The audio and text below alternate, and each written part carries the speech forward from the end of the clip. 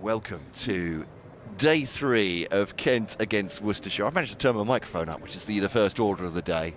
Broadcasting professional is beside me, thank goodness. Frank Watson, Santoki and Nagalendran is with us as well from the Caribbean Cricket Podcast. It's a beautiful day to start this one. Kent against Worcestershire, day 3. Kent 111 for 2.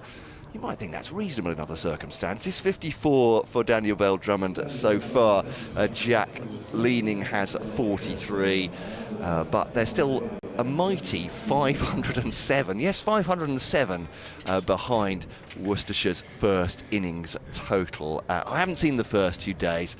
Frank has been talking to us, obviously, off-air before we started here about the nature of this pitch and just how difficult or how easy it's going to be for Worcestershire to get through the wickets and, at least with a bit of scoreboard pressure, put pressure on Kent. Good morning, Frank. What are Worcestershire's chances of taking the wickets they need? Good morning, Matt. Good morning, everybody. What are Worcestershire's chances of taking 18 wickets on this pitch in the next 2 days? I would say not great. The pitch is favourite in my book. I've already been quoted as saying that, but you never know, do you? Matthew Waite is going to take up the attack this morning from the pavilion end. Talking to him about it last night and saying, what are we going to do? And he said, basically, it sounds obvious, but he said, basically, it's about bowling at the stumps. Comes in now to bowl the first ball of the day, and it's driven out square on the offside by Daniel Bell-Drummond. There's a man out sweeping on the boundary out there, and they pick up just a single. And although that might to most people sound like the most obvious thing in the world, bowl at the stumps, what he's saying is, he's not going to run up and try and bowl in the corridor of uncertainty or fifth stump or try and nip it away, just at the stumps, hoping that if the batsman misses it, you've got an LBW chance or you might get a bowled. And then you've got to be imaginative with the field. One slip, we've got Jason Holder, who's about second slip, and then 2 men on the drive on the leg side catching, 1 on the offside. We've seen that more or less throughout the game. There haven't been many nicks. They haven't carried very far anyway. As Waite comes in and bowls to Leaning, who drives this one into the pitch, and the bowler does his own fielding. So it's patience and imagination from the captain, I think. There'll be quite a lot of bowling changes, I would imagine. Might get the odd bowler like Nathan Smith trying to mix it up, bang the odd one in short and see if they can produce an error. But it's attritional is probably the best word to apply to it. And if you're a batter, one of these two, one of the next two, then you probably just break off as Waite comes in and bowls, and this one's pushed back to him by Leaning. If you're a batter, you're probably thinking, if I get in here, I could really have an opportunity to go big, as did several players in the Worcestershire innings. Gareth Roderick made that 117, Adam Hose 90, a career best for Worcestershire for him, and then the hundreds from Jason Holder and Matthew Waite, and they set a new record 8-wicket partnership for Worcestershire, 225 unbeaten. We didn't see that coming at the start of play yesterday, as Waite comes in again and bowls, and Leaning is watchfully forward, pushing back to the pitch. Quite a bit of buzz out there from the Worcester boys this morning, quite a bit of noise at the moment. Yeah, that'll change. That'll change as the day goes on, as we saw yesterday with Kent when they were really good, Kent, for the first 2 days. For the first 4 sessions, I would say, they were tidy, accurate, on it, didn't give much away, and then they wilted under the assault from Holder and Waite, and it all went horribly wrong for about an hour. Waite bowls, leaning forward, pushes back to him. No run, 112 for 2, and poor old Matt Parkinson, 3 for 201. 5 for 170 odd against Surrey the other day. Yeah, he's taken 2 for the team, we reckon, so far this season. He came to bowl overs. He did, yeah. He's only got himself to blame. 112 for 2 as Matthew Waite comes in again to complete first over of the day, and Jack Leaning drives nicely through the covers, going down the hill. He's not going to get 4 because decent bit of fielding out there by Kashif Ali, running around the boundary, and they just pick up the 2 runs. So the end of the over, 3 runs came from it, 114 for 2. Update coming for BBC Radio Kent listeners and across the southeast as well. Well, Kent batting, Pat, on the morning of day 3 against Worcestershire, and that's their task for the rest of the day, really. Daniel Bell-Drummond, their skipper, has 55 not out. Jack Leaning has 45. Kent 114 for 2, but they started at 111 for 2. That's a mighty 507 behind Worcestershire's mammoth first innings total of 618. This pitch looks pretty much benign, very difficult for bowlers to get anything out of it. So Kent... batters looking forward to upping their averages today, Pat. Daniel Bell-Drummond particularly looking for his 3rd century of the season. The scoreboard pressure, as they call it, might be an issue just psychologically for Kent with such a huge total to try and match over this day, perhaps, and maybe into tomorrow as well, the final day, as Daniel Bell-Drummond plays that down for 4 runs, 118 for 2, Kent. So batting is the order of the day for Kent. Elsewhere, Surrey against Warwickshire. Surrey trailing by 16 runs against Warwickshire, 327 for 6 at the Oval, and Sussex trying to take the last Glamorgan wicket. They're 133 in arrears with Glamorgan actually just all out now, Pat, as I speak. 411 all out. Glamorgan have 133 a run lead in that game at Cardiff. Commentary on all 3 of those via the BBC Sport website and app.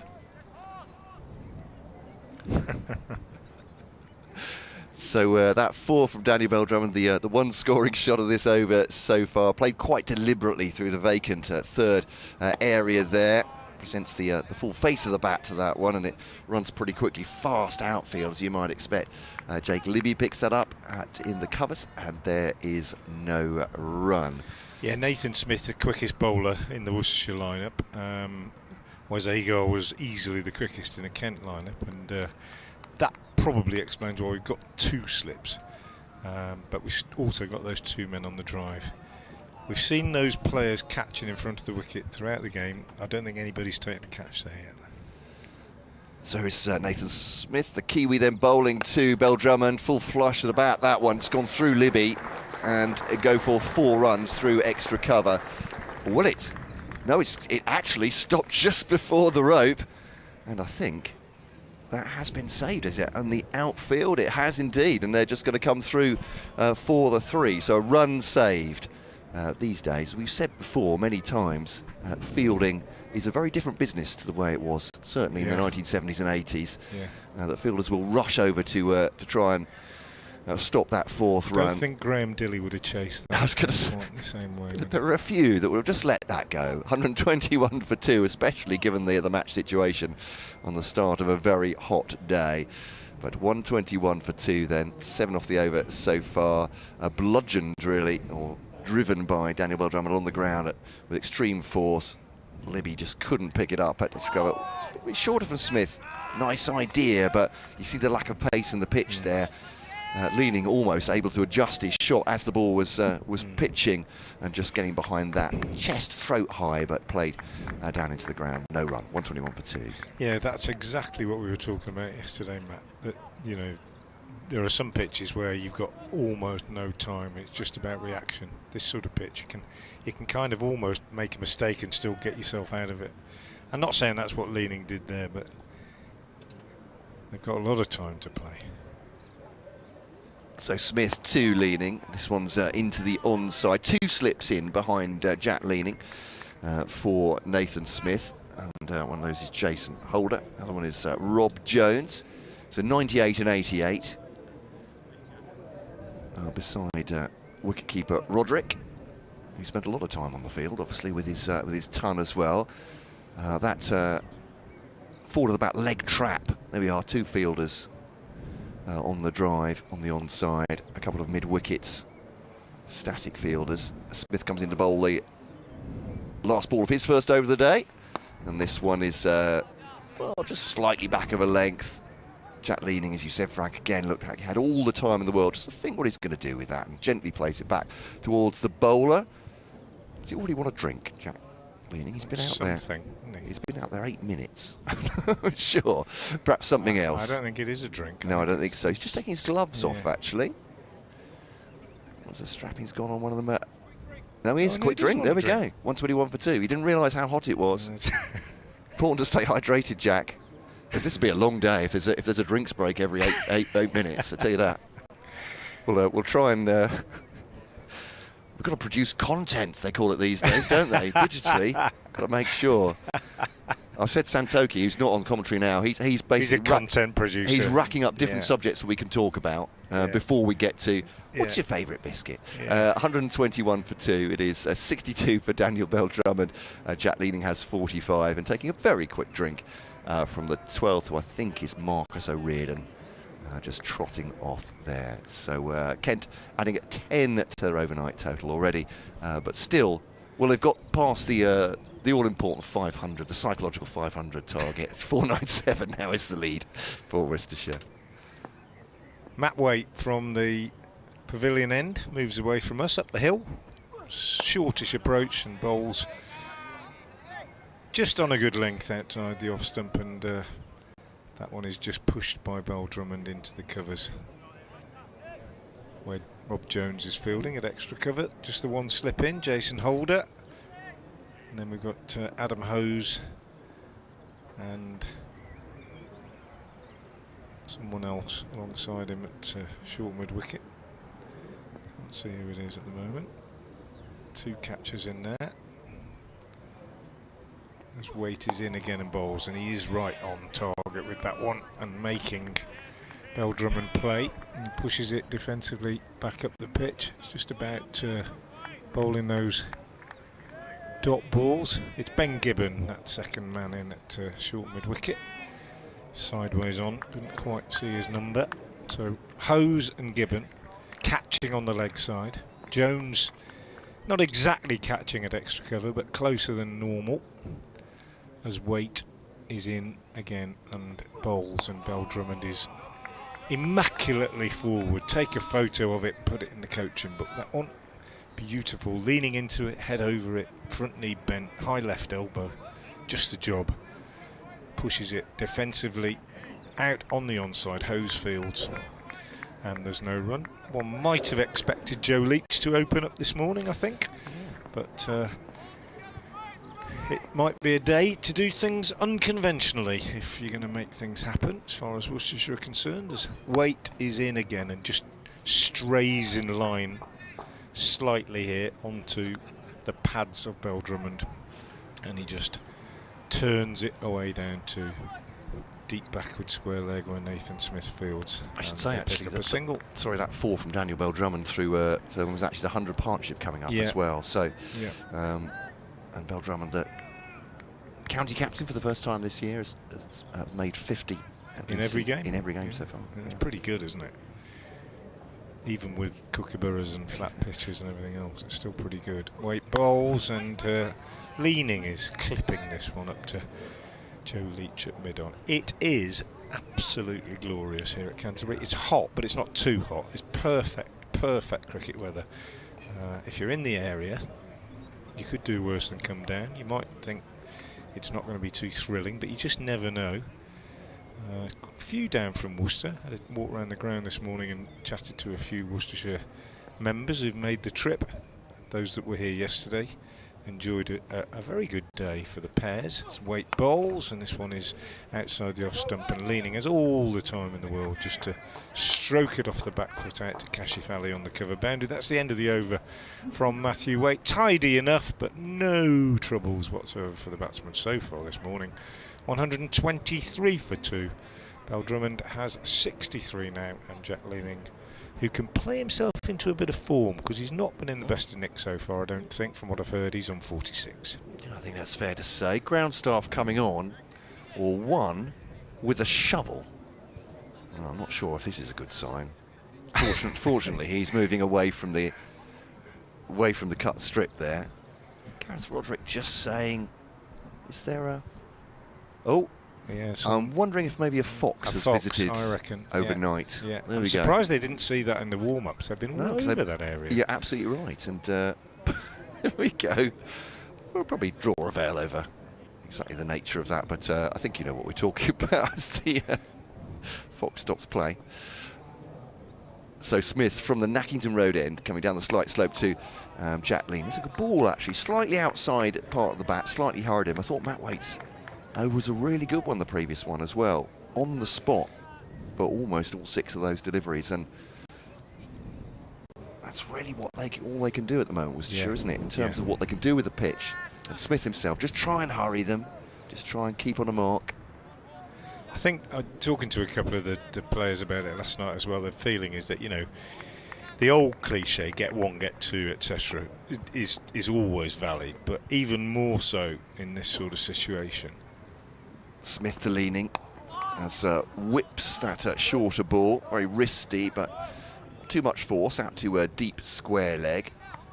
Fielder out there is Kashi Valley. And what I mean by that is, you know, a batsman can make a mistake early in his innings, can't he, on whatever surface. So if you do get one, you've got to believe that you can maybe get 2 or even 3 in a little burst, and that can change the game a little bit.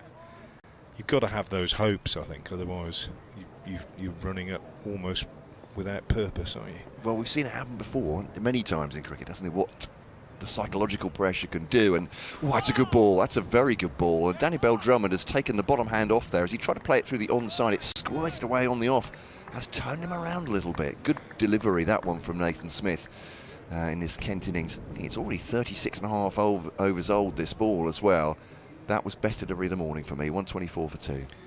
Yeah, he's a nothing if not a tryer, Nathan Smith. He really does run in with a real vigour all the time. He's at the batsman. He's pretty sharp on quick surfaces, trying to make it happen. Bowls to Bell-Drummond once again. Settles on this one. Danny Bell-Drummond a lot more comfortably up to mid-on, though liked that delivery as well. Making him play. Just one slip in now. The huge form of Jason Holder, who's 6'7", 6'8", is he? And 6'7", yeah. Broad as well. He's just practicing his golf there. His golf swing, left-handed. Well, you know, I was asking about his golf the other day, and they said no, he's not. He's been pretty poor on this trip for a bloke with his supposed to be a handicap of 2 or something. I said nah, he hasn't played like that. No wonder he's playing some shadow golf there, just trying to get back in nick. Here is Smith to Bell-Drummond, and that one's just back of a length and quick again from Smith. It's defended by Daniel Bell-Drummond, who has a man at a short mid-on at the moment, about 2/3 of the way down the strip. Is that Adam Hose there? It is indeed, yeah. No, Jake Libby's the man for golf at the moment. He's the hot golfer on the staff. And I suspect that, as with his cricket, Jason Holder just couldn't get the swing going until the temperature got into double figures. So probably struggled in the first few weeks he was here. I've been enjoying watching the rain, I'm sure. 124 for 2. Kent have added 13 to their overnight total. It's a short ball. Danny Bell-Drummond is on that quickly, but actually mistimes it a little bit out to Kashi Valley at deep square leg and just takes a single. But again, no real surprise. A livelier pitch, I think that would have been something to be reckoned with from Nathan Smith. It's a decent over again, but Kent still have their wickets intact. 125 for 2. Bell-Drummond has 64. Jack Leaning has 47 so far here on BBC Radio Kent, BBC Worcester, and via the BBC Sport website and app around the world. So too with the pictures, obviously, from Kent County Cricket Club. Welcome, however you're receiving us today. It's Matt Cole and Frank Watson with Santoki Nagalendran in the rotation as well. And it's Matt Waite from the pavilion end, bowling now to Bell-Drummond, who pushes up to mid-on. There's no run. Get in touch if you'd like to. It's kentcricket@gmail.com, I think. Yeah. I'm on Twitter at FrankWatson58, and Santoki is at Santoki, SANTOKIE 89. Herefordshire County Cricket Club have sent me a tweet. I'd like me to advertise the fact that they're playing today against Norfolk in the national competition for sort of minor counties. Bell-Drummond plays this one down on the onside and Hose fields, and Norfolk have won the toss and elected to field in that one. So Herefordshire. I beg your pardon, I forgot the Hereford and Worcester. Yeah, Herefordshire. I'll never be able to go back. Minor counties. Yeah. are, it doesn't matter, I think most people know where to find us these days anyway, but they're playing today against Norfolk, who are quite a strong side, I think, and Norfolk have won the toss and chosen to field. Waite bowls again, Bell Drummond plays to Hose again. Little three-man game developing between Waite, Bell Drummond and Hose at Silly Mid-On. That game being played at Sproston, which is in Norfolk, and Herefordshire, I'm sorry to say, have lost an early wicket. They're 8 for 1 after 3 overs. Here, Kent have not lost any wickets this morning. They resumed on 111 for 2. They're now 125 for 2. Worcestershire have been tidy in their work so far, as they will have to be, and it will be a long, tough day for them. Matthew Waite in from the pavilion and bowls. Bell Drummond just steers this one down to Jake Libby, backward point, and there's no run. I was saying, if you're in the area, worth coming. Not a great crowd today. We've had good crowds for the first 2 days, and they've had a lot to enjoy, but perhaps they're feeling that they kind of know what to expect today. But it's a lovely ground. The ice cream van's in. I think we're all going to take advantage of that during our breaks today. Waite in, bowls. Forward comes Bell Drummond out into the offside, and there's no run. Haven't had an ice cream yet, Matt. I've been very restrained. It's a heavy hint, that one, couple Frank. of days. No, not at all. We'll go in a minute. Well, yeah, but I've tried. You know, Oh, good man. you know what it's like Yeah, on yeah. away trips. You Yeah. stay in a hotel and you have breakfast, don't you, every day when you might not normally, and you just sit around all day. I had a few laps, walked a few laps this morning just to make my conscience feel a little bit easier. But the ice cream van does look attractive at the moment. Matthew Waite in, bowls, and Bell Drummond. Well, I say because it looked a little bit uncertain. He's got a thickish outside edge all on the ground, down to third man area in front of the electronic scoreboard, and he picks up a couple. Matthew Waite might well feel that he was a little bit unlucky with that last delivery. He did in line slightly. 6 overs, no maidens, no wicket for 27 for the former Yorkshire all-rounder. The other bowler used this morning, Nathan Smith, 11 overs, 1 maiden, no wicket for 35. Bell Drummond has 66. And leaning 47, and they have made trouble-free progress this morning, to be fair. It's a shot that Daniel Bell Drummond likes to play, that late cut or late deflection, but you always feel as a bowler, I'm sure, that you're in with a chance. Well, normally, I Obviously guess you you might, mistimed if there was a bit of horizontal movement, you might Yeah. feel you were, but there's very little encouragement, is there? Nathan Smith continues.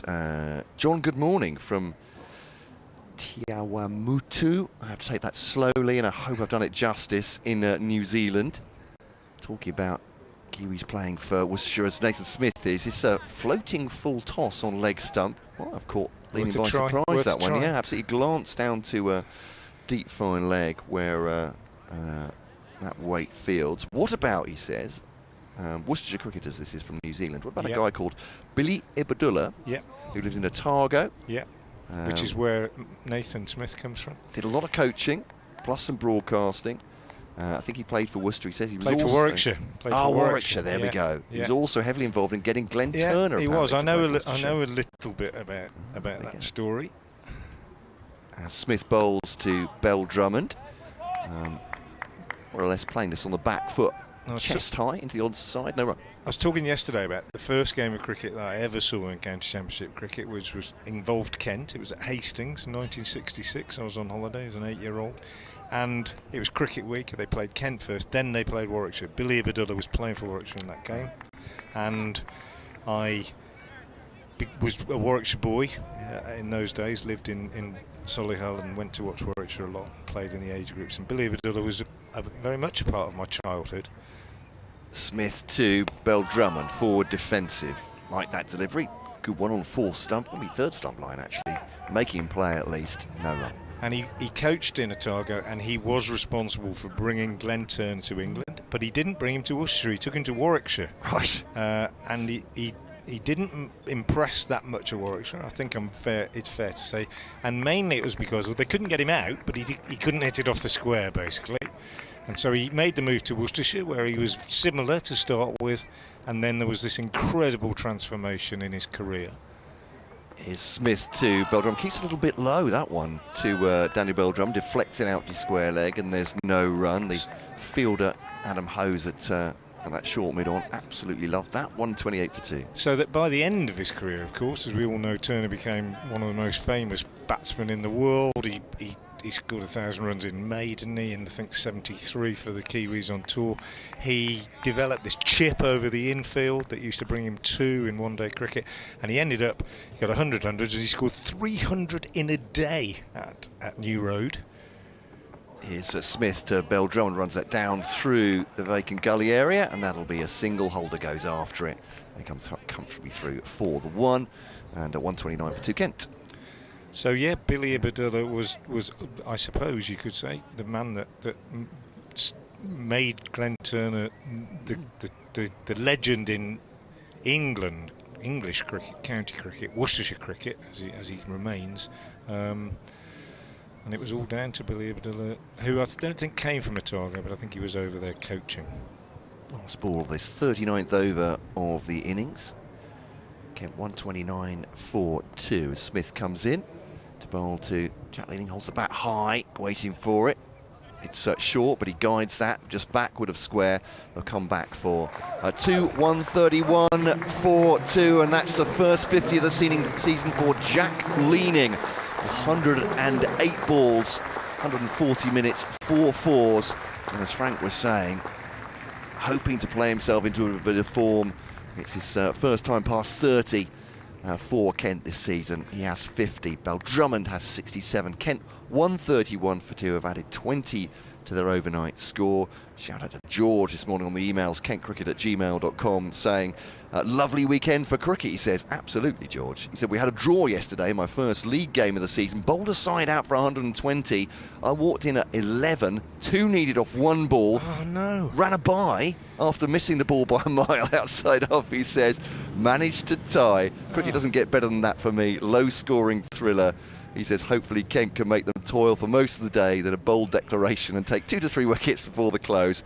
There's always hope, George. Like an optimist, George. Yeah, fantastic finish to your game. Waite from the pavilion end bowls, and on the back foot, Beldrum and forces into the offside no run. Just to finish the Glenn Turner story for the correspondent from New Zealand, the irony of the whole thing is that when he did get that 300 in a day, 29th of May 1982, the first batsman in 33 years to score 300 runs in a single day in England, 311 not out of 501 for 1 when Worcestershire declared against Warwickshire. It had to be, didn't it?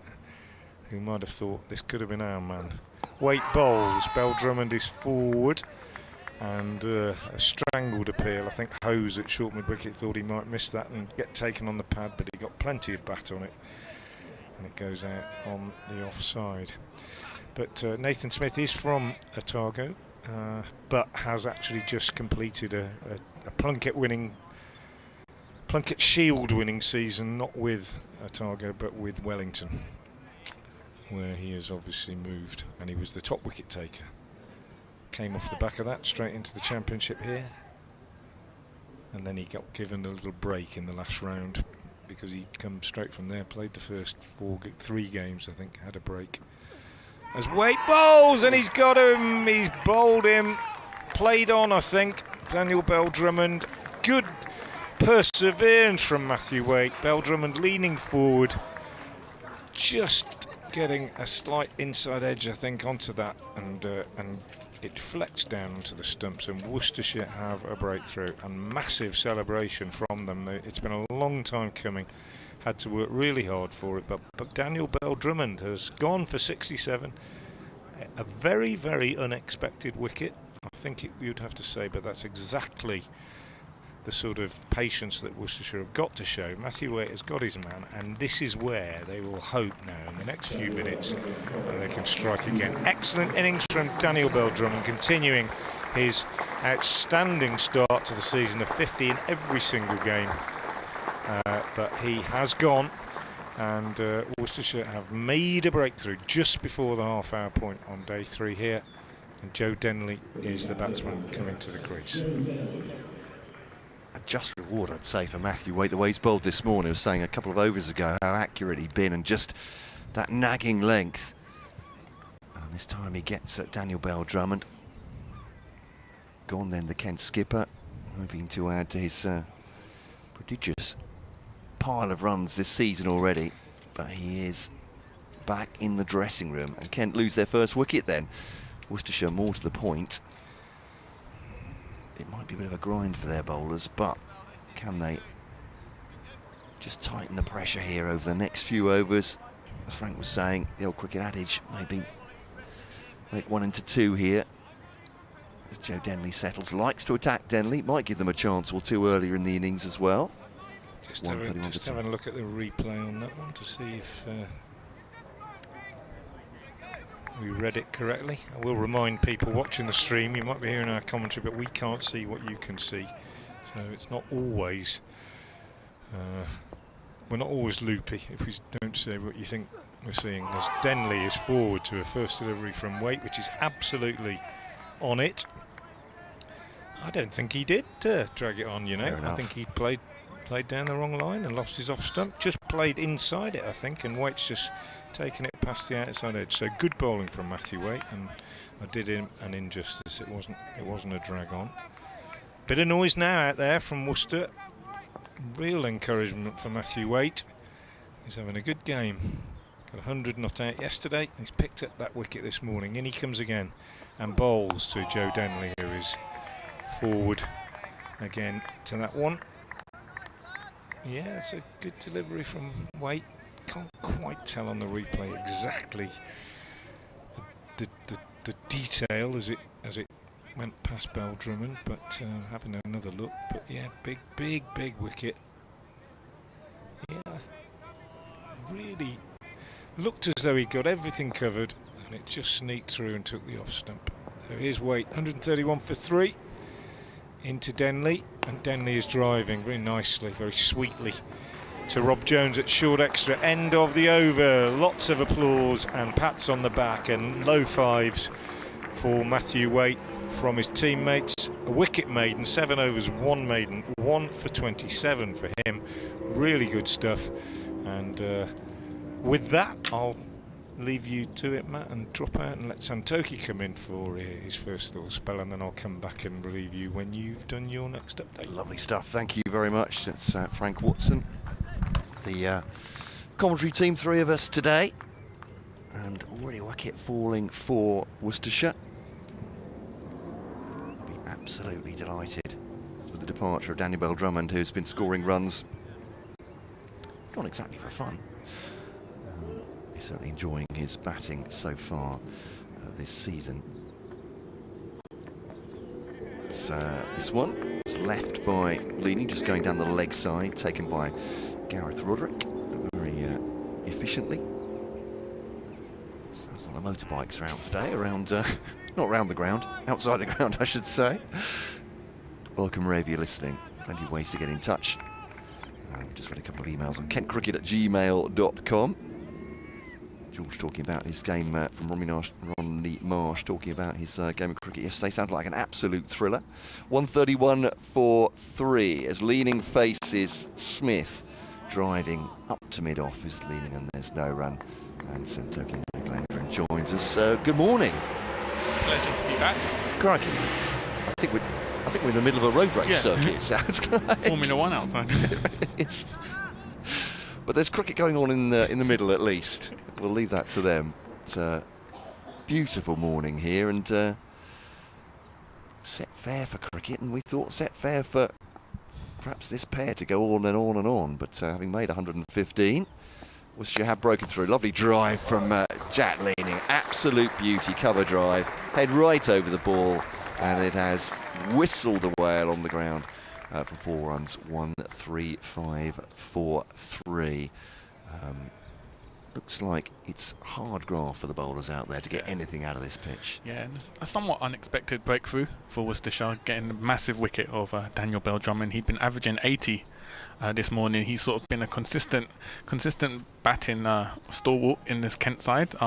So it's given hope to Worcestershire they can make some more breakthroughs this morning. Yeah, it's a bit of a surprise for us certainly, as Smith bowls, and it's a strangled shout. I'm not sure whether Leaning got that an inside edge on that, or whether it was going so far down the leg side that they decided against an appeal, but proper appeal. But still, it's beaten the batter, and I'll go back. I think this opening pair have just bowled really, really well. Yeah, very consistent, and it's a test of concentration now for Denley and Leaning. They essentially know they have to try and bat out. Kent have to bat out the whole day. So it's whether they can keep their concentration against this consistent Worcestershire bowling. From a Worcestershire point of view, of course, as Smith bowls to Leaning, defended straight back at the bowler, and doesn't get anything on the follow through, so it stopped at mid-on, and there's no run. Yeah, for Worcestershire, I suppose, then the choice made, if they were to bowl Kent out, even cheaply, what do they do then? The follow-on's at 450 something, so no, so more than that, isn't it? 460 something, so 168. So it would be probably an easy decision, I suppose, for them. There are plenty of runs to play with, and they don't want to take time out of the game, I suppose, at this point either. They've Leaning pushes forward on this one. It's fielded by a hose at a short mid-on, and there's no run. But yeah, there's enough time out of the game, I suppose. Bat once. Big back once, is that right? That's the adage. Get it the right way round. Worcestershire have certainly done that and earned, I suppose, their position here.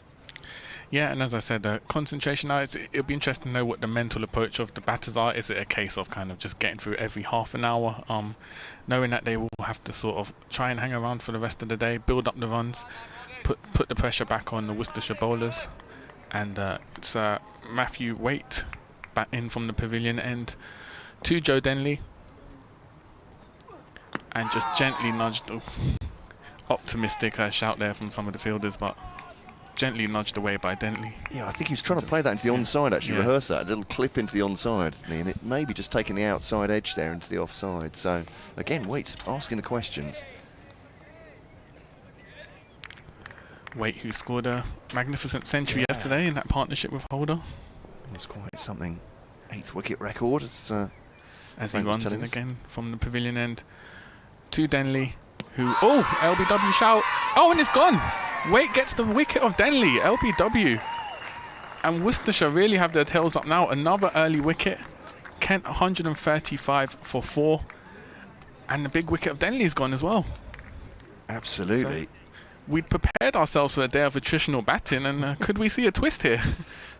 Yeah, it's 135 now for 4, and considering what we've been talking about with this pitch, certainly in the previous 2 days, Worcestershire will be absolutely delighted. Certainly showed their delight. There's a bit of a hold from the umpire at this end, just making absolutely sure the decision's right. Finger goes up. Joe Denley looking down, not in disbelief, but disappointment, certainly. 135 for 4 then. He goes for a duck, and it is those 2 quick wickets that Worcestershire were craving at the beginning of today, and Matthew Waite has got them both, and I go back to it. He's just asked questions of those Kent batters, and the ball before, in fact, which skewed off the outside edge harmlessly in the end. Now, Kent with a real work to do, and as Harry Finch comes in, Joey Everson may be thinking once again it's his turn to save Kent, but Harry Finch will have a word about it first. Here I was, Matt, thinking about global topics I could talk about to fill the time, but we've had an exciting start here. I'm afraid you're going to have to talk about the cricket. As Finch just gets warmed up to come out to the pavilion.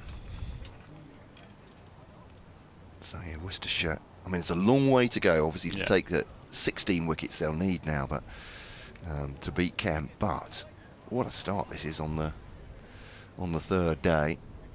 We've had 35, just over 35 minutes. They've already taken 2 wickets. Fabulous stuff. Finch, you know, he hasn't been consistent this season. Not really made a big score yet. I think he's got 1 half century this season. So this is the time now for him to sort of dig in and try to put a big score in for Kent. As you can just see, the Worcestershire players are galvanised now. You can hear the chants, the claps. They're sensing something is on in this first session. Oh, absolutely. As Waite just gets ready at the pavilion end to bowl into Finch for his first ball. And Matthew Waite runs in to Finch. Oh, just hit driven straight back down to Waite. And it's a very excited Worcestershire side at the moment. They're sensing something from these Waite deliveries. Holder at slip, giving some words of encouragement, clapping. And the pressure's on Kent now, Matt. Yeah, absolutely. I said that psychological pressure will be as much as anything here, but Waite, as I said, these opening bowlers have given them nothing at all so far. And Waite runs in once again to Finch, and again just a forward defensive drive from Finch. And again another loud roar from the Worcestershire fielders.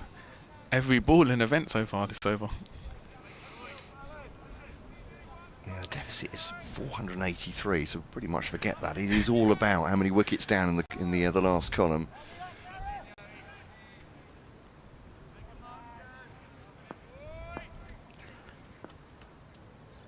Waite in for the 5th delivery of the over, runs in from the pavilion end down to Finch and driven and just stopped on the offside.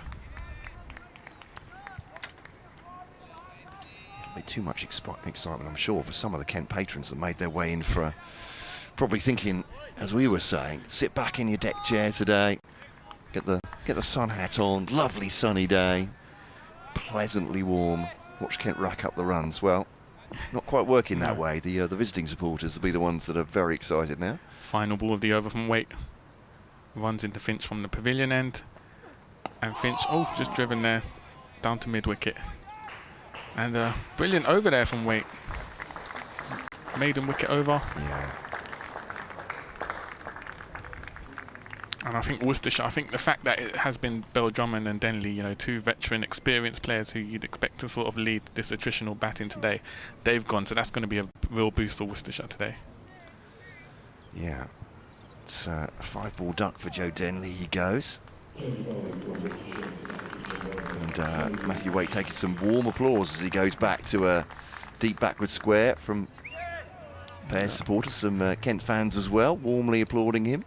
I think Joe Leach is coming into the attack now from the Nackenham Road end. So last night he took the first 2 to go and an opening. And once again, just glanced down to short leg by Finch. And yeah, for West Indies fans, it's been a pleasing few weeks. Jaden Seals took a 5 for yesterday for Sussex against Glamorgan.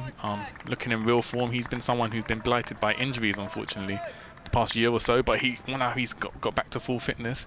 Looks a real threat, and he's another player I'm sure we'll see this summer against England. As a Matthew Waite runs in once again to Finch, and Finch just glances it down to leg side, takes the single, and that brings Jack Lean in on strike. Looks like he might have played that a little bit late as well, but a roll of the wrists safely along the ground. Trying to press the advantage here, Matthew Waite. Also obviously got Kimar Roach-Sari as well, so a few West Indian players across the county scene, which is good to see always. Our friends at Sussex, Adrian Harms, has been waxing lyrical about Jaden Seals, and seen a few of those wickets which have been pretty spectacular as well. Stumps flying all over the place. As Waite just pauses before the final delivery of the over. Kent 136 for 4. Jason Holder's actually pointed to the boundary, but I don't think the fielder has moved. Waite runs in to Lean in, and Lean in nudges it down to the leg side boundary, just takes the single. And Kent finished the over 137 for 4. Yeah, it's interesting from a West Indies perspective. Jaden Seals was talked about as, you know, the new star before Shamar Joseph sort of arrived on the scene. Unfortunately, because of injuries, that's been delayed. But Seals is showing his potential, and along with Shamar Joseph, Alzari Joseph, Kimar Roach, Jason Holder, it's a formidable bowling attack that will be coming to England in July. And that will be probably for a Kent point of view, I'm talking very parochially, when Zach Crawley will end his Kent stint. Presumably will be the time he's not involved in the T20 squad. Although he's really not made many runs so far in the county championship, but we know what quality he can be. Leach bowling to Leaning, well forward on that one, back at the bowler. And there's no run. Good morning to Martin on kentcricket@gmail.com. He's enjoying the commentary in sunny Tunbridge, he says. He calls it the cradle of Kent cricket. There we go. I've no reason to disavow you of anyone of that notion, but there we are. It's a beautiful morning across the county. I think a couple of days ago there were talks of maybe we'd have thunder showers today, but I don't think it's going to hit the southeast this far. So, which is great news. An engaging cricket in front of us as well, leaning Leach to leaning. I'll get the way around in a minute. It's Leach to leaning. He defends that one up to mid-off, and there's no run. You didn't catch the Northern Lights over the past few days? I didn't. No. Mr. I don't think they got us. I had a look last night. Couldn't see anything, but it was the night before, wasn't it? I think Friday night was the one. Big one, yeah. And no, in my ignorance of this meteorological event, completely missed it. Photos from all my friends on social media saying it's a chance of a lifetime. I've missed that. So straight back at the bowler, up to mid-off again. No run. What about you? Did you catch it? No, I missed it on Friday night. I optimistically, posted myself outside my window on Saturday night, hoping to see it. But I think Friday was the one chance to see it. So I missed it. But as you said, similar. I saw everyone I know post it on social media, and then felt envious. But it's my fault for not being prepared. I'll just put out a solitary post saying, did anyone not see them? I'm the only one. Here's Leach to leading. Defended again past the bowler up to mid-off. It's a bit of a war of attrition between these two experienced campaigners.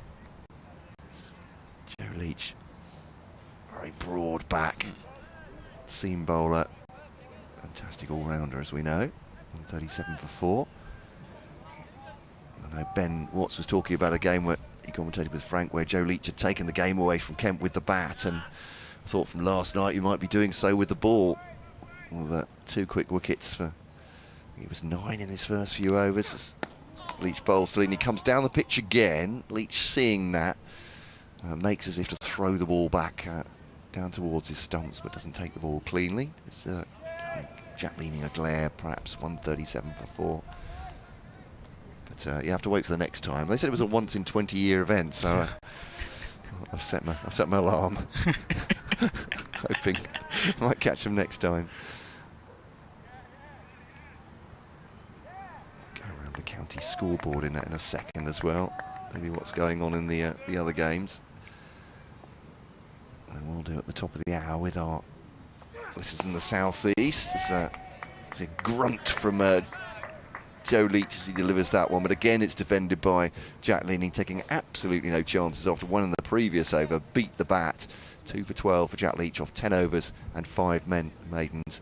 I love a bowling analysis that looks like that, quite frankly. I love the miserly figures. Yeah. Big fan of just seeing those on the board. Division 1, Hampshire against Durham at the, what was the Aegeus Bowl? Different sponsor now. 182 for 3 Durham are. They're still 321 runs behind Hampshire's 503. At Trent Bridge, Nottinghamshire batting. They're just 5 behind Lancashire now on 326 for 7. Lancashire looked like they had been in a bit of trouble yesterday, but Nottinghamshire nearly at parity now with 7 down, 326 for 7, just 5 runs behind. Surrey against Warwickshire. Surrey leading Warwickshire now, 382 for 8. Leading by 39 runs with 2 wickets remaining. None of those games are significantly advanced, a bit like this one, with big totals in the first innings. So too at Cardiff, Glamorgan finishing 4-11 all out, and Sussex actually in some trouble, 32 for 3. And it's Jason Holder into the bowling from the pavilion end into Finch, and just glanced to short leg, no run taken. Yeah, so 32 for 3. Sussex are still 101 behind at Cardiff at Glamorgan. Have had a great start to the season, Sussex, unbeaten in 4. And Gloucestershire piling on the lead against Northamptonshire at Wantage Road. 361 ahead now, 123 for 2 in their second innings. So that one a little bit more advanced. Holder once again into Harry Finch from the pavilion end, and a nice glance and single taken, just stopped at extra cover there, so Finch takes the single. Kent 138 for 4. like a good-looking drive, but need quite timed it, No. quite low in the bat, just at the single there, and well fielded as well. Good deal of noise from the Worcestershire field, as Frank was saying, and I think we were all thinking it in the first half hour. Wonder how long that'll last. It might get a bit quieter, but if anything, the noise has gone up in the last few overs for understandable reasons. Holder into Jack Leaning from the pavilion end, and Holder just driven again by Leaning. No run taken, just stopped to extra cover once again, but no time for a run there from Leaning. And yeah, Holder, as you mentioned earlier, his height 6'7", so he'll be looking to extract some bounce, some variations as well, and try to get another key breakthrough for Worcestershire. I see the quote from Joey Everson who Ben Watts talked to last night. Really well with the ball for Kent. We need to do to them what they did to us. There we go. It's a simple sentiment. Yeah. As Holder runs in again to Leaning. Oh, just left. Was it left by Leaning? And no run taken. Yeah. It's a good lead from Jack Leaning, that one. But hard for us to tell. We should say that we are to the right hander. We're at long on, aren't we? So yeah. We're not quite in line. So Jack Leaning confidently leant forward and left it, and it's not hit his stump. So in that respect, it is a decent lead. As Holder runs in to Jack Leaning, and another lead once again from Jack Leaning. Nice swing there from Holder. But as you said, expertly left by Jack Leaning once again. It's Jamie Smith, by the way, doing the damage for Surrey today. What a lineup that is, that Surrey team. But he's got himself a century. He's a good. He sort of fits the Bazball mould. Very attacking player in the middle order. Yeah, did some damage in when Surrey chased 500 odd to win here last season. Holder into Leaning and just driven down to short leg. No run taken. Yeah. Destructive batsman, 23 years old. Shouldn't be allowed, but yeah, a real possibility, I'd say, we'd see him in an England shirt before long. As you said, though, the strength of Surrey, they've sort of got batters for all occasions. You've got Sibley if you need. Sibley would be perfect for a day like this, when you need to dig in. And then you've got Smith who can accelerate, Rory Burns. So such quality, and then their bowling lineup as well. Ollie Pope, Sam Curran. No, Sam Curran, well, he infrequently, but Ollie Pope as well. So that international quality they have. And as I mentioned earlier, Kimar Roach as well in the bowling lineup. Always consistent for them. Roach and Worrell, that's a heck of an opening pair as well, isn't it? And they've got depth as well, but yeah, there's not many sides that you look at and you think there's few of your players in individual teams that will get into that Surrey side on a regular basis, and they really are. Even during the Kookaburra era, the great Kookaburra era, you had Cam Steele step up with the spin to take the wicket. So yeah, I suppose he counts as an emerging player for Surrey, but bowled brilliantly. So just short of the first hour here, 2 wickets for Worcestershire is the story of the first hour. Leaning, I thought it was a little bit uppish for a second, but it's just up to mid-off. He's driven that, and there's no run. I think Leach just put one hand in the air. I think he'd be quite pleased to see Finch going at that firmly. A bit of nip.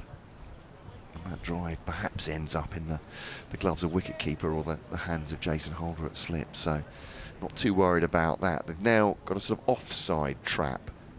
2 short mid-offs, more or less standing shoulder to shoulder, and they've got 2 short, well, a short mid-on and a short mid-wicket as well, mirroring it on the other side. This is just run. It's a thinnish sound from Finch, but actually there's no great shouts from the bowler. He's deliberately played that through gully, and he'll take 2, 140 for 4. But very much more cat and mouse than we'd expected when Kent resumed at 111 for 2 this morning. They lost 2 quick wickets, Daniel Bell-Drummond and Joe Denley, both going to Matthew Waite. Daniel Bell-Drummond, that after 115 partnership over yesterday and today with Jack Leaning, and Joe Denley, LBW, a 5-ball duck for him. As Leach now bowls to Finch. Crikey's right behind that. He keeps his head right over the top of the ball, watches it. The few metres that it goes to Adam Hose on the onside. Yeah, Bell Drummond certainly a player who seems to have flourished with the extra responsibility of captain, made permanent captain in October last year, and as I said, his averages has risen up to 80 this season. It's so hard though to break into the current England squad. Yeah. It's kind of, he's always been talked about for the past few years as on the fringes, but you just don't know if he'll ever get that call up. You'd feel like that, someone like Jamie Smith, certainly because of his age as well. Yeah. This one's again just guided low into the onside defensively. There's such a queue that England will be looking, I'm sure, for future promise as well. And that is absolutely no disrespect to Daniel Bell Drummond, but it's just, I mean, it's great for England cricket, and it's great for England cricket fans, isn't it? That there is a queue, that it's really hard to get into that top 6 now. But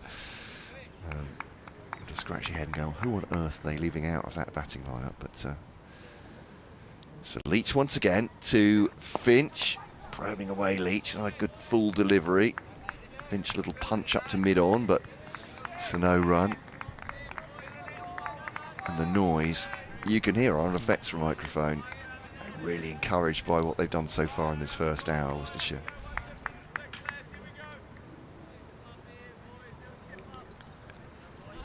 Some variations on the 5-6 down, whatever. They'll be trying to put that into Harry Finch's mind. As Leach turns at the Nackington Road end. It's a beautiful sunny day. Bowls to Finch. That's nicely guided, actually. Just opened the face to backward point. Thinks about a second. Jack Leaning's quite happy for a comfortable one. They move on to 141 for 4. Harry Finch has 5. Jack Leaning has 55 here on BBC Radio Kent, BBC Radio Hereford and Worcester, on the BBC Sport website and app, and on the Kent County Cricket feed as well. Hottest day of the year so far. We've already identified the ice cream van on our radar. That crucial observation made early. I think Frank was talking about attractions around the ground. It may be that this crowd, which hasn't been as big as the first 2 days, it may well be first sunny weekend or real warm weekend of the summer, that perhaps people in Kent being drawn out towards the coasts today. You can completely understand it, but and perhaps a few thinking like we did that this will be maybe a bit of a dull day's cricket, but none of it. As Holder comes in from the pavilion end into Finch and just glanced down the leg side, and scampered single there from Finch. Yeah, there's a throw at the stumps there. Not sure how close it would be. From the reaction of the fielder, probably not that close. He would have been home, as Nathan Smith has had a shy at the stumps at mid-on, but certainly had to put the burners on. Well, in true English fashion, it was warned that we are expecting thunderstorms in the coming days, so wouldn't surprise me if everyone's trying to make the most of the coast today. Who knows when we'll next get a day of sunshine. As you say, it's going to break any second, this weather.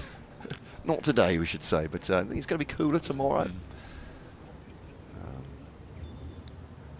Yeah, everyone trying to make the most of it. But the cricket fans that are here, I mean, I'd argue there are a few more glorious sights than Spitfire Ground, St Lawrence on a sunny day. So Holder just changes some of the fielding positions there as he runs in to Jack Leaning from the pavilion end. And Leaning just drives it to short leg, no run taken. Again, Holder's giving him nothing there, is he? It's speared in at his toes. He's not at lightning pace, is he, Jason Holder? But he's just keeping Leaning pinned to his crease at the moment, unable to attack. So some prodigious shining of the ball there by. Let's see, who is that at a mid-off? Oh, it's Holder in once again to Leaning and just driven by Leaning down to mid-wicket. It's D'Oliveira, of course, the captain. He's shining the ball. I was going to say chief ball shiner, but actually Nathan Smith has now joined in, mid-on, mid-off, doing the customary duties. But I think I can hear my theme music coming up, bubbling under, so I might just take over this ball if that's okay, rather than be updating BBC listeners across the southeast with, of course, news of this game, and Surrey and Sussex. Very differing fortunes for those two counties. As Holder bowls, full-length delivery. Leaning goes forward, doesn't play a shot at it. There's an ooh and an ah and an admiring murmur from a wicketkeeper, Gareth Roderick, as that goes into his gloves. We thought we might be in for a long, lazy day of watching Kent batting out on a placid pitch today. Unfortunately, they'd reckoned without Worcestershire's bowlers, who've taken 2 quick wickets in the first hour here, Pat. Kent 142 for 4. They're still a mountainous 476 behind Worcestershire's first innings total. Worcestershire just looking to bowl Kent out twice. I say just. This is a very placid pitch, it's look, but Worcestershire are finding something from it. Particularly Matthew Waite today got rid of captain Daniel Belldrummer for 67, breaking 115 partnership up with Jack Leaning, who's still out there, 55 not out. And then Joe Denley, former England man, done for a 5-ball duck LBW. So Kent with it all to do. They still need to bat on today and probably most of tomorrow as well to try and save this game now. 142 for 4 Kent here as Holder comes in. I'll tell you about Surrey and Sussex in just a second. Defensive shot, no run. Surrey doing really well. Jamie Smith with an unbeaten century there. They're leading Warwickshire now by 51 runs at 2 wickets remaining in their first innings. 394 for 8 at the Oval. Meanwhile, Sussex now 32 for 5. They're still 101 runs short of making Glamorgan bat again after Glamorgan had got to 411 all out. Sussex in some trouble in Cardiff, 32 for 5. Commentary on all 3 of these enthralling matches via the BBC Sport website and app. Well, we do our best. 142 for 4 at the end of that over. But actually, all 3 of those matches across our southeast region, some excitement in them so far. Frank Watson is going to replace me with Santoki Nagalendran. Take you through the next half hour at least. Yeah, so Worcestershire will be looking to get another wicket or 2 before the lunch break in just under an hour's time. Certainly unexpected 2 wickets in that first hour. We'd seen a placid pitch this morning for the first half an hour, but Worcestershire have managed to get something out of it and take 2 crucial wickets. Daniel Belldrummer and Joe Denley, 2 stalwarts of the club, and we welcome back Frank Watson to the commentary as Leach runs in from Nackton Road end and just defended by Finch on the offside. Yeah, morning again, Santoki. Good effort from Matthew Waite, I thought, that little spell this morning. 2 for 9 from 6 overs on this pitch. That's a pretty sterling effort. And Joe Leach has looked quite threatening as well, hasn't he, since he's come on at the Nackington Road end? Yeah, definitely. And you can see the Worcestershire players, a lot of energy, galvanised. They sense something. They'll be looking to take 1 or 2 more wickets before lunch as Leach runs in again from Nackington Road end into Finch and just driven down to the offside. No run taken. Kent 142 for 4, and psychologically there's a big deficit, so this is a test of concentration for Finch and Leaning at the crease now. It's very unlikely Kent can win this game from here, so it's a case of digging in and trying to bat out as much time as possible today, and if not most of tomorrow, to try and secure the draw. Yep, and just sticking at it for Worcestershire. Leaning into Finch and just blocked on the offside by Finch. I think that the other thing you've got to say to yourself psychologically if you're the fielding side in this situation is, well, Matthew Waite said to me yesterday, we need 18 bits of cricket, basically. And I think you say, well, we've had 2 of them this morning. But the early wickets should be the more difficult wickets to get. It doesn't always go like it did with Worcestershire, where you have a massive 8th wicket partnership. As Leach runs in again to Finch and just blocked once again on the offside. So what I mean is, if you're thinking about 18 pieces of cricket, you'd probably say that the first 3 or 4 this time round are the really hard ones to get, and then the same the next time round. So Worcestershire should feel encouraged, as you say. I reckon they'd settle for another 1 before lunch. They had 3 in the morning session, 2 or 3 in the afternoon session. They've got to think like that, really. Unlikely that you're going to blow anybody away in these conditions. Yeah. Leach in once again to Finch and just driven straight down to extra cover. No run taken, and I think they've got the big achievement for them was getting Belldrummer out. If you look placid pitch, the form Belldrummer's in, you would imagine he'd be the most likely to bat throughout the day. So to get him out is a massive psychological boost for them. Yeah, absolutely. It was, I watched it again. It was a really good delivery. It looked as though he got it covered. just went past the outside edge and touched the off stump. Excellent bit of bowling. Leaching once again to Finch on a knack to vote end. Oh, an LBW shout. Not given. I reckon he must have got a nick on that. Yeah. He must have got a nick on that because it looked adjacent, didn't it, really? But almost the appeal, they appeal very enthusiastically, and then I kind of sense that as they realised he'd got a nick, it died really, but it was close. You know, it's daft, isn't it? We've had a wicket bowled and a wicket LBW. I was talking this morning about how the plan was just to bowl at the stumps, and I think bowled and LBW are the two most likely ways to pick up wickets on this pitch, and that's what they've got to do. It's a really old-fashioned method, but bowl at those 3 bits of wood in the ground, and you might have a chance.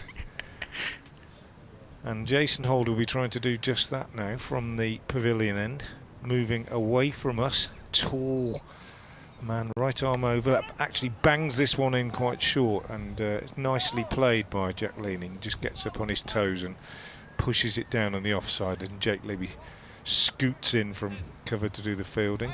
Finch had to hurry to get in, but he did get in quite comfortably. One more to Leaning, 56 to him, 143 for 4. Yeah, I think you make an excellent point. Sometimes it's just about going back to basics, aiming at the stumps. On this pitch, it seems like the most likely way to draw some more wickets. Yeah, definitely. Talk a lot about different methods and bringing slips into play and bowling in the corridor of uncertainty, but actually your best chance here is hitting the stumps or hitting the man in front, I reckon. Holder in bowls, and that is looking for exactly that form of dismissal, but Finch covering up, gets a bat on it, plays it up to mid-on. It's been hard work for the Kent batsmen this morning, and that is very much, I think, to Worcestershire's credit, and it's 111 for 2 overnight, so that's just 32 runs added in 70 minutes on this pitch. That's pretty good bowling, I think. Holder in again, bowls. Finch drives up to mid-on, fielded by Nathan Smith, and there's no addition. So 2 slips again for Holder. Man on the drive on the offside at short extra. Mid-wicket is a little bit closer than usual, perhaps. Ben Gibbon, who will probably see have a roll with his left arm seam, I would think, at some point before lunch. Here one of the Worcestershire fielders saying, let's get another one before lunch. This Holder is in and bowls, and in the block hole, driven nicely by Finch, but he only gets a single. Goes back past the bowler, and Smith moving across from mid-on slides on this lush green outfield and prevents any more than a single. So Finch goes to 7, 144 for 4. Beautiful picture here at Canterbury. St Lawrence Ground looks very, very lush indeed. Lovely stripes and the pitches that haven't been used on the square. Holder in, bowls a little bit shorter, worked away on the onside by Leaning. Just be 1, thinking about 2, but Gibbon comes off the deep mid-wicket boundary, and they just get a single. 145 for 4. Runs haven't been easy to come by this morning, as I was saying.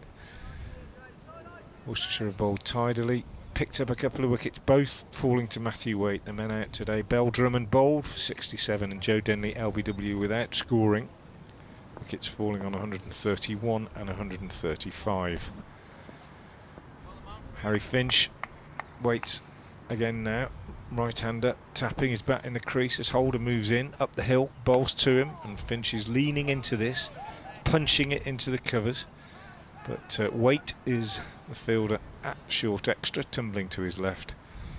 And there's no run. End of a tidy over from Jason Holder, a couple of runs coming from it. 7 overs, 1 made, no wicket for 23 for him. And it's 145 for 4. We were talking off air, Frank, about you were mentioning the impact Jason Holder's had this season on Worcestershire, and what a positive addition he's been to the side. Yeah, absolutely. Probably until yesterday hadn't really done anything spectacular with the bat. Beautiful way for him to finish in what will probably be his last innings if Worcestershire only bat once in this game. And in not very good conditions, he'd just been tidy with the ball. Couple of really nice spells, one in particular at Kidderminster. And Leach just in to lean in and just hit down on the leg side. No one taken. But I think it's been said by several players, and they've mentioned it, in pieces on the club website and that kind of thing. The impact that he's had on the environment, the dressing room, and so on has been tremendous. He's a very mature cricketer, and of course, given the tragedy that has struck Worcestershire in the last couple of weeks, he's been very much helping them to cope with that as well. Leach in once again to lean in, just clips the leg side, and a single taken. So yeah, you can do more. I mean, it was a leg by that. You can make a difference on the pitch, obviously, in lots of ways, but you can also make a difference off the pitch in a tight dressing room like Worcestershire's. I think that's been very much appreciated. So, for somebody who's played all the cricket he has, I think it's lovely to meet such an unassuming chap as Jason Holder. Yeah. It's Leach in once again from the Nackerton Road end into Finch, and just driven back down by Finch. And that's exactly what you want from an overseas signing, isn't it? 100%, yeah. It's easy, isn't it, to look at the figures and to say, well, he got these many runs and this many wickets and so on, but there's so much more to it, isn't there? And particularly I think a county unit, where they're together all year and they travel together and everything else. I think so important. And in a way, I'll expand on this after this ball from Leach. Leach into Harry Finch once again, and just forward defensive from Finch. The loss of Josh Baker and the impact that it's had. I mean, it's shocking in any circumstances for a young man to lose his life, a young athlete, and all the rest of it. But it would damage the fabric of any team, that very experienced. But when it's a team, a bunch of lads that are travelling around together, pre-season together, practicing together, daily together, not like a club where you just meet at the weekends or whatever, that kind of explains that huge emotional impact of Josh's loss and the strain that it put on Worcestershire. And I've said it several times. I hope people forgive me if they've been listening from the start of the game. You're not missing any cricket, by the way, because Gareth Roderick's putting a helmet on to go up to the stumps.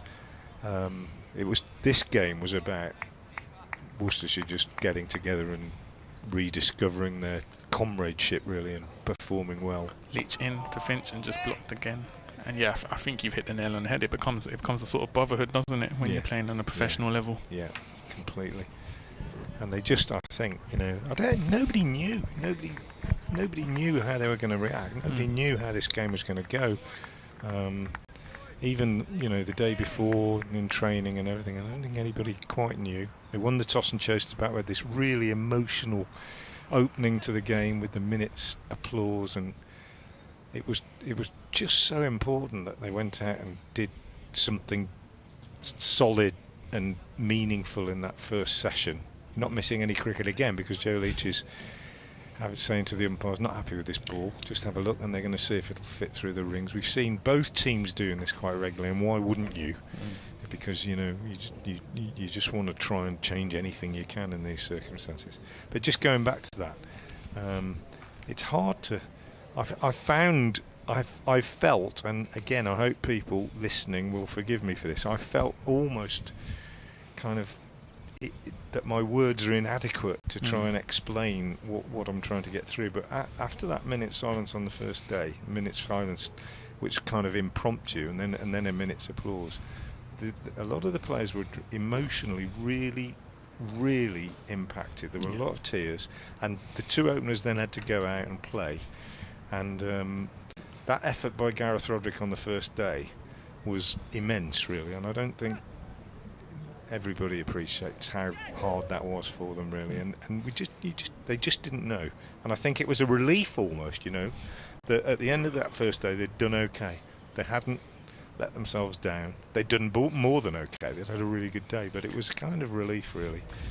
And life goes on. They're a cricket team. They've got to play cricket. That's what they're paid to do. That's their living. That's their profession.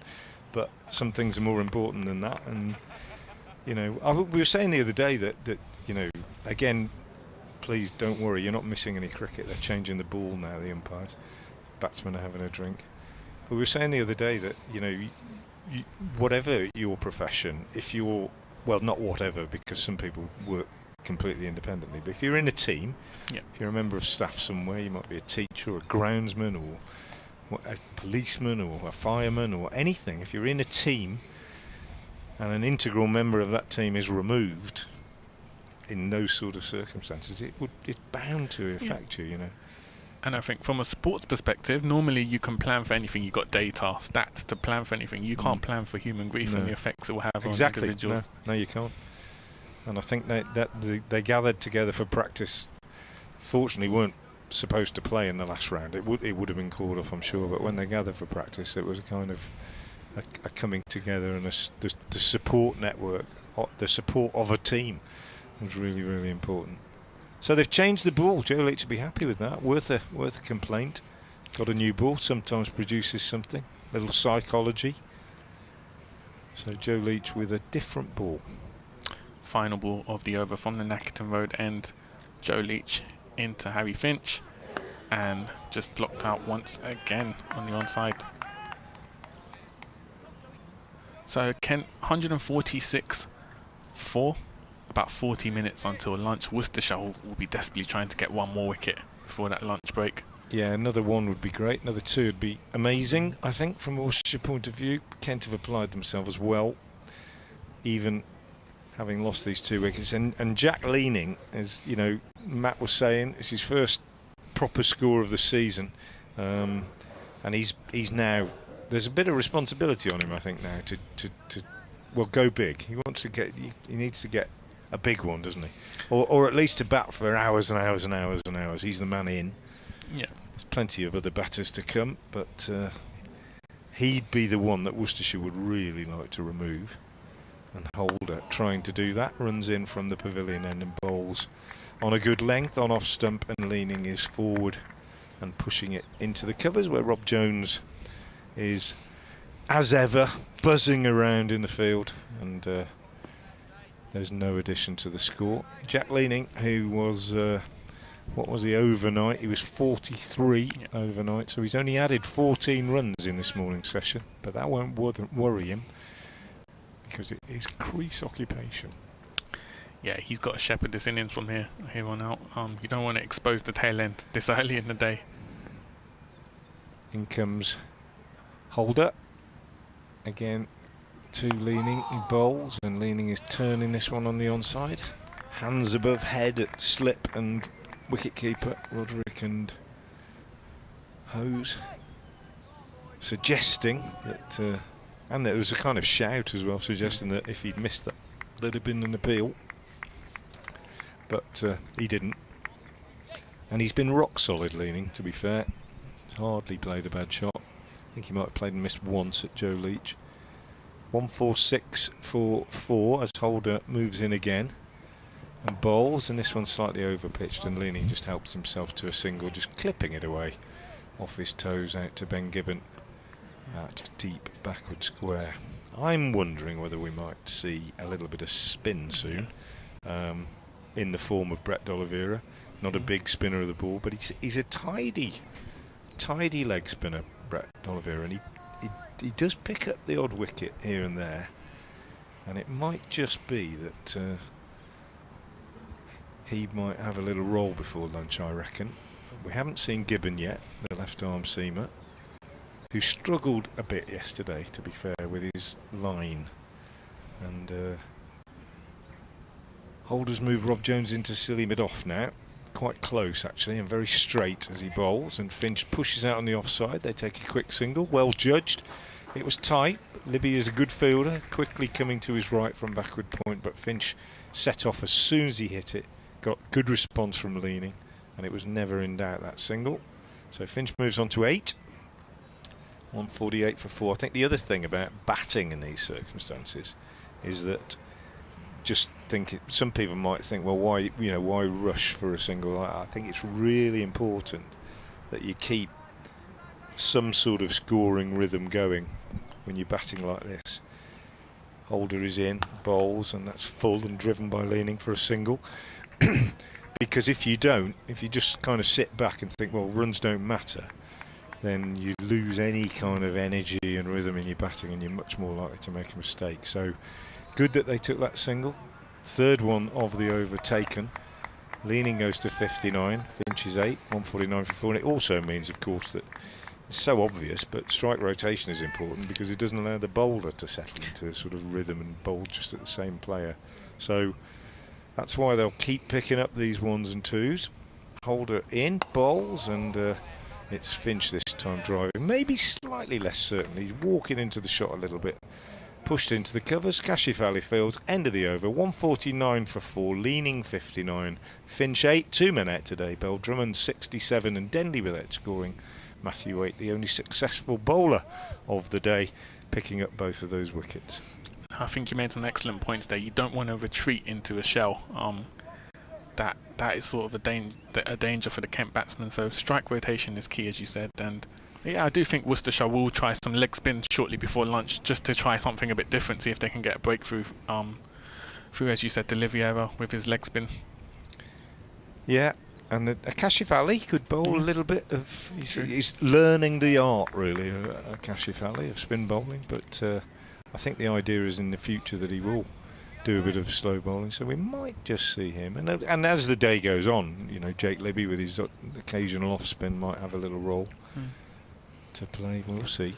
As it's Joe Leach again from the Nackerton Road end. Only 15 runs conceded from his 13 overs so far, so it's been a miserly spell from Leach.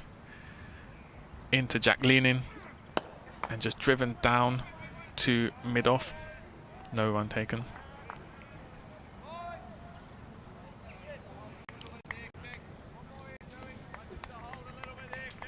As you say, yeah, the Leaning and Finch, they want to try and get strike rotation. You don't want to retreat into a shell, play very defensive. It's still a long way to go. We've still got, 76 overs? No, sorry, how many? Yeah, 76 after this. Yeah. A long day, isn't it? Yeah. As I leach in once again, Leaning takes the strike and just driven down the offside for a single.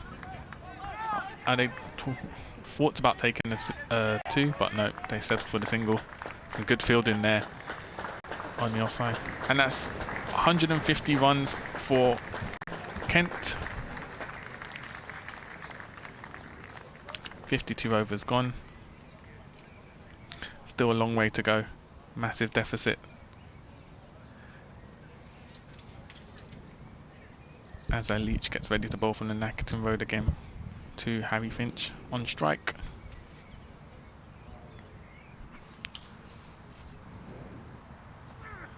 And driven down, no run taken on the offside short leg, picks the ball up.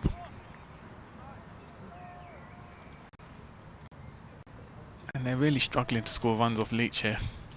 Bowling very consistent, not giving much away, putting the pressure on the Kent batsman.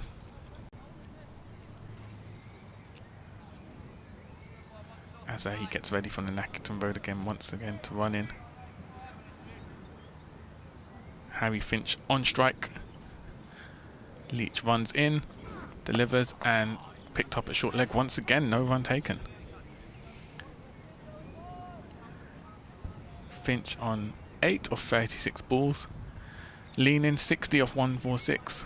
And it's really down to Leaning to try and put up a big score today. He'll be eyeing up a century and beyond. As you said, not really a time limit on how long Kent can bat. They'll ideally want to bat into tomorrow to secure that draw. As Leach gets ready to run up once again into Finch. And just driven straight down to short leg once again. Very consistent at the stumps, bowling from the stumps here from Leach. The Kent batsman just happy to see him off at the moment. Yeah, he's done this for years, Joe Leach. It's exactly his method. Threaten both edges, Little bit of wobble seam, ball at the stumps, bring LWW into play, make the batsman play. And he's settled into a decent rhythm, hasn't he, today? Yeah. As he runs in once again to Finch and just driven down to the offside. No run taken. And that's the end of the over. Kent 150 for 4. Yeah, recently Joe Leach got his 450th first-class wicket for Worcestershire, and it's his testimonial year. I have my daily plug now because I'm chair of the testimonial. Nice. This cap I'm wearing is a Joe Leach testimonial cap, available on the club website. You can get beanies, you can get caps, you can get one or two other items, t-shirts and so on, and you can find out all about the events that are planned, cricket matches at local clubs, golf days, a couple of big dinners, including one at Lord's in November, and it's all available on the Joe Leach testimonial website. Feel free to go and have a look and see if you can get involved in any way. Jason Holder in, bowls, and forward comes leaning and steers this one very nicely and deliberately down to third man. Not going to get a 4, in fact only going to get 2. Quite a long way down there. Outfield's quite lush. Boundaries hard to come by. But 2 more runs to leaning, goes to 62, 152 for 4. But yeah, just to reiterate, Joe Leach testimonial this year, and there haven't been many more deserving testimonials in recent years for any county cricketer, I don't think, than Joe Leach, who's been a tremendous servant to Worcestershire over a period of 10 years, 11 years, including captaincy. Jason Holder again in, bowls outside the off stump, left alone, taken by Roderick, and injuries that have been difficult to shake off, quite serious stress fracture that took him a long time to come back from, but he's bowled a lot of overs, as I say, 450 first class wickets, or just over that now, and a tremendous linchpin of the seam attack for a good number of years. So deserving beneficiary. I think a lot of Worcestershire members feel that. Holder in again, bowls to leaning, who drives a fuller delivery, and a smart bit of work at short extra by Rob Jones, diving to his left and preventing any addition. I think that actually would have gone all the way if he'd missed it. That would have gone racing down the hill for 4, so leaning will be a little bit disappointed that he missed out, but he'll quickly put that out of his mind and concentrate on resuming this vigil. 149 deliveries he's faced so far, former Yorkshire man, as he gets another single here as Holder bowls a slightly fuller delivery on about leg stump, maybe middle and leg. He whipped it away. Holder, by judging by his response to that, is feeling that if he'd have missed it, they were going out for a big shout, because he stood at the end of his follow through with his hands on his head, as if to say he couldn't believe how late leaning played it. But he got plenty of bat on it, knew exactly what he was doing, and he goes to 63. It's 153 for 4. Field changes slightly for Finch on strike. Jones coming in from short extra cover to a very straight silly mid off. We've also got a very straight silly mid on. The old prep school field, as I call it. You get under 11s cricket, you tend to get fields like this where they're not allowed to go any closer than that. And Holder also got one slip in, bowls, and one of those fielders, Rob Jones, is called into action, and very smartly actually. It's a good solid front foot punch by Finch, and Jones leaping to his left and taking that one-handed, making sure that there's no addition. Still plenty of buzz out there from the Worcestershire boys. You can probably hear it on our effects microphone, but equally these Kent batsmen, after the relative shock of those 2 wickets, have settled down very nicely now again. Holder in, bowls, and Finch gets runs. Down through backward point. Got a good bat on this. And again, it hasn't quite gone all the way. And really good chase and sliding stop, flick back, and then jump to his feet. Jake Libby gets the ball back in, and they only get 2. So end of the over, 155 for 4.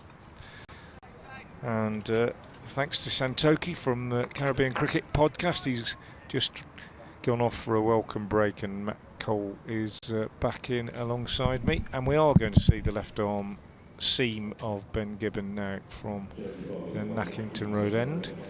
It was only a matter of time. He struggled, as I say, a little bit yesterday with his line. He bowls well to left-handers, but there aren't many of them in this Kent lineup, and he's got 2 right-handers to bowl at the moment. He's going to come round the wicket by the look of it from the Nackington Road end. But it is a change of line, change of angle. Might just be early on in his spell that he'll ask a question or two of the batsmen that they haven't had to deal with so far today. But yeah, a little bit of a shock with those 2 wickets, Matt, but they've settled down again now, I think. Yeah, still Worcestershire's session, isn't it? 44 for 2. Given the nature of this pitch, you definitely say advantage to them, but that'll be the slight worry for them here. Well, not say worry, but these 2 settling a little bit, Finch and Leaning. Can they break them up? Gibbon might be the man to do it. Round the wicket, a punch by Jack Leaning off the back foot has reached at Adam Hose at cover. And there's no run. Gets into some very, very stern ball shining there. In fact, he's got a red strip down the back of his whites on the right-hand side and the right hamstring, which has seen some action, certainly, with the ball shining. Taking it very, very seriously indeed. My first sight of Ben Gibbon as in live action, the left armour, bounding in now, bowls to Leaning. Just plays that into the covers again. There's no run, not with quite so much force this time, and on the front foot. And there's no run. Kent themselves were hoping to have a left armour in their rotation in their arsenal this summer. Michael Cohen, though, having signed and bowled very quickly in pre-season with that stress fracture of the back. Hugely disappointing, obviously devastating for him for the season, but hoping to come back next year. All guns blazing. That's on the back foot. That's guided away this time by Leaning. And a single taken to the man on the boundary on the offside. And just the one addition. Finch on 10, Leaning on 64.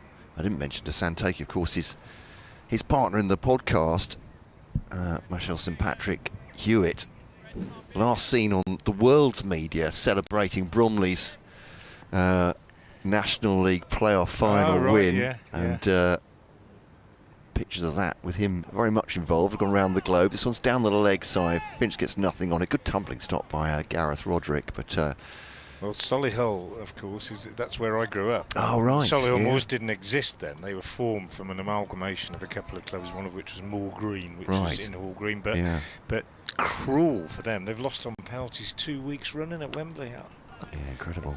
Desperate.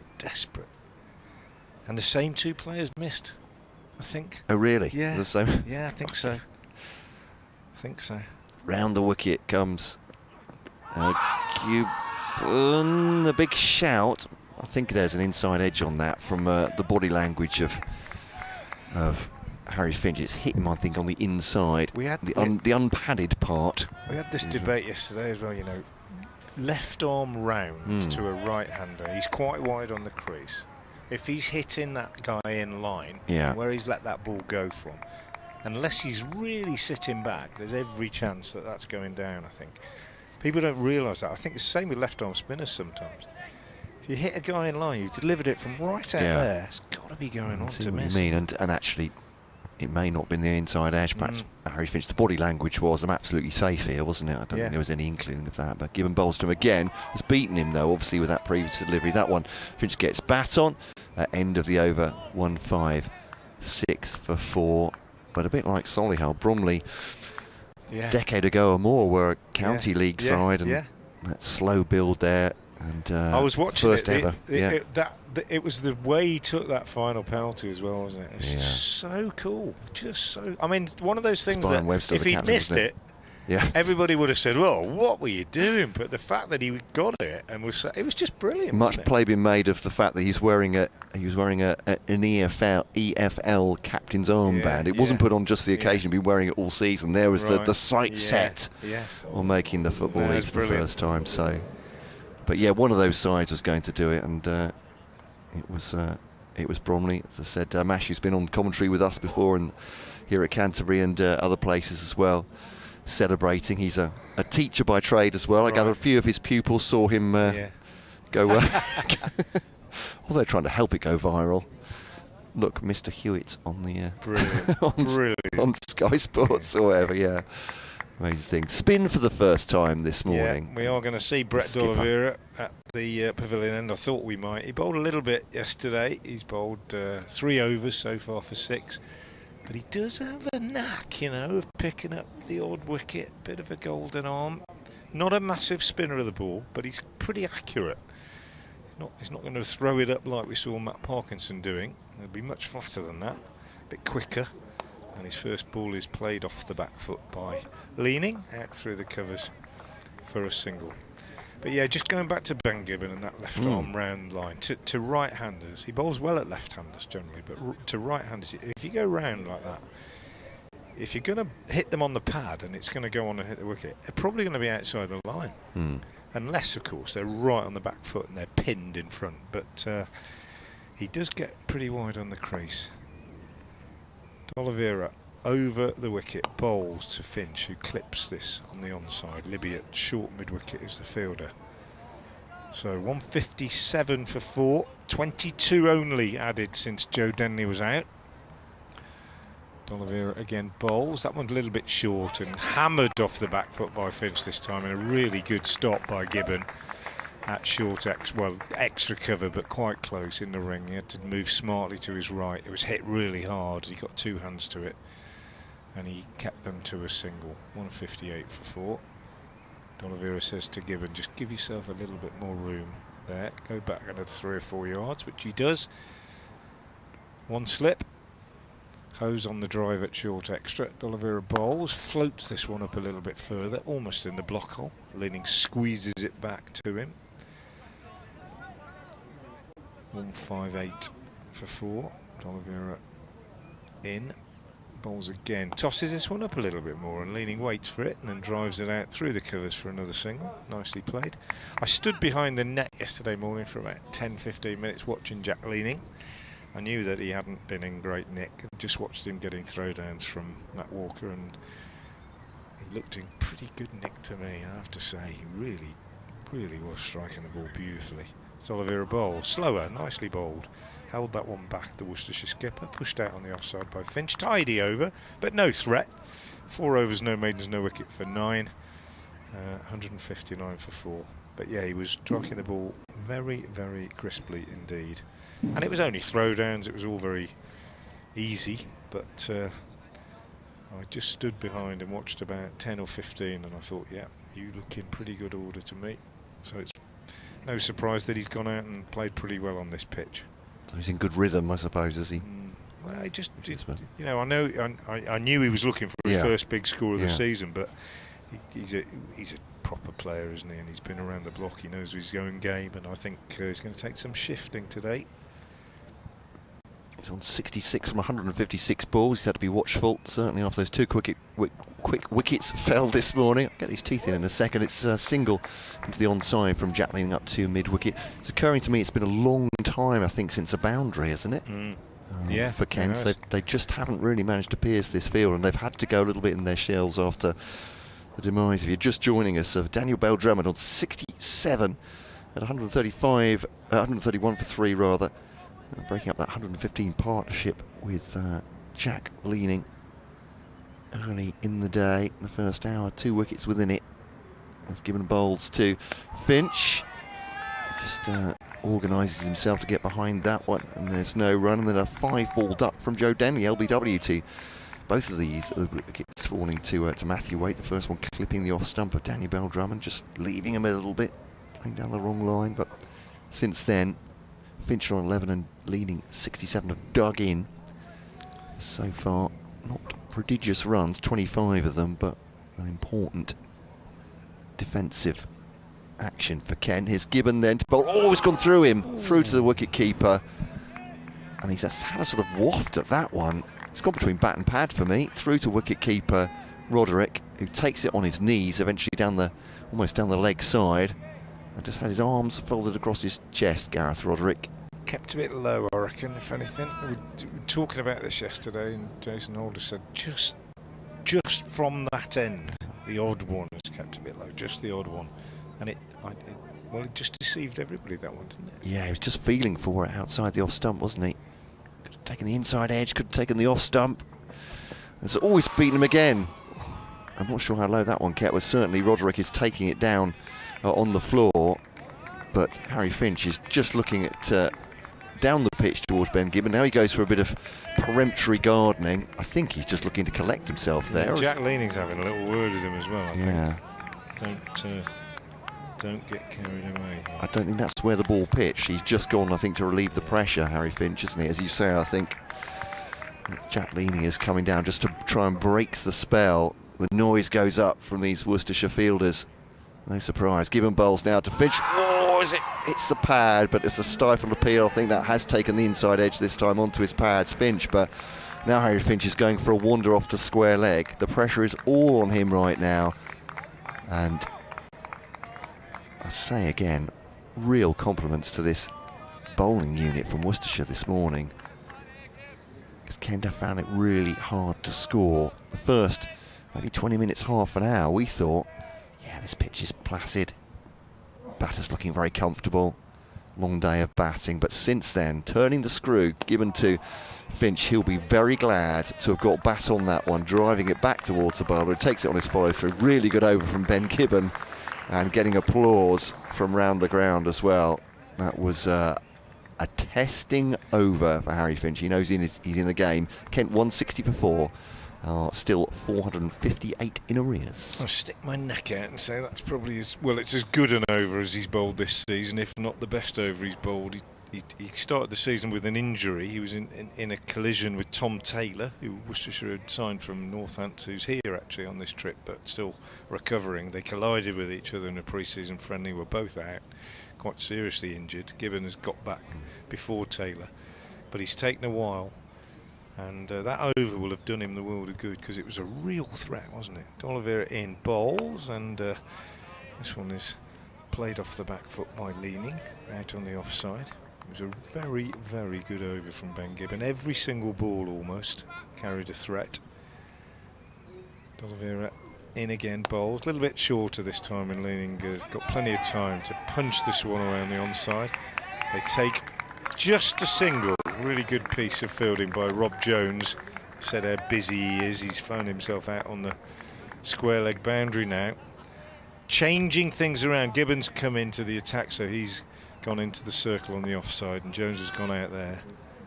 Just the one then. D'Oliveira to Finch. Bowls this up in the air and slower, and Finch just pushes into the covers where Hose fields.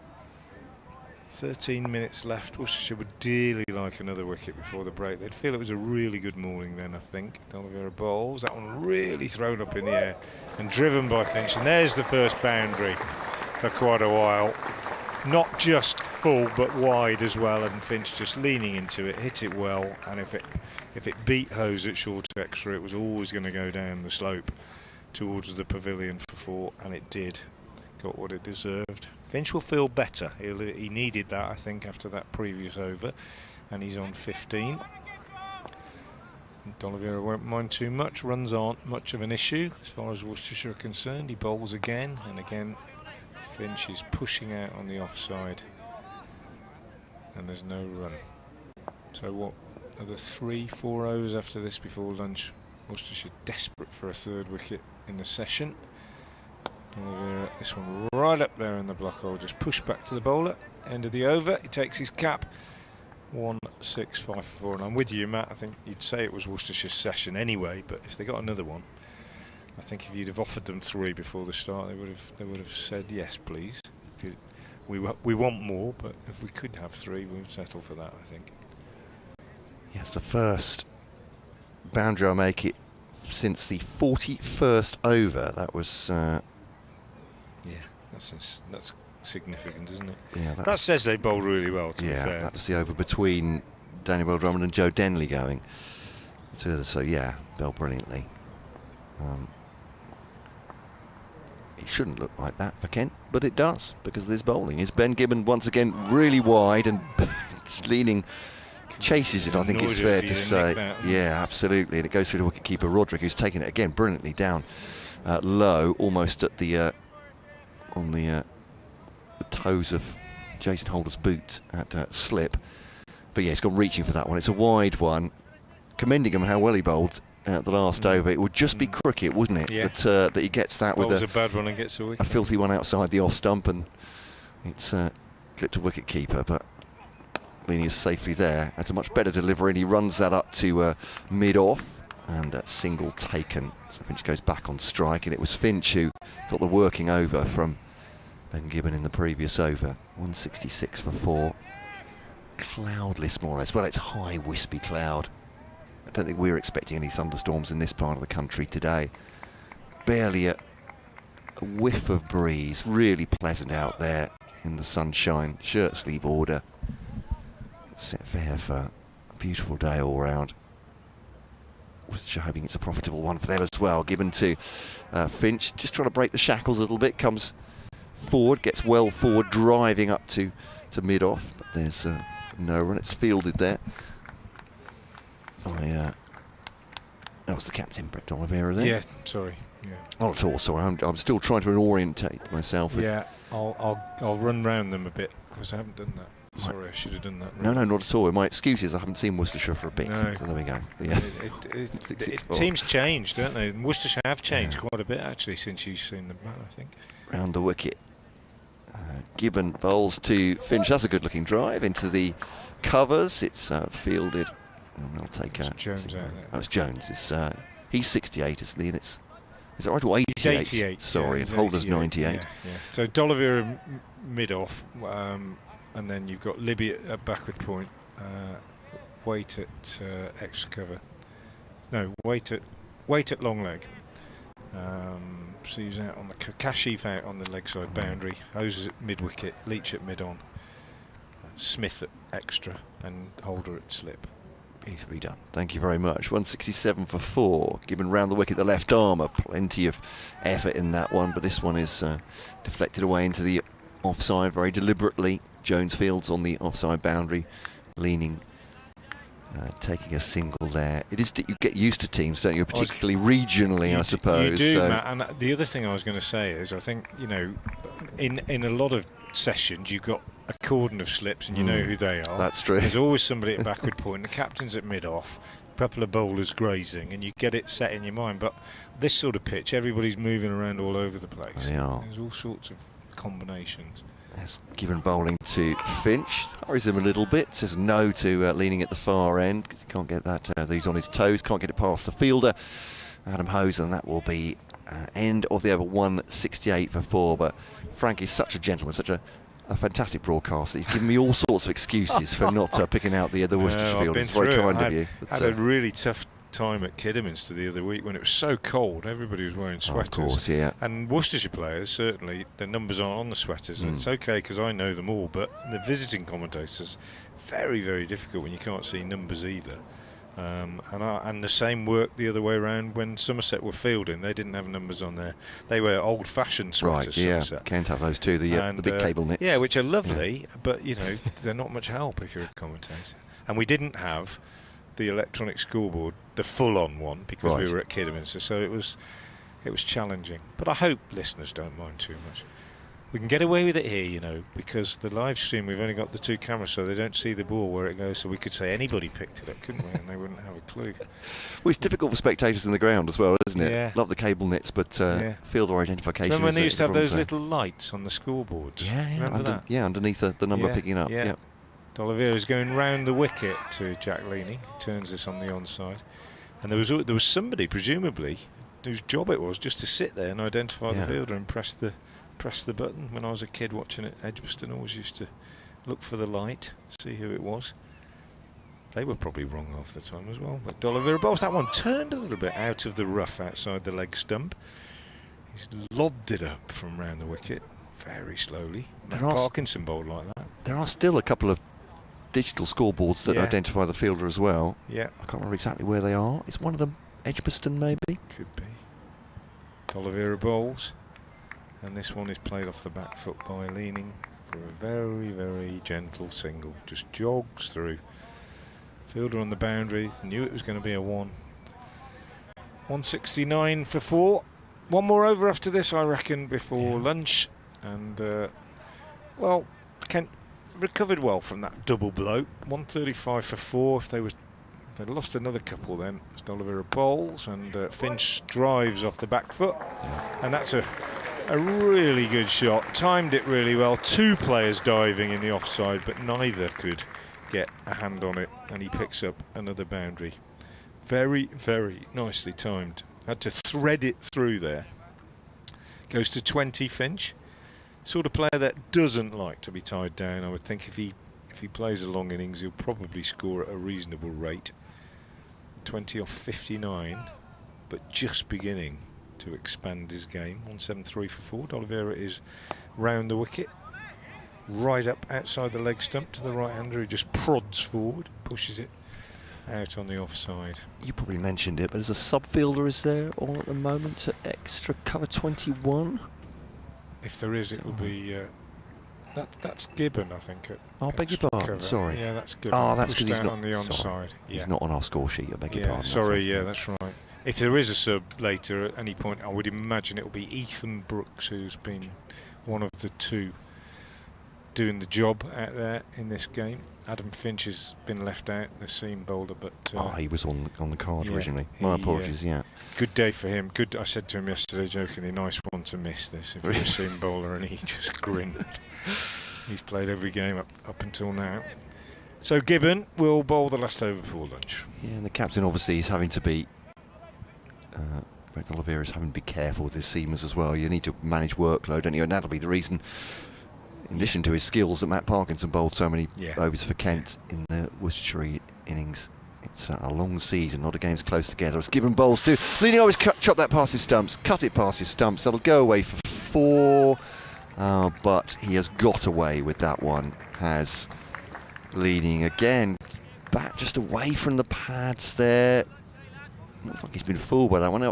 He's helpfully illustrating the shot. He was looking to cut that one away, backward a point, and it's come off the inside edge and could easily have been, well, that would have been fantastic for Worcestershire. Would have really topped the morning, wouldn't it?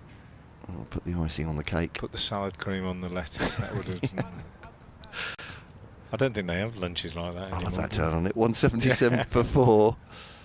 It's Leaning needs to compose himself now. Gibbon, who might feel himself just a little bit unlucky between Finch and Leaning, getting near to keeping the ball on their stumps in consecutive overs. That one's just defended into the onside, and there's no run. It's Adam Hose with the fielding. That's a mid-wicket. A couple of the Worcestershire staff are chatting to Rob Jones on the offside boundary. This one comes in. Oh, it's almost cut Leaning in half there. It's hit him high on the thigh pad.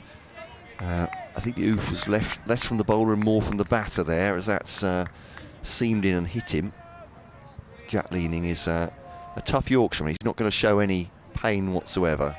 So I'm hoping that hit him on the thigh pad anyway, but goes away for a leg by. Had a message, Matt, from our old friend John Curtis, who who would have been on this trip, but he's not feeling too well at the moment. Sorry, but he's listening along and always sending me nuggets of information, and he's got one here that will make you feel a bit better. 178 for 4 is given to Finch. Plays round his front pad, but wristily out towards leg side boundary for a single. 179 for 4. When you were saying you haven't seen Worcester for a while, and I always said, well, there's been a few personnel changes, and you said, oh, thank you. Well, there have. Only 4 players. In fact, only 3 players out there. Jake Libby, Brett D'Oliveira and Joe Leite, only 3 that played here at Canterbury the last time we were here, which was only 3 years ago, I think. So there have been quite a few changes. That's hard to believe, I think. Is given to Leaning again on the drive, but fielded by Nathan Smith, bounding around the covers. 179 for 4. Well, I hope you're feeling better soon, John. It's great to hear from you. Yeah, it's been a while. I mean, I think of particularly sides like Essex, who Kent have played a lot over the years, and obviously playing the T20 as well. You get almost used to not only numbers on shirts, but almost body shape, the way players move to an extent, don't you? The way they move is over the season. So Gibbon comes around the wicket now. Last ball, the 61st over, defended by Jack Leaning. Head right over the ball, up to mid-on, Joe Leach fields, and that is the end of the over. Might just get one more in. Yeah, we might They're going to sneak in a might just last get over one a spin. more, I think. Yeah, Brett D'Oliveira has taken his cap off. The umpires say, yeah, not quite 1 o'clock yet. As said, a couple of members of the Worcestershire staff are just in front of us. Alan Richardson, the head coach on the right, and that's Tom Taylor, who I said was recovering from injury. He's been doing some good work down here, bowling in the intervals, and they'll probably go out and do that in the lunch interval. And he's a good runner, Tom. He was pounding round the boundary the other night after the game, and I think he did 12 laps, he told me, and he was really motoring as well. Very impressive. Yet to make his Worcestershire debut, having come from Northants. And the two men down there, Alan Richardson and Tom Taylor, the one thing they share is they're both from Stoke-on-Trent. One's a Stoke City fan, the other's a Port Vale fan, I think. Is it Burslem? Burslem is Port Vale, yeah. It's one of the 5 towns, is that right? Yeah, it is indeed. I used to know them all. There's a famous book by Arnold Bennett, isn't there, called Anna of the 5 Towns. D'Oliveira's first ball was pushed away defensively by Finch, as is his second. Arnold Bennett, Anna of the 5 Towns, a real classic. I'm the English teacher in me coming out there. Burslem, Longton, Hanley. Hanley, of course, yeah. Around the wicket, D'Oliveira kicked away on the leg side. Burslem, Longton, Hanley. I should know the others. Somebody will text me. Somebody will send me a tweet. That Frank Monson 58 help us out. The 5 Towns. D'Oliveira round the wicket again, bowls, and this one is driven by Finch on the offside.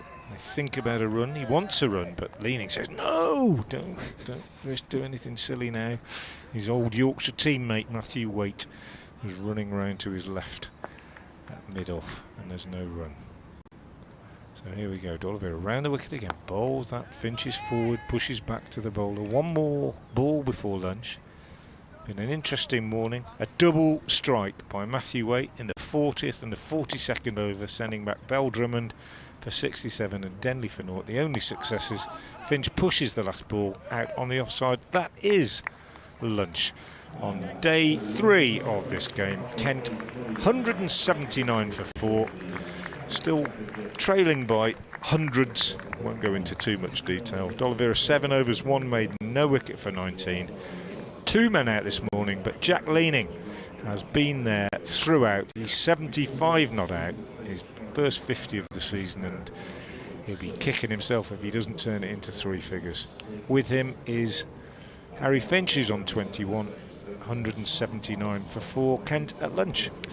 Frank, thank you very much for that. In a few short moments, we'll be updating our listeners across the southeast with what's been going on this morning here, and with Surrey and Sussex in their respective games as well. But on a lovely warm morning, that's the first session of the 3rd day done. And Kent trying to dig in, Worcestershire trying to winkle them out in the 2nd session. That's what we're looking forward to. As I said, on a beautiful day's cricket here at the Spitfire Ground, St Lawrence. But for the commentary, for the moment, we'll leave you for around about 35 minutes, and you'll hear from us for the 2nd session of the day.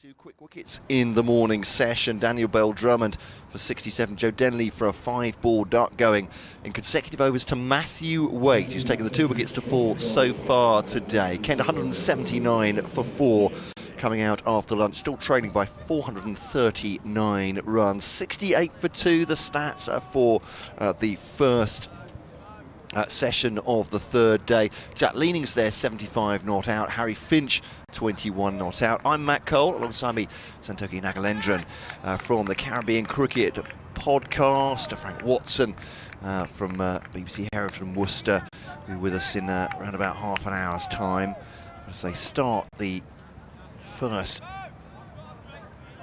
over of the second session. It'll be Ben Gibbon to come around the wicket. What a really good spell before lunch. Had both Leaning and Finch in trouble. Your forward defensive there. The noise has been pretty consistent from Worcestershire, and there's been all sorts of reasons for that. Santoki, that to me again, they've just bowled really well for me, and there's periods when it appears to be going a bit quiet. And Gibbon, when he came first on, I think just before lunch, thought he bowled so well. He had Finch in trouble and had Leaning edging past his stumps, could easily have cleaned them both up within that spell of bowling. I'm not giving you a chance to reply. I will do that in a second. Given to Leaning, I think that's bat on to pad. They like that as well. 179 for 4. What have you made of it so far? Oops. Yeah, all good. Yeah, I'll turn your mic on. It works so much better that way. I do apologise. There we go. No worries. Yeah. Worcestershire have come out straight after lunch, energised. Got their sugar fix at lunch, and you can hear them chanting, supporting each other, supporting the bowler, trying to get that early breakthrough. With Jack Leaning settled at the moment, he's the prized wicket for them. He'll be looking to get a century himself, 25 runs away. Yeah, it's been in patchy form in the 30s, but no further than that this summer yet. Outside the off stump, it's a rare delivery actually that they haven't had to play. He's just leaned forward, that's not moved off the pitch at all. Otherwise, this pitch isn't doing anything, I think as Frank put it, horizontally for these bowlers. They're generally, Worcestershire have been really good at just making Kent play again and again, it seems to me. Yeah, the key has been the consistency with their line and length, and just probing, it's all about getting that one moment, as we saw with Daniel Bell-Drummond, just one chance to get that wicket. So it's Ben Gibbon, left arm round the wicket now to Leaning, goes down the leg side. Just for a moment I thought maybe he glanced at a wicketkeeper Roderick, but it's a good take down the leg side, but hasn't made contact in the end. Zach Crawley went to a strangle last night, and not for the first time this season. I'm sure he'll be thinking runs left out there. I don't think he said, I think in an interview the other day, that he took the first 2. He was allowed 2 games off in this first spell of county championship matches from England. Said, take a break when you need to. As Gibbon comes around the wicket, Leaning just does lean on that one into the onside. Leach runs across from mid-on and fields, and there's no run. And he was asked, so you took the 2 games off with a Kookaburra ball, regretting that now at all? And he said, honestly, when I chose those 2 weeks, I had no idea. But it seems ironic. There we go. I think the thing we've noticed under Brendan McCullum era with England is they don't pay too much to county form at the moment. It seems as if they want to give players a long run in the side regardless of their scores, whereas traditionally you'd base selections on that county run of form. Gibbon to Finch now on 21. Oh, it's right him on the pad. Ooh. Big appeal. It was loud, but it wasn't that long from Worcestershire. I just wonder if it's impact outside the off stump from Harry Finch, but didn't look too bad a shout from here, though we are slightly askew, and the batter also has his back turned to us. His back to us. 180 for 4, but again, it's a really sprightly start the over. Gibbon looks like he's working up decent pace as well. But it's a good point you make, I think, in terms of England's selection. I think they'll take absolutely nothing from Zach Crawley, who's not got a score yet in Championship cricket so far in the summer. But I guess for him, he silenced critics in the last 2 series he's played for England, hasn't he? But yeah, you're right. In the old days, there would be serious worries about whether he could play for England, I guess. Okay, so we have delivery from the pavilion end with some leg spin. just a forward stroke there from leaning. And yeah, Daniel Bell-Drummond talked about Zach Crawley potentially being a future England Test captain, how he's kind of provided him with advice as Olivier goes in once again. Just hit on the offside by leaning. He feels really, Zach, from all the talking we've done with him and seeing him in interviews and the way he kind of holds himself, he looks like he's got a really good temperament for captaincy, I would say. Olivier in once again and just prodded away by leaning, no run taken. He's one of those who it feels like he doesn't take anything too seriously, but combined with an absolutely steely determination, if that makes any sense at all. I don't know how you manage to balance those two things, but there are cricketers that do it.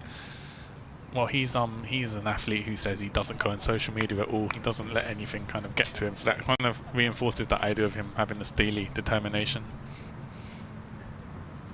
Yeah, it was a fascinating interview, that one, as well. I was just asking about the ball. It's going to be passed through the hoop to make sure it's still roughly spherical. I think he said for his exams when he was 18, he decided to come off social media, so he completely, and he said he didn't miss it. That doesn't mean that relatives and friends don't tell him what's going on. Particularly on the Twitter addresses. And I always get this wrong, so I'm going to sound terribly old when I say, is it what is Zach Crawley doing? Yeah, that might be correct, yeah. There we are. Rings What's Zach Crawley doing? Yeah, Crawley doing. He was well aware of that now, and apparently his mum will tell him what's going on that, and only when they're being nice about him, obviously. But oh crikey, this is a council of war over the ball. Did the umpire have to take it to the batters there? There we are. Perhaps Jack Leaning had asked the question. Yeah. Umpires Burns and Debenham. Umpire Burns coming over to speak to the Worcestershire 12th man about it. There'll be as the racing cars go past once again. There's always a bowler. There's always a bowler from the fielding team who will go and look at the balls and be giving advice to the umpires, and it's Nathan Smith, the Kiwi for Worcestershire. You've got to love that. He's just gently in their ear there, isn't he? Oh, I'm not sure that one looks 63 years old. Oh, it's further inspection. I'm not sure. Is this? Yeah, I think it's going to be all right. Not that one. No, this one. This one. It's got a little bit more shine on it, perhaps. More representative. Feels like he is the representative of the fielding team there. He's been sent to make sure justice is done. But we've seen it before, haven't we? Yeah. We get a change of ball and suddenly we're doing loads more. It'll do something, or just the break will put in the batters' minds that they're going to be facing something different and they need to shut up shop for a bit. Let's see what they do to D'Oliveira now. D'Oliveira in to Leaning once again and just prodded forward straight back to D'Oliveira. Yeah, Worcestershire opting to go with some leg spin, just seeing if that can get a breakthrough on this pitch. As D'Oliveira runs in once again to lean in again. Forward defensive play, no run taken. As D'Oliveira gets ready for the final delivery of the over, comes in to lean in, and that's just hit down the leg side to mid-on. And that's the end of the over. Maiden over from D'Oliveira. Kent 180 for 4. Still a long way to go in this day. So big task ahead for the batsman. Leaning in particular has got to shepherd this innings alongside Finch.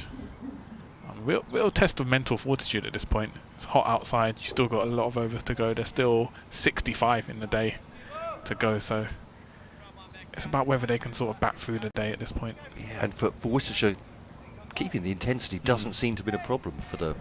There's been enough, I suppose, not just the 2 wickets, but since then enough encouragement for the bowlers, and they've kept up their work as Finch just turns this one from the left arm around the wicket, given into the onside, and it's fielded there by Adam Hose at mid wicket, and there's no run.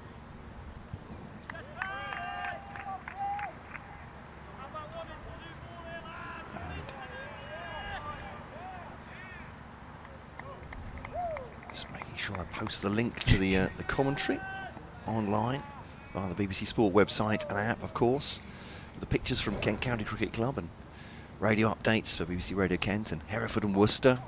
That's an elaborate bouncer, well outside the off stump, and looks like Harry Finch gave that one a sort of peremptory glance as it went past and didn't even think about playing it. He was almost taking guard for the next ball before that one had reached the wicket keeper, but a rare stray delivery. But as Frank was saying, sometimes when the pitch is a bit flat, you need the short ball just to break things up. Yeah, exactly that. I guess it's an element of surprise. And here is Ben Gibbon round the wicket once more, and again Finch is looking to get forward. He's looking to drive that one through the covers, but a little bit toe end. He just hasn't timed it, and it's a dot ball. As I came back into the commentary box, heard Frank regaling you of tales of Colin Croft and talking about Patrick Patterson and Sylvester Clarke. We went into a brief discussion about who was the most lethal. Yeah, great fast bowling pedigree from the West Indies there in county cricket. Absolutely. As round the wicket comes Ben Gibbon to... Oh, it's kept low outside the off stump, and he's leaning on his bat is Harry Finch, and actually more just to keep him upright, I think. Had to put it down almost like a walking stick as it flew low through to Gareth Roderick. More pace in this pitch. Those low bounces really would be an issue, wouldn't they, for the batters? But so far, Finch has had a couple of those, or rather, I should say, actually, give credit to the bowler. He's finding a spot just outside the off stump, which does have a bit of variable bounce.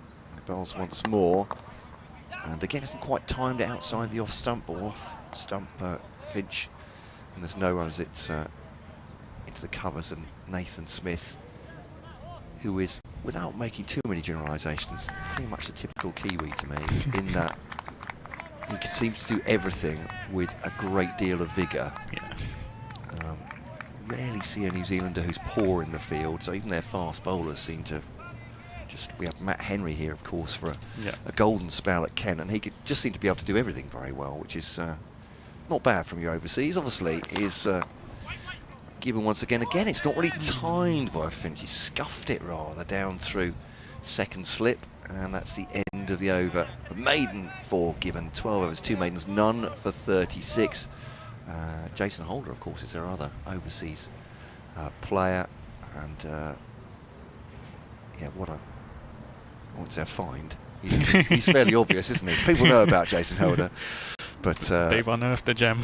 Yeah, I was going to say, where did he come from? Who knew, etc. They were just saying, and I think Simon Cook, the Kent director of cricket, was interviewed by Cricket Info, I think, about how difficult it is to get overseas players. But yeah, what a great man to have. Oliveira in and just hit down to extra cover. And, I guess for Kent's scoring runs isn't the main concern for this moment. They can just sort of play defensively, bat it out. It's up to Worcestershire to try and break this. Oliveira again and just prodded down to extra cover and taking a single. Leaning takes the single, brings Finch on strike. It feels like they have tried to attack. They're playing a lot of drives, but maybe it's the nature of the pitch. I don't know, that it's too slow coming onto the bat, maybe. But again, as I said, Worcestershire have just done a good containing job so far.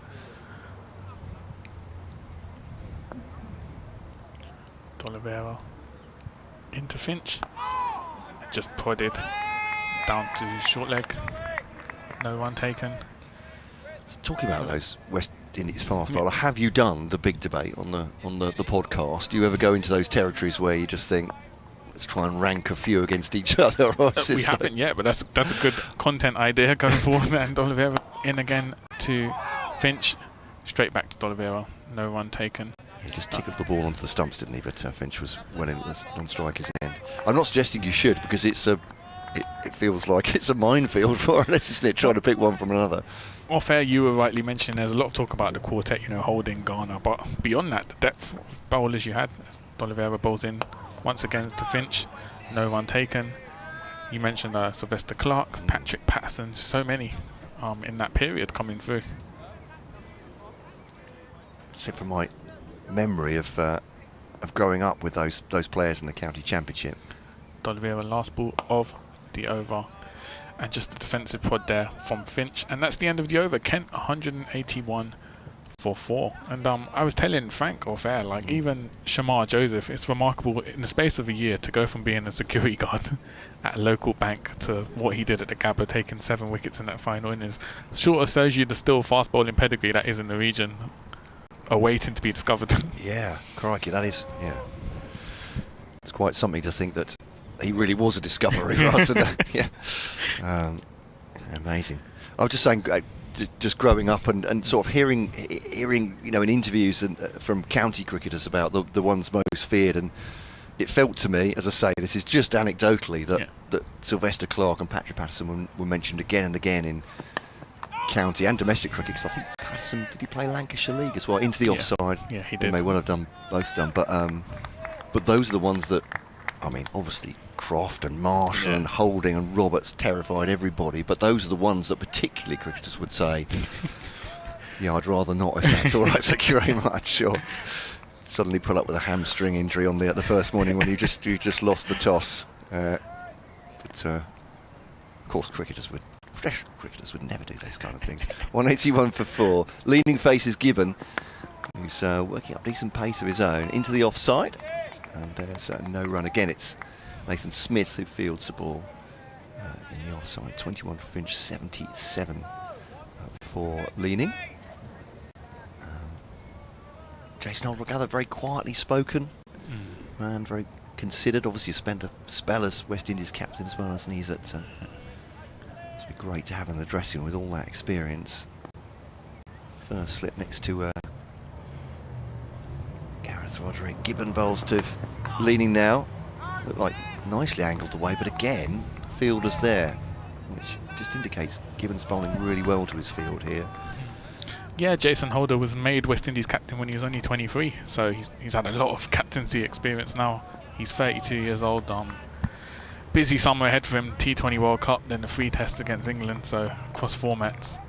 So he'll be hoping it's a memorable one for himself. That final T20 World Cup final played at his home ground, Kensington Oval in Barbados. Crikey.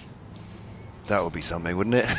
They made the into the onside. And what's the feeling in West Indies cricket about the World Cup? So it's dot ball this next one. I think as always with the T20 side, there's the power. You know, you've got the batting side of things. The question is what the pressure of it being a home World Cup, and our previous 2 T20 World Cups we didn't progress past the group stage, so there's a lot of pressure. But when you have got the likes of, you know, Pooran, Hetmeyer, Russell in the side, now you've got Shamar Joseph, Alzari Joseph in the side, there will be a strong outfit. Yeah, absolutely. That's Gibbon round the wicket to Leaning, defends that, the offside, and there's no run. I mean, Russell's more or less a one-man team, isn't he? Like, IPL, but franchise cricket, obviously he's one of the most coveted signatures, isn't he, in world cricket for T20. And also one player hoping to get to the final, play in front of his home crowd, Jofra Archer, as well, hoping to be back into the fold. Hasn't played for about a year now, has he? So it'd be great to see him. I know it'll be 4 overs a time, but just I think for world cricket, let alone England cricket, to see him working once again. Leaning's just on the walk a little bit there forward, and I'm not quite sure what that's about. It's hit all the way along the ground by Leaning. Leach gets well behind it. I mean, it's a decent take a bit on. He's tossed it up in the air. There's a private joke going on here, I can only believe, but that's amazing by Gibbon anyway. 13 overs, 3 maiden stump for 36. Worcestershire are loving it. He's taken congratulations for that stop. It is the end of the over, 181 for 4. Who knows what they've been talking about between overs. So 20 minutes into the afternoon session here on BBC Radio Kent, BBC Hereford and Worcester on the Kent Cricket live feed. Kent 181 for 4. D'Oliveira in from the pavilion end into Finch, just hit down to short leg. And credit to Worcestershire for keeping their energy levels up. Obviously at the moment Kent aren't providing many scoring opportunities or many chances. D'Oliveira in again, just driven by Finch down to extra cover. no run taken. They've only conceded 2 runs since the resumption in 4 and a bit overs, which, yeah, as you say, really goes to show. Oliveira in once again. Straight back down to him, driven by Finch. And again, we talked about the concentration of the batters. If you're a boundary fielder at the moment, again, it's also a test of your concentration. Nothing coming towards them at the moment. As Oliveira in once again from the pavilion end. And that's driven nicely by Finch. No run taken, however, picked up at cover. And as you rightly said, Kent they're going for the shots, they're just not being executed well. Yeah, trying to generate the pace themselves. Oliveira in once again, and again driven down to cover by Finch, no run taken. I was trying to find on this this particular site, there is a way of just basically highlighting the boundaries. It'd be fascinating to know how many there have been today. Oliveira in again and driven down to extra cover, no run taken. So tough for Oliveira. The leg's hasn't really been able to probe much. I don't think the pitch is offering much for him, but I'd imagine they'll persist with him for a few more overs at least. I can tell you it's just 2 boundaries in the best part of, I think, 28 overs, which really goes to show it's been tough going out there for Kent. And Worcestershire have, I'm like a stuck record, but everybody in this attack has, I beg your pardon, make that 3. I exaggerated wildly. It was 3 boundaries in 28 overs, but yeah. Gibbon then bowling around the wicket, the left armour once again. The bowl to Leaning. A push forward, slightly round the front pad, I suppose, but excitement enough from the Worcestershire fielders. And that's a single. Almost that noise is an indication that not only do they feel they're in with a chance here, Worcestershire, but I suppose that encouragement is self-generating, really, isn't it, for the bowlers? The energy that comes from that. Kent, I think, from all accounts, Frank Watson was saying they competed really well for all but one session in that respect, in that just heads perhaps just went a little bit down as Worcestershire got up towards 600, and so this is driven by Finch. Given on his follow through, just puts the left arm out wide to try and get fingertips on it. It's gone past him, it's gone up to mid-off, and there's no run once again. So yeah, still just 3 runs on the board since the resumption, nearly. Yeah, if you are fielding on the boundary, it's a hot day, sun burning down on you. It's about keeping that concentration up. Just in case, there's a top edge or a big shot coming away from a short ball maybe. This one's full. It's Yorker length from Gibbon. And no run. But the test, I guess, for Warwickshire as this inning, Worcestershire even, wash my mouth out, as the innings goes on, I suppose it's much like Kent, is how do they rotate seamers to stop them getting overtired, and Kent kept Parkinson on for 44 and a bit overs, doing some manful work as Worcestershire racked up the runs, and Brett Oliveira will have to think about that himself, how much he bowls himself as a spinner as well. This one is an aggressive shot against from Finch, but again, it's that's Kashi Valley out there at extra cover. Just the single, picks out the fielder. Been really impressed with Kashif Ali's batting this season. He's a graduate of the South Asian Cricket Academy. Really shown his quality so far for Worcestershire this season. Coming in at number 3. And obviously all the players coming up, untried, I suppose, if you like, players coming up from Division 2. Yep. There is that question, isn't there, about whether they'll make the jump, and he certainly seems to have the quality. Given to Leaning. Once again, he's trying to drive that. Looks at the toe end of the bat. Again, he's just mistimed it, and as I said, good bowling, but all I can think is just the ball's just not coming onto the bat at the moment. It's not quite an absolute road for these players. It's not frightening. It's not deviating very much, but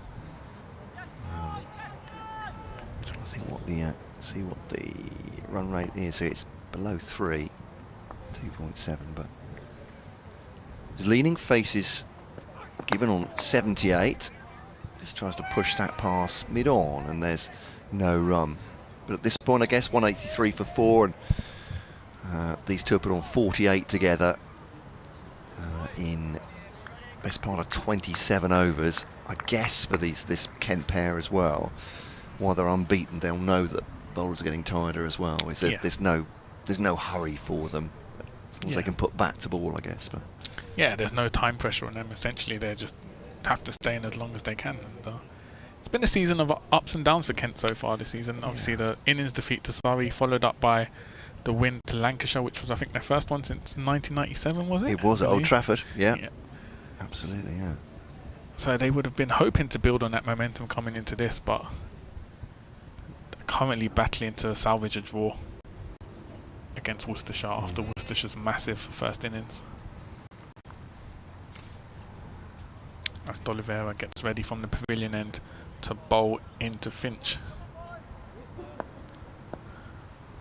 And he takes a stride in and just gently put it by Finch onto the offside. No run taken. As D'Oliveira comes in once again into Finch and driven and just picked up at cover, and a quick run scampered. They take the run there.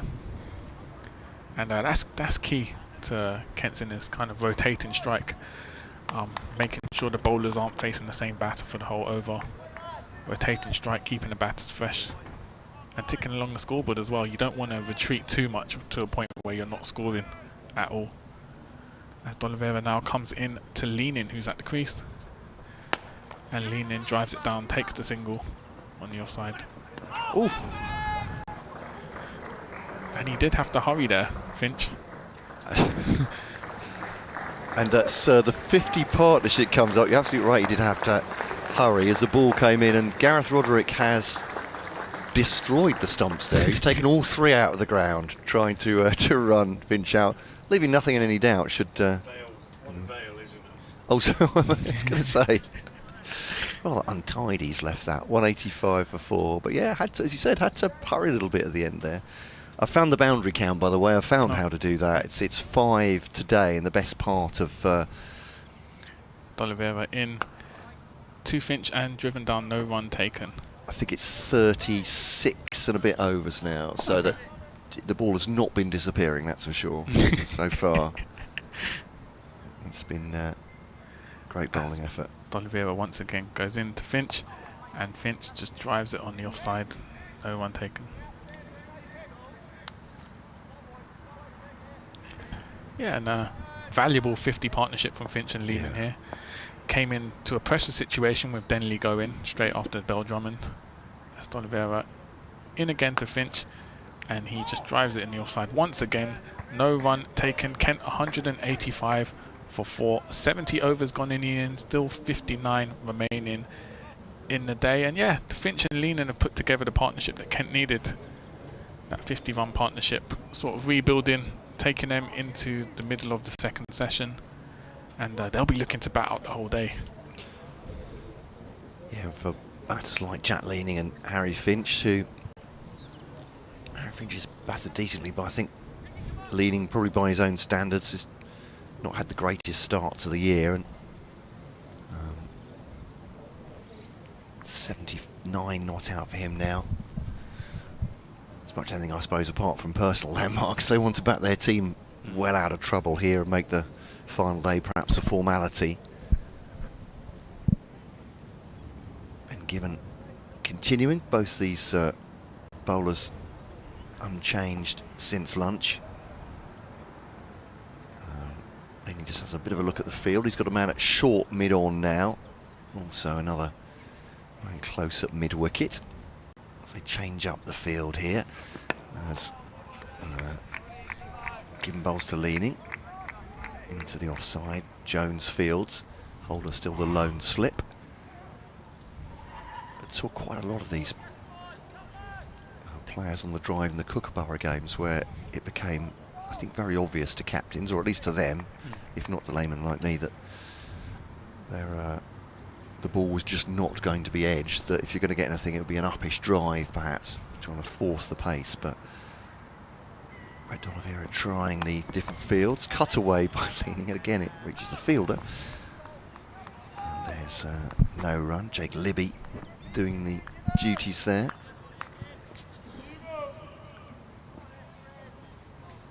Yeah, it's like slightly strange first month to county cricket in April. The ideological debate over the Kookaburra and the Dukes sort of overshadowed most of the proceedings. It's I think that's Gibbon round the wicket now. Left arm. That's a good shot by Leaning. Not quite the flamingo shot, but I think the back foot coming up slightly in the air as he's driven that into the onside. Leach Fields. They come back for 2. I understand, obviously, people saying, well, it was just a batting parade, basically, the Kookaburra ball. But I wonder what people have said if they were using the Duke's ball and it would have been 150 plays, 120 plays, 100. And it's just finding that balance, isn't it? I guess for the governing body. So it's, not a great fan of matches that end 700 against 600, particularly. But it's right the pad. It's gone down the leg side. If this is a leg by, I suppose the direction of the ball, as Frank was saying, it's very difficult for a left arm around the wicket coming wide to get the angle for an LBW, and the way it deflected out the leg side certainly gives the idea that that was going down anyway. It is a leg by, 188 for 4. Yeah, you felt it was an optimistic appeal from the Worcestershire players. But yeah, that balance is difficult to strike. I suppose from an entertainment point of view, certainly for cricket fans, those low-scoring contests better than 600 plays 500 or whatever. But as Finch defends this one, I guess the counter-argument presented by Rob Key was that it's better preparation for the Ashes next year in Australia. So it's bowlers have to work harder. Yeah.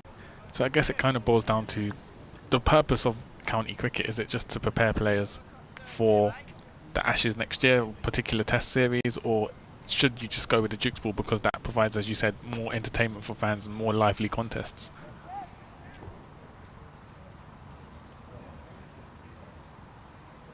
That's Gibbon round the wicket once more. To Finch, drops it in short. Finch thinks about going for it and then thinks better of it. Drops the hands, it goes through, and I think that's hit Gareth Roderick. Maybe a little bit of wobble after it's left the pitch, but he's got body in the way, like a good goalkeeper really. He's made himself big and it's hit him. It is indeed the end of the over. I think I'm due to come out of the rotation now, and Frank is going to replace me with Santoki Nagalendran from the Caribbean Cricket Podcast with Kent. 188 for 4. Still 430 needed to make Worcestershire bat again, should it come to that. And looks like D'Oliveira's going to carry on with his leg spin from the pavilion end. Worcestershire looking to get that big breakthrough. Leaning and Finch have been resilient. Kemp 188 for 4. Still 58 overs remaining in the day, so a large part of the day still to come. And D'Oliveira just setting the field as he runs in. And we're joined once again by Frank Watson. Frank, how are you? I'm good, thank you very much. Had a D'Oliveira sleepy little sojourn next door. just driven by Leaning on the offside. Takes a single. We've had a reply to about the 5 towns. Brilliant, yeah, of course. So Stoke-on-Trent is actually one of them, right? And Tunstall was the other one I'd forgotten. Tunstall, yeah. D'Oliveira into Harry Finch and just blocked by Finch. No run taken. If you're wondering what that's all about, we were talking about Alan Richardson went for a walk around the boundary with Tom Taylor this morning, and I said they're both from Stoke, and then we started talking about the 5 towns that make up Stoke-on-Trent. Oliveira into Finch, driven by Finch, down to extra cover, no run taken. And I couldn't remember them all, so we asked for somebody to tell us, and somebody's just got in touch. So there we are. Nice. Hanley, Longton, Tunstall, Burslem and Stoke-on-Trent. The 5 towns of the Potteries, really. D'Oliveira in once again to Harry Finch, and just driven down leg side, takes the single. Are they going to go for 2? No. Gets the single, ball thrown back to D'Oliveira. Good half stop by Libby at mid-wicket there, diving to his right. The energy's still there at the moment for Worcestershire, the noise, but I think as the afternoon goes on, if they don't pick up a wicket, It's going to be hard to maintain. It's going to be hard to maintain, yeah. De Oliveira in to lean in once again, and driven down to extra cover by lean in. No run taken. I can report there were no goals at Carrow Road between Norwich City and Leeds United. Don't think it was a thriller, so it comes down to a one-game shootout at Elland Road. De Oliveira into lean in once again, steps back, drives it down to cover, and no run taken. Over finishes Kent 190 for 4. Lean in and Finch still at the crease. And if you don't know anything about the Championship playoffs and you're a betting man, well, take it from me, Norwich aren't very good away from home, so if you want to put a bet on, I'd bet on Leeds. And I'm not just saying that because I'm a pessimist, I'm saying it because I think away from home Norwich have been ultra cautious really for most of the year, and their best chance in this playoffs semi-final was to get ahead in the first leg, but goalless at Carrow Road today. And the other one this afternoon between West Brom and Southampton kicks off in quite a short time, I think about 15 minutes. Quite a few West Brom fans amongst those that follow Worcestershire, so there might be a few Baggies fans listening. Got a change in the bowling at the Nackington Road end. Matthew Waite, who's the one bowler who has been successful today, is coming back into the attack. He didn't bowl at that end. He bowled at this pavilion end this morning, picked up the 2 wickets to fall. Beldrummond for 67 and Denley without scoring in a really good spell of 2 for 9 from 6 overs this morning. So perhaps a little bit of hope for Worcestershire with this bowling change. Ben Gibbon bowled pretty well though, I thought, in that spell either side of lunch. Here's Waite.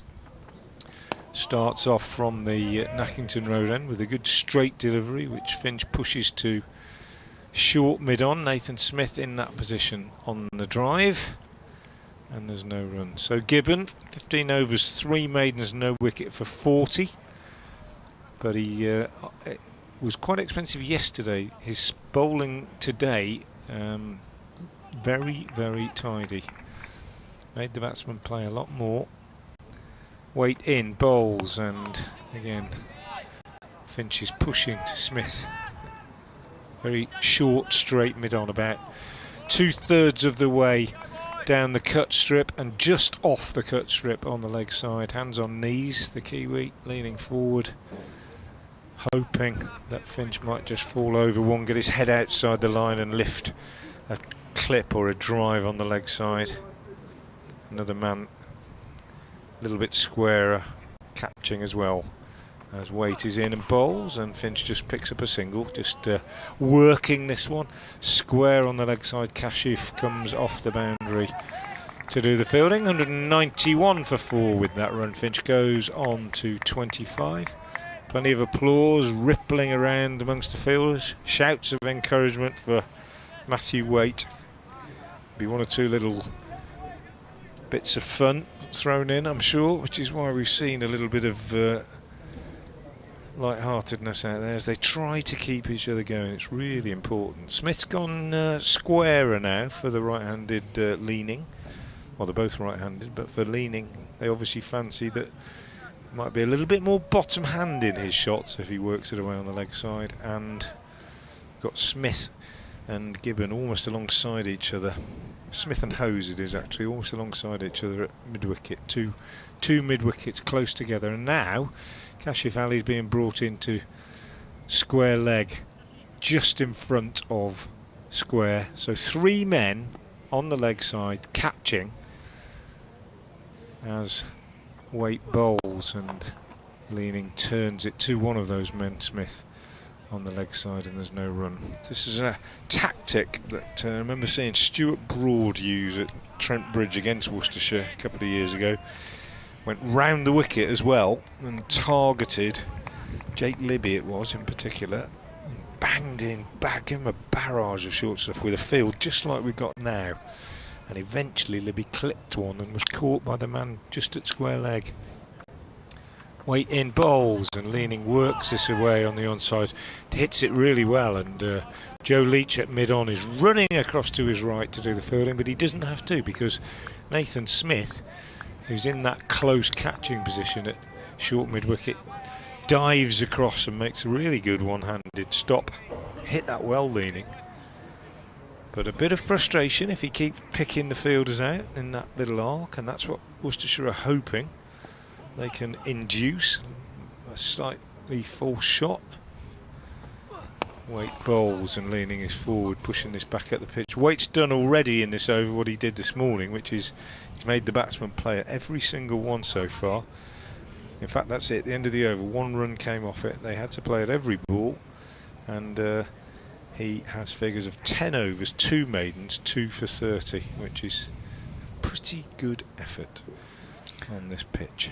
Yeah, I'd say all round today's been a good bowling performance from Worcestershire. It's just with the pitch as it is, there's only so much you can get from it. It's whether they can keep up this consistency. Inevitably, at some point, frustration will kick in if they fail to get a wicket in the next hour or so or before tea. Yep, absolutely. Brett D'Oliveira will continue from the pavilion end, rolling away with his gentle leg spin, hoping for a mistake. As D'Oliveira gets ready to go in. Finch on strike. D'Oliveira, Finch comes out, drives it down to cover, no run taken. And I was just saying, D'Oliveira's not been able to kind of get much out of the pitch so far, but it's very tough for a leg spinner, I think, at this point. He's not a big spinner of the ball anyway, really. D'Oliveira in once again to Finch, and ball driven straight back at him. I mean, he does spin it, and he will turn it on a turning pitch, but he's not the sort of leg spinner that's going to turn it on a flat one, really. D'Oliveira in once again, driven down to short leg by Finch. And do you think they'll try Kashif Ali at some point? I think it depends how long they go without a wicket. D'Oliveira in to Finch, driven for the single down to deep point. I mean, new ball's due in half a dozen overs after this, isn't it? So they might give it a go with Joe Leach and Nathan Smith with the new ball. Patience, absolutely vital. D'Oliveira in once again to lean in on strike, drives forward straight to mid off, no run taken.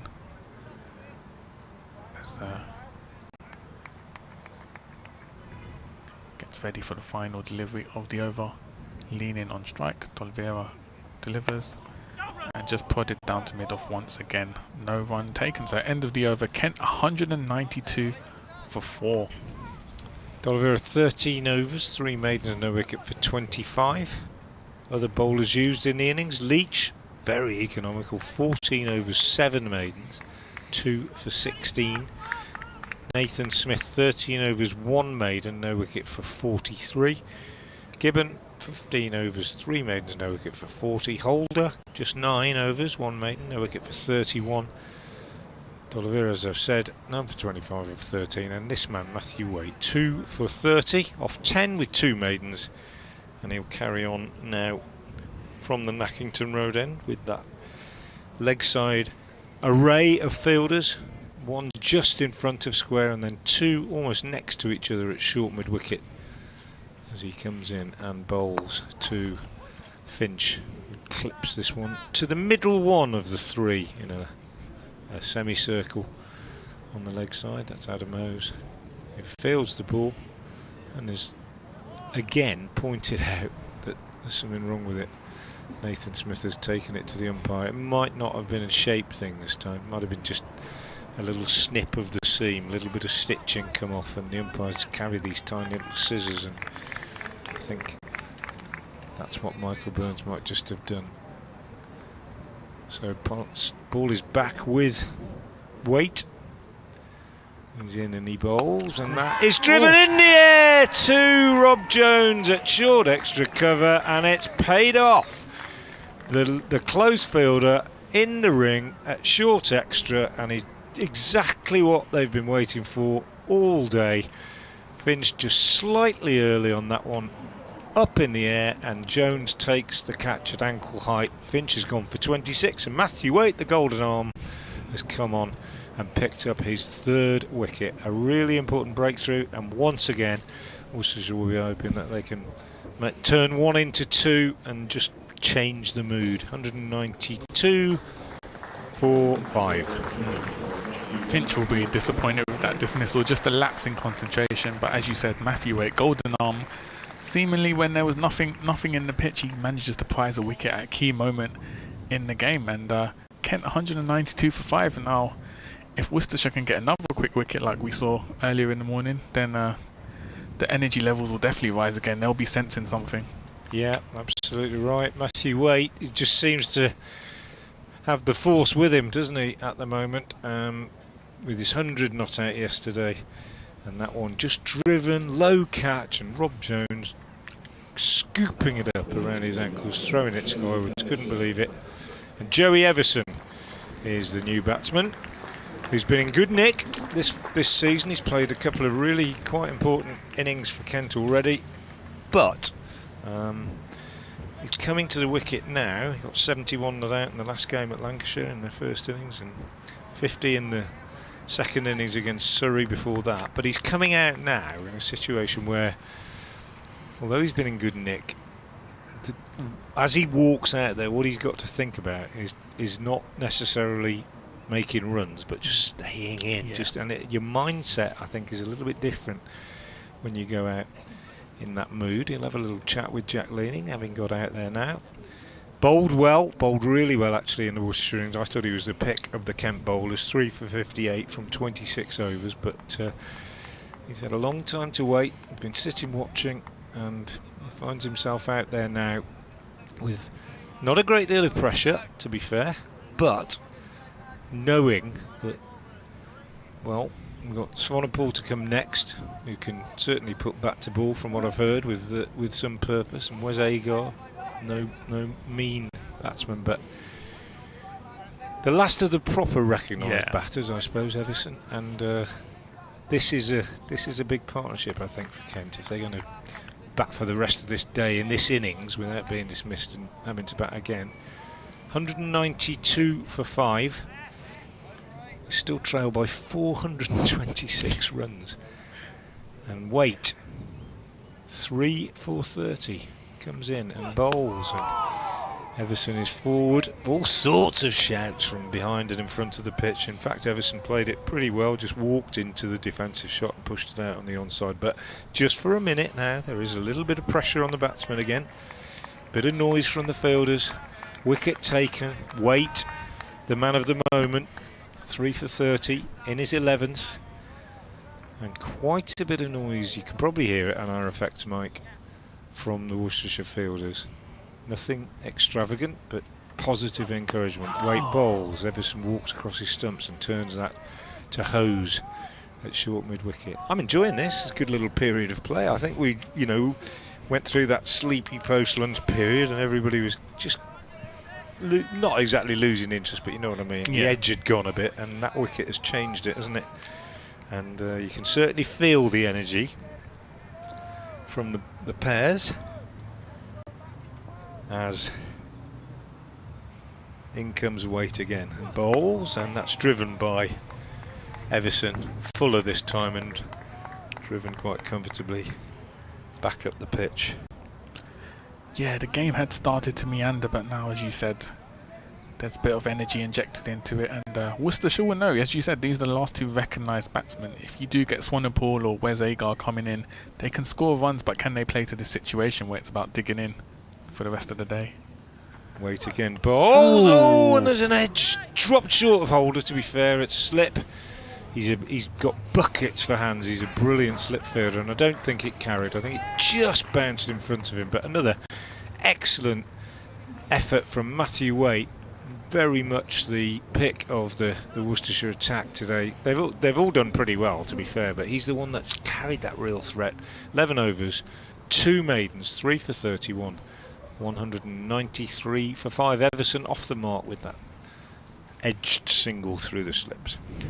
Yeah, and I think that edge will give Worcestershire hope that they can Waite can get something else when he comes back on in the next over. For now, it's D'Oliveira coming back with some leg spin.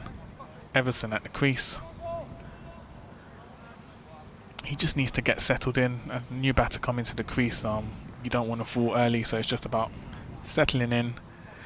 finding your rhythm and digging in as D'Oliveira gets ready to deliver from the pavilion end.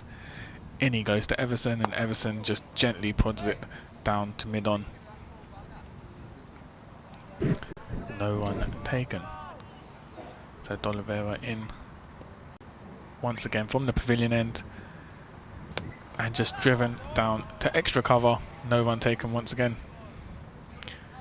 And yeah, Matthew Waite, it just seemed to be unlocking things for Worcestershire today. Managed to get 3 wickets when it seemed the pitch was lifeless. So D'Oliveira in again to Everson and just driven down to mid-off.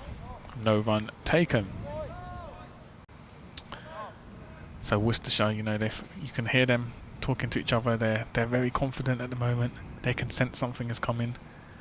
D'Oliveira in to Everson again and just driven down to extra cover.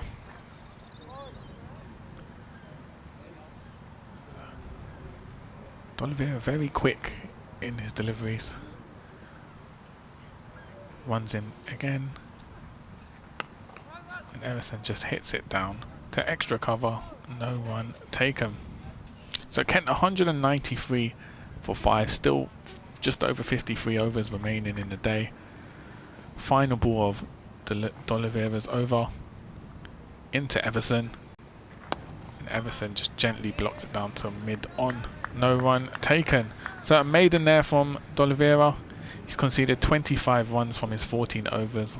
1.8 economy. So very frugal from D'Oliveira, not giving much away. And it's going to be Matthew Waite now bowling from the Nackerton Road end. Yeah, I think Worcestershire now they will be quite happy for Leading to get a single and have Waite bowl at a new batsman. I think that's what they would really like.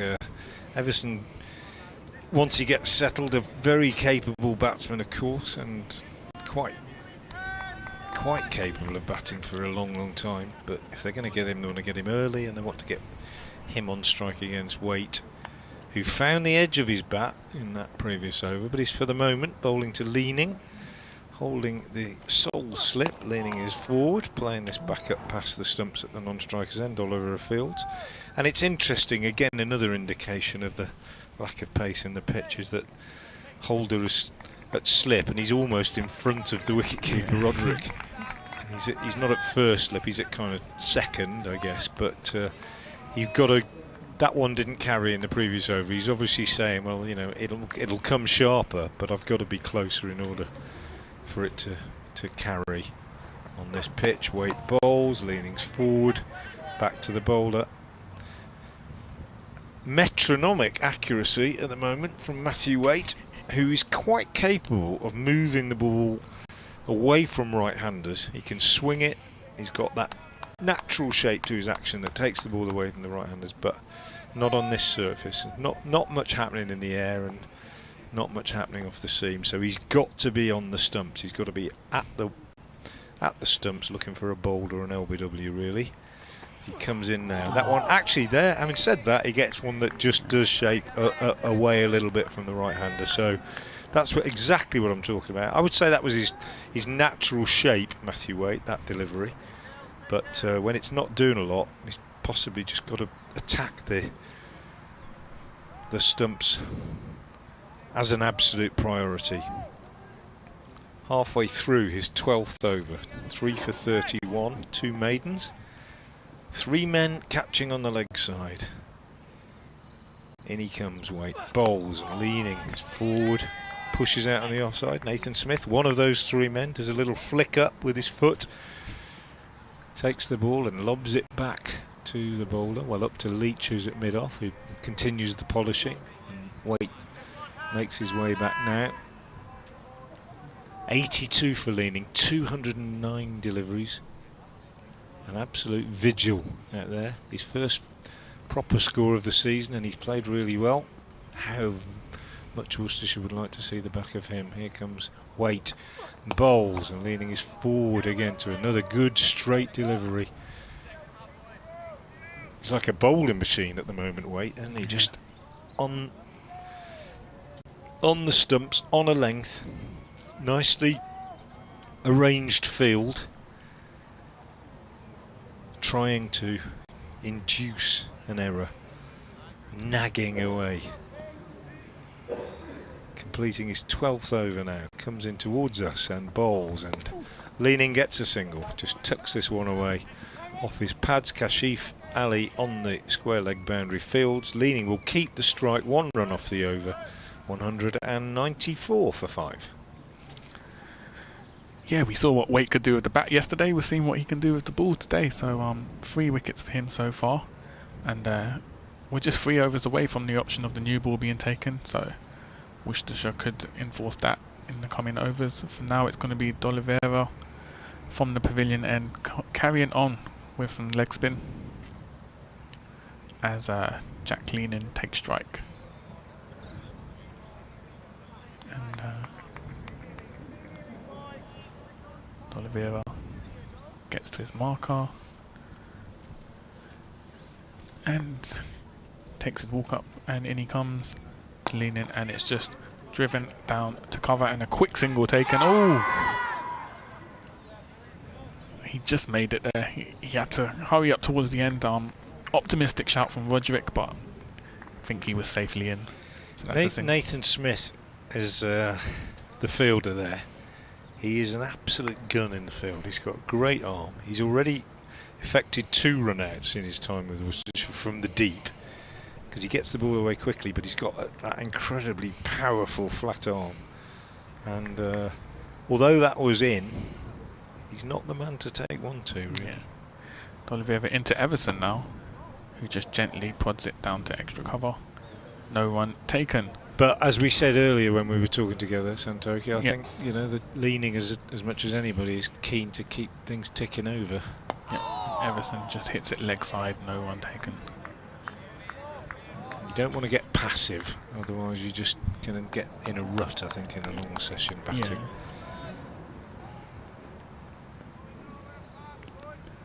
D'Oliveira into Everson once again. Everson hits it straight back down to him. And yeah, as you said, you don't want to retreat. You still want to be ticking along. Yeah, definitely. At the same time, you don't want to get run out, which almost happened there. That would just be criminal, wouldn't it?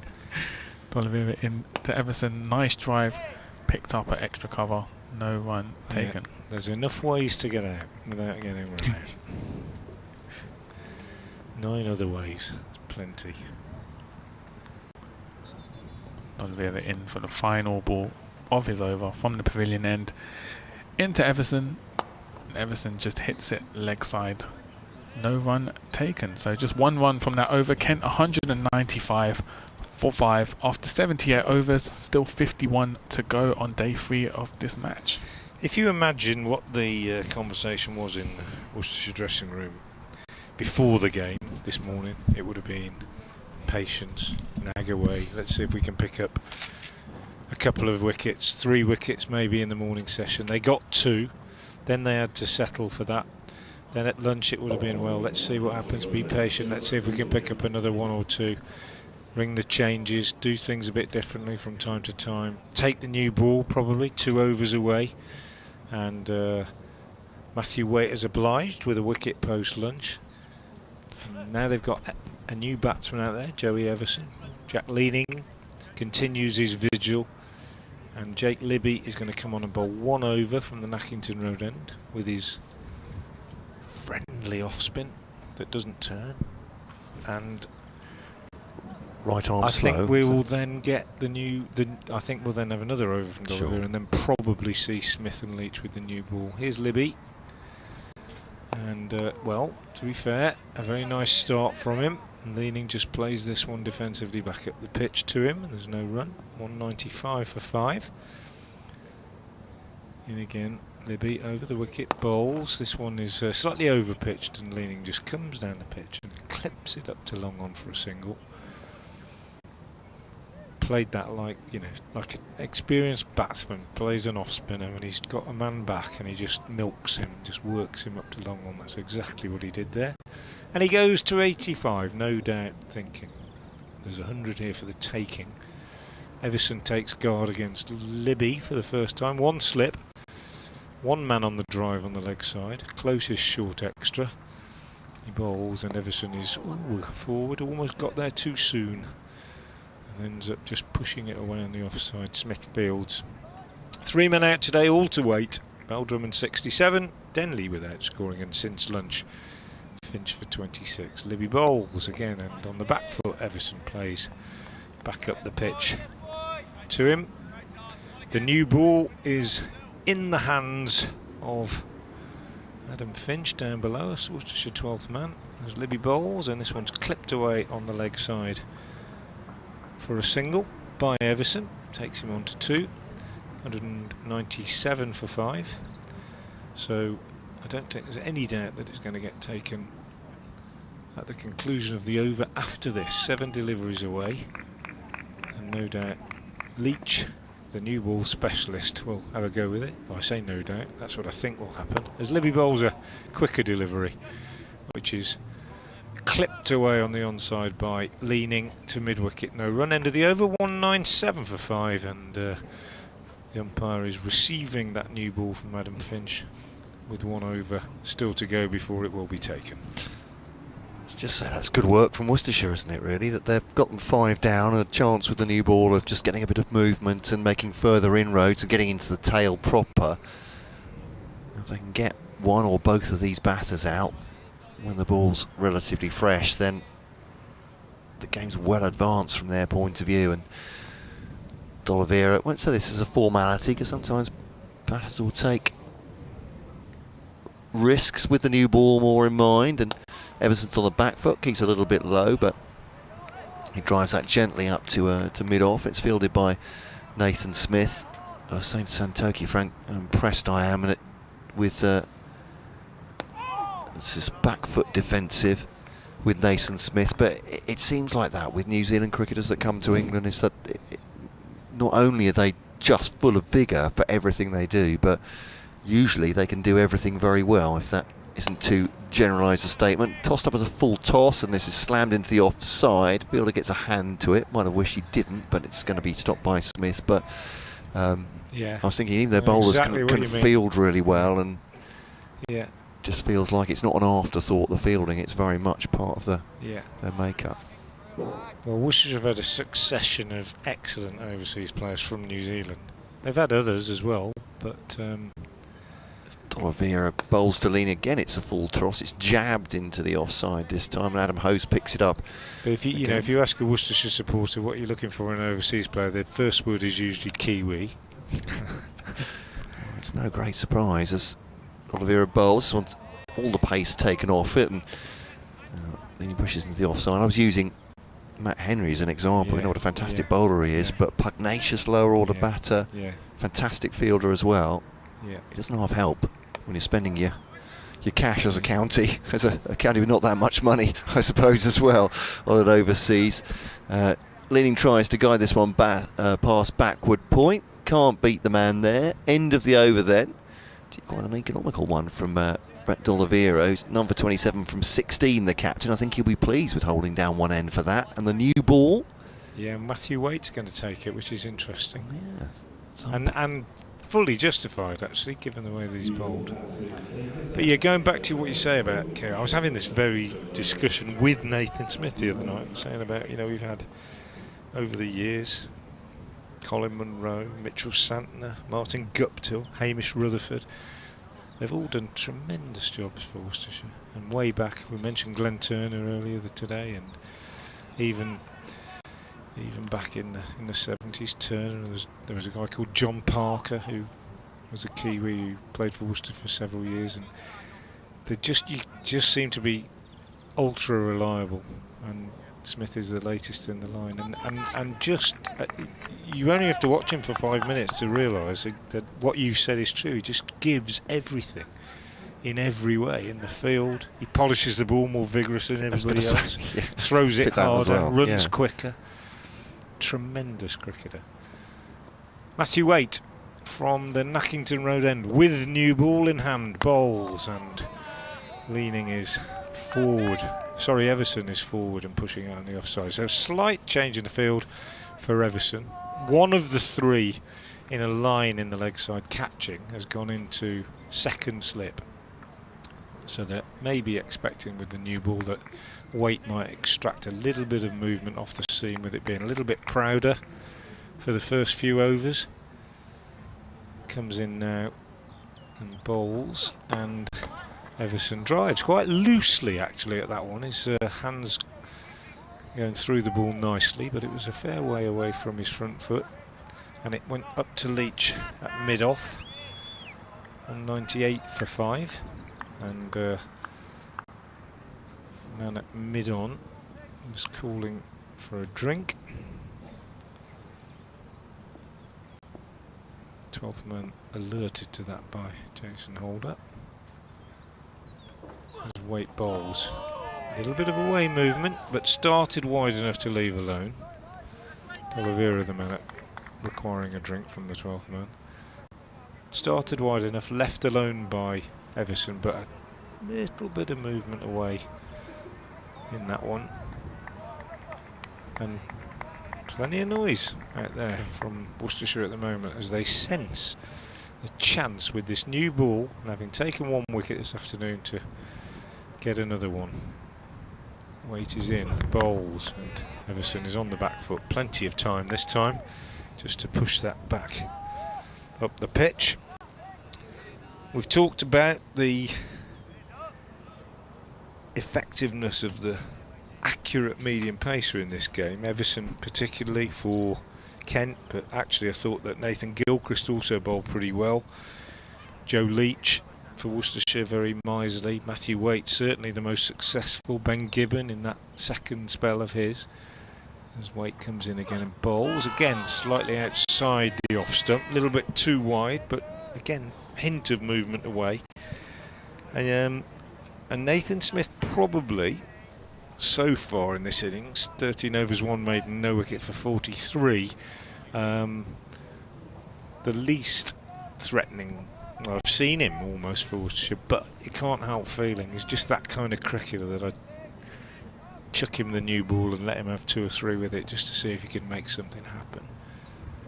Waite in, bowls, and forward comes Everson, drives up to mid-off. Leach fields.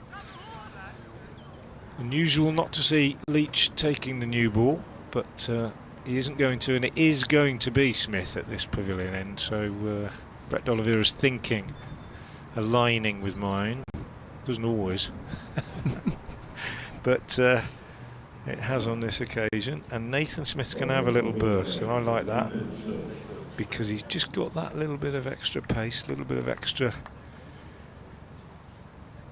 aggression, shall we say, which might just produce something. And if it doesn't, well, nothing ventured, nothing gained. They've got 500 runs to play with, or whatever it is. So. Only 420 now, Frank. Sorry, yeah, I'm getting carried away. It's getting towards crunch time. You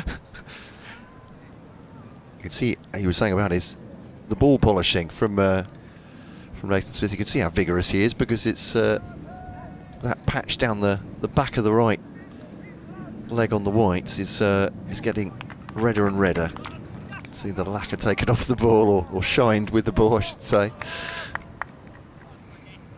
He'll bowl now to Jack Leaning, who's on 85.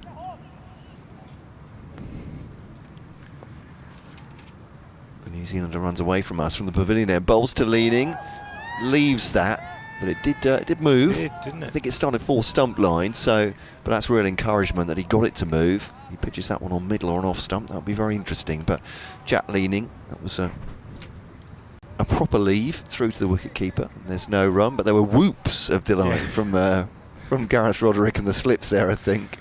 They saw that one move. But, yeah, really generating that noise. Have been from the word go. You know, I'm one of those old-fashioned people that I don't like too much noise. It can be really quite irritating, can't it? I think this is just generated excitement all the way through the day, though. It's Smith to Leaning, and it's certainly in league cricket, you know, until a few years ago I was involved and I was coaching. I sometimes used to just drive me mad, really, the stupid amount of noise that some team. And I used to say, you know, they don't do this at professional level. I don't know where you're getting this idea from, but they don't do it at professional level.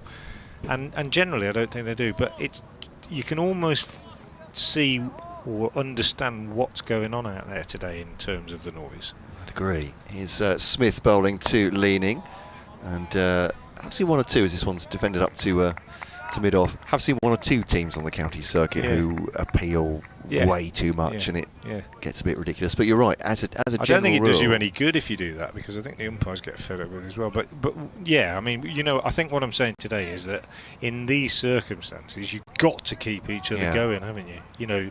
It would be a conscious effort. You've got to keep people going, because otherwise it can get really, really dull. I would say absolutely. The noise that Worcestershire are making is commensurate with their position in this game. And Smith to Leaning, it's almost like a sort of vaguely audible commentary in the background below our commentary as to what's going on. But kind of appropriate. I hope people don't think I'm being just ridiculously biased in saying that. I think if I were coaching this team, this is exactly what I would want to hear and see from them. The high fives, the pats on the back, and the keeping each other going. And you've got to do it when circumstances are like this. 198 for 5. Great position for Worcestershire, considering what could have been and how well they batted, how long they batted for. Left by Leaning outside the off stump through to the wicket keeper. He's not entertaining that one. I quite enjoyed whatever joke they were having with Jack Leach. I don't know if you were in the commentary box at the time. I didn't see. Exactly no idea what was going on, but as I said, it wasn't. It didn't sound ridiculous tomfoolery. It just sounded like a private joke between the team, and they're just trying to enjoy themselves, which is, as you say. I know they have little nicknames, and Joe's told me in the past that he's been laughing so much, he's been running up, he's hardly been able to bowl sometimes. Here's Smith too.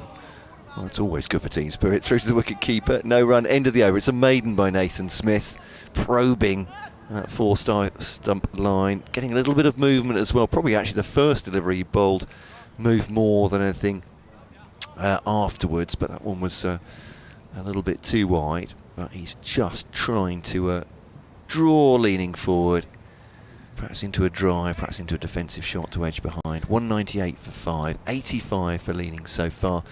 3 for Joey Everson. He's played a couple of really important knocks for Kent already this season. Good developing all-rounder Everson, I think. Really good cricketer. Matthew Waite trying to dismiss him, comes in now and bowls, and Everson is missing this one down the leg side. One more thing about this business of noise and jokes and so on, and again I'll try to choose my words really carefully, but when you've had an appalling thing like what has happened to Worcester in the last couple of weeks, you have to kind of work out when it's appropriate again to be light-hearted, and I mean that. It's kind of difficult, really.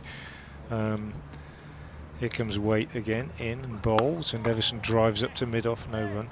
And, Josh Baker's parents are here for this game, and they got together with the lads last night, and there's a certain amount of chat, and it was all quite light-hearted, and it was a very important process, I think, for both sides.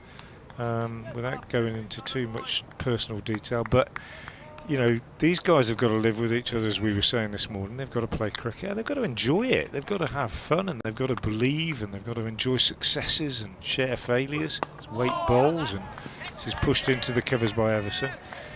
And without knowing it, without planning it, there's going to be a day where they start to have fun again and have a laugh like they did before, and you've just got, it's kind of an organic process that has to be allowed to happen, and I think we're watching it develop in front of our very eyes, really. And well, if they could get a winning result, it would be incredible, but just the fact that they're competing out there is just very good for them as a group, I feel. As Waite doesn't let go of the ball. He does that sometimes, Matthew Waite. He gets into his delivery stride and something, maybe he slips, or his landing foot slips, or he just feels wrong and he doesn't let go of the ball. He sort of runs through and goes back again to his mark. 198 for 5. Now there's a slight pause, and now he comes in again. 2 slips, crouching down as he bowls outside the off stump, and that's a beautiful shot. That is a really top shot from Joey Everson. brings up the Kent 200 in smashing style. It was wide and a little bit short, and he just leaned into it and whacked it on the up with a straight bat through the covers, and it raced up that hill. I haven't seen many balls go over the rope quicker than that. A few yesterday, maybe when Waite and Holder were going, but that was as dismissive a shot as we've probably seen in this entire innings. And it's Joey Everson's first boundary. He's faced 31 balls. He's on 7. That was a good shot from him. Waite again in, bowls straighter, but it's another good shot driven by Everson up to mid-on where D'Oliveira fields. Feels like there are indications from him this season. It's 50s. I mean, it's early in the season, but he's got 50s in 3 consecutive matches. I think there are signs certainly that Joey Everson may end up batting. Wants a good deal higher than 7 because he wants to bowl as well. But 6 or 5 or 6. Yeah, you could see that. I think. Yeah, well, he's a player that Worcestershire were very interested in trying to sign when he left Notts and came to Kent. Waite bowls and he edges this along the ground. Well, it's bounced in front of Holder again. It's gone for 4 between first slip and the keeper. Good bowling from Waite, unlucky, genuine edge, and he looked back as he'd edged it with the horror of a batsman who looks back expecting to be caught at slip, but it went down off the bat, and I don't think it was a chance. Bounced in front of Holder, who's standing really close at first slip, and down to third man for 4. So he goes to 11, bit of fortune for him, 206 for 5, but I agree with you. And I was saying the other day to Ben that Joey Everson is probably not going to be an international cricketer.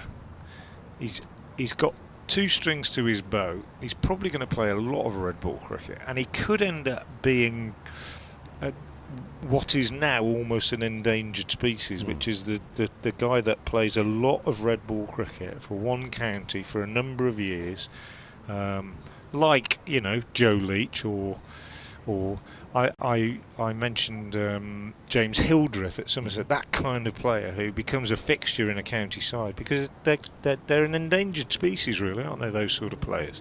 But just now and again you see one, and I think Joey Everson could be that. He's a good batsman, and he's a very, very good 5th seamer, I think, or 4th seamer. So could have a really good career if he stays fit. 206 for 5 as Smith bowls. Oh, it's a delicious delivery. Outside the off stump, kept a little bit low and had really leaning feeling for that one. He's miming, I think, to his batting partner Joey Everson. That's done a bit off the pitch as well, but it's also kept low through to the wicket keeper, and he survives. Jack leaning there as his batting partner did just right at the end of that previous over, edging just low in between the two, between the wicket keeper and slip. Smith once again 2 leading, 3 slips in behind him, and he'll just defend that one into the offside, and there's no run. Leaning's not he was in and out of that Yorkshire side. He's not got that many first-class centuries to his name. I'm not talking him out here. He's 15 away, so he's still got some work to do. But keep going. His last one was the end of 2022, so not last season. So he will be nervous. Yeah, be well I think aware so. of that. 206 for 5.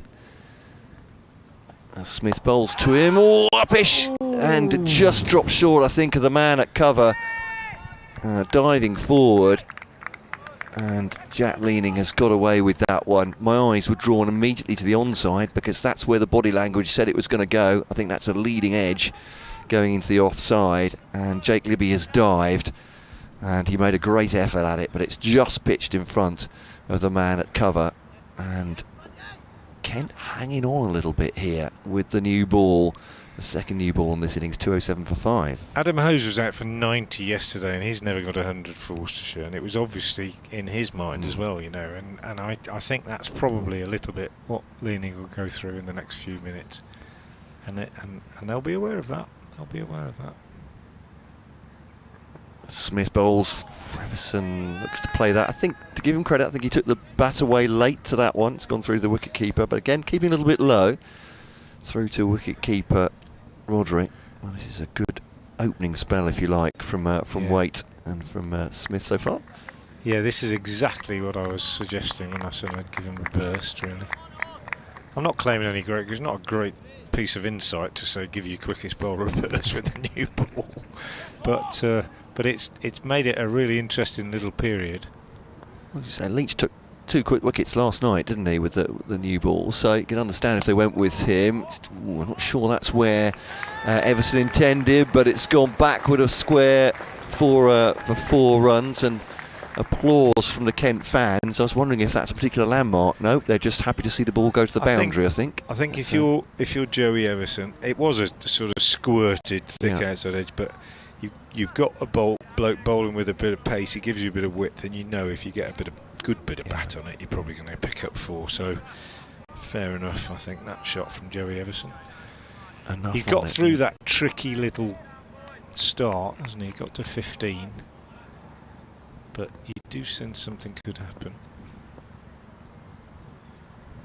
Let's see Smith then to Everson. Reaches for that one a little bit outside the off stump. He's looking to cut that one away. The way just bending his knees, he was just to go straight to point. And there is no run at the end of the over. Whatever happens to Joey Everson in the rest of this innings, and I realised that as I was talking him out and saying how great he was, he then edged low towards the slips at the end of that over. But what makes me think he could bat higher is he's not an all-rounder that just needs to biff the ball by any stretch of the imagination. He does look, he's got a technique he's organised, exactly. He's absolutely prepared to go into his shell and tough things out, it looks like. But 211 for 5, need I say, he'll probably have to do that right here if Kent are going to survive in this first innings much longer. 211 for 5. Well, Joe Leach is coming on, and he is the new ball go-to man, really, usually for Worcestershire. So I didn't think it'd be too long. It made sense to give Waite another go, having picked up that wicket.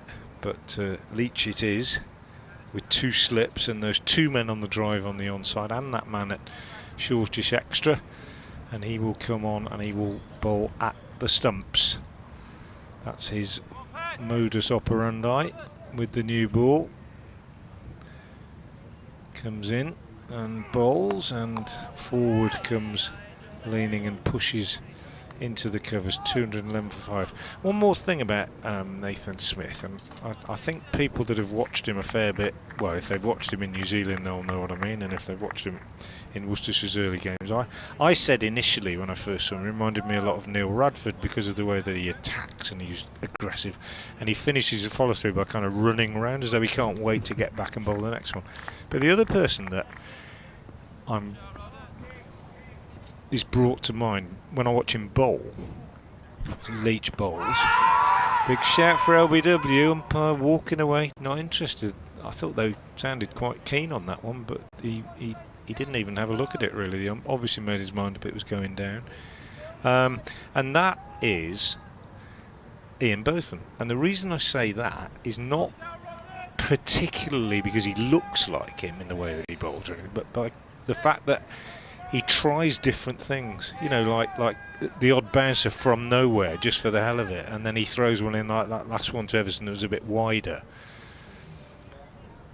Leach in, bowls, forward comes leaning, there's no run, and he's always, what I mean is kind of trying to make something happen all the time, not nagging, not just nagging and trying to get people like that, but always looking to try and make something happen, to effect something, and I love that in a bowler. I don't think you want every bowler in your team to be like that. There is a place for the nagging Joe Leach or Matthew Waite or Joey Everson, but an attacking bowler is how I would bet. And people often used to say, both of them would get wickets with bad balls, wouldn't they? Or he just made things happen, and I think he's that kind of cricketer.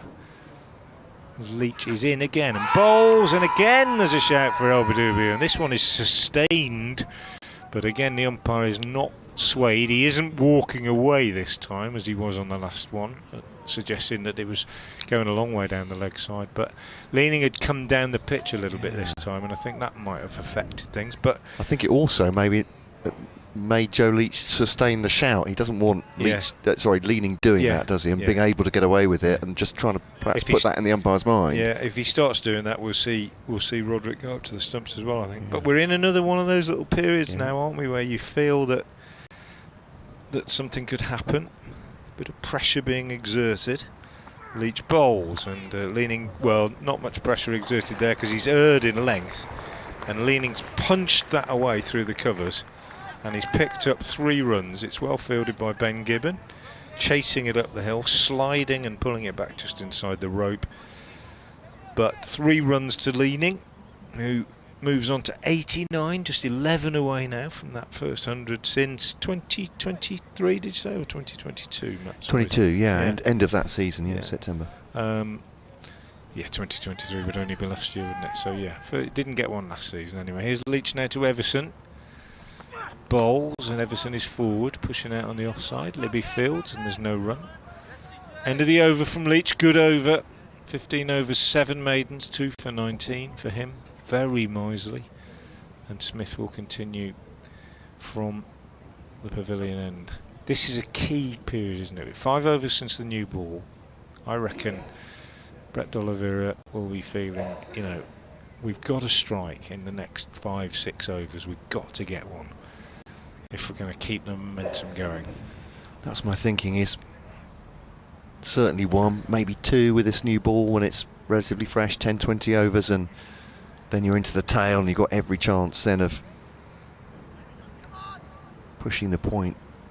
Smith, I'm supposed to be the Kent commentator as well. I'll be people at home going, what is he talking about? Yeah. It's Smith talking to, rather bowling to Leaning, not for the first time either, through to the offside. They'll take a single. Leaning goes on to 90. It's 2:15 for 5. Let's take a quick look at the county scoreboard elsewhere. Durham 311 for 5 at Southampton, trailing 192 runs. Hampshire made 503 all out in their first innings. Bellingham has 120 odd there for Durham. Great last season, great in the top division it turns out as well. Seep Hamid has made his maiden double 100, as Nottinghamshire go on to 465 for 9. Big lead over Lancashire now from Everson, just trying to nudge that one into the offsides, kept it down well in the end, had to drop the hands on it, forward a square, there's no run. Surrey against Warwickshire, Jamie Smith looks like a pretty devastating century there for Surrey, 464 all out. Warwickshire 86 for 2, they're still 35 behind there. Warwickshire batting in their second innings. Not quite in the situation that Sussex are though. It's all gone wrong for them today at Cardiff against Glamorgan. Smith bowls to Everson. Head of the ball, defends that. Glamorgan eventually out for 411. Sussex have recovered a little bit, but that's just to 172 for 8 now. They're only 39 ahead at Cardiff with 2 wickets remaining, and the other game in Division 2. Gloucestershire have declared now 319 for 5. Northants need to bat out the rest of the game because they ostensibly now require 552 at 6 for none. So Gloucestershire going for victory there with plenty of time left at Wantage Road. Here, plenty of time in this game as well. Kent 215 for 5. Worcestershire trying to pry out some wickets this afternoon to put themselves absolutely in the driving seat. This next one's driven up to mid-on. Joe Leach fields, and there is no run. And it's Kent's task, as we were saying, Worcestershire to try and get 1, if not 2, with this new ball while it's fresh. But Kent to try and see this off, trying to bat the danger out of day 3 of this county championship match. BBC Radio Kent, BBC Hereford and Worcestershire. Matt Cole and Frank Watson with you at the moment. Santoki Nagalendran with us as well. Oh, it's thickish outside edge. Has that gone straight into the ground? Into the ground, yeah. Actually, it's off the toe as Joey Everson just checks his bat is still in one piece. Yeah, I'll do one more over after this, and then Santoki come back in, and you can take it through to tea then, guys, I think, because we've got, what have we got? We've got 10 overs after this. 11 overs after this, is it? Till tea, I think. Yeah, 11 after this, I think.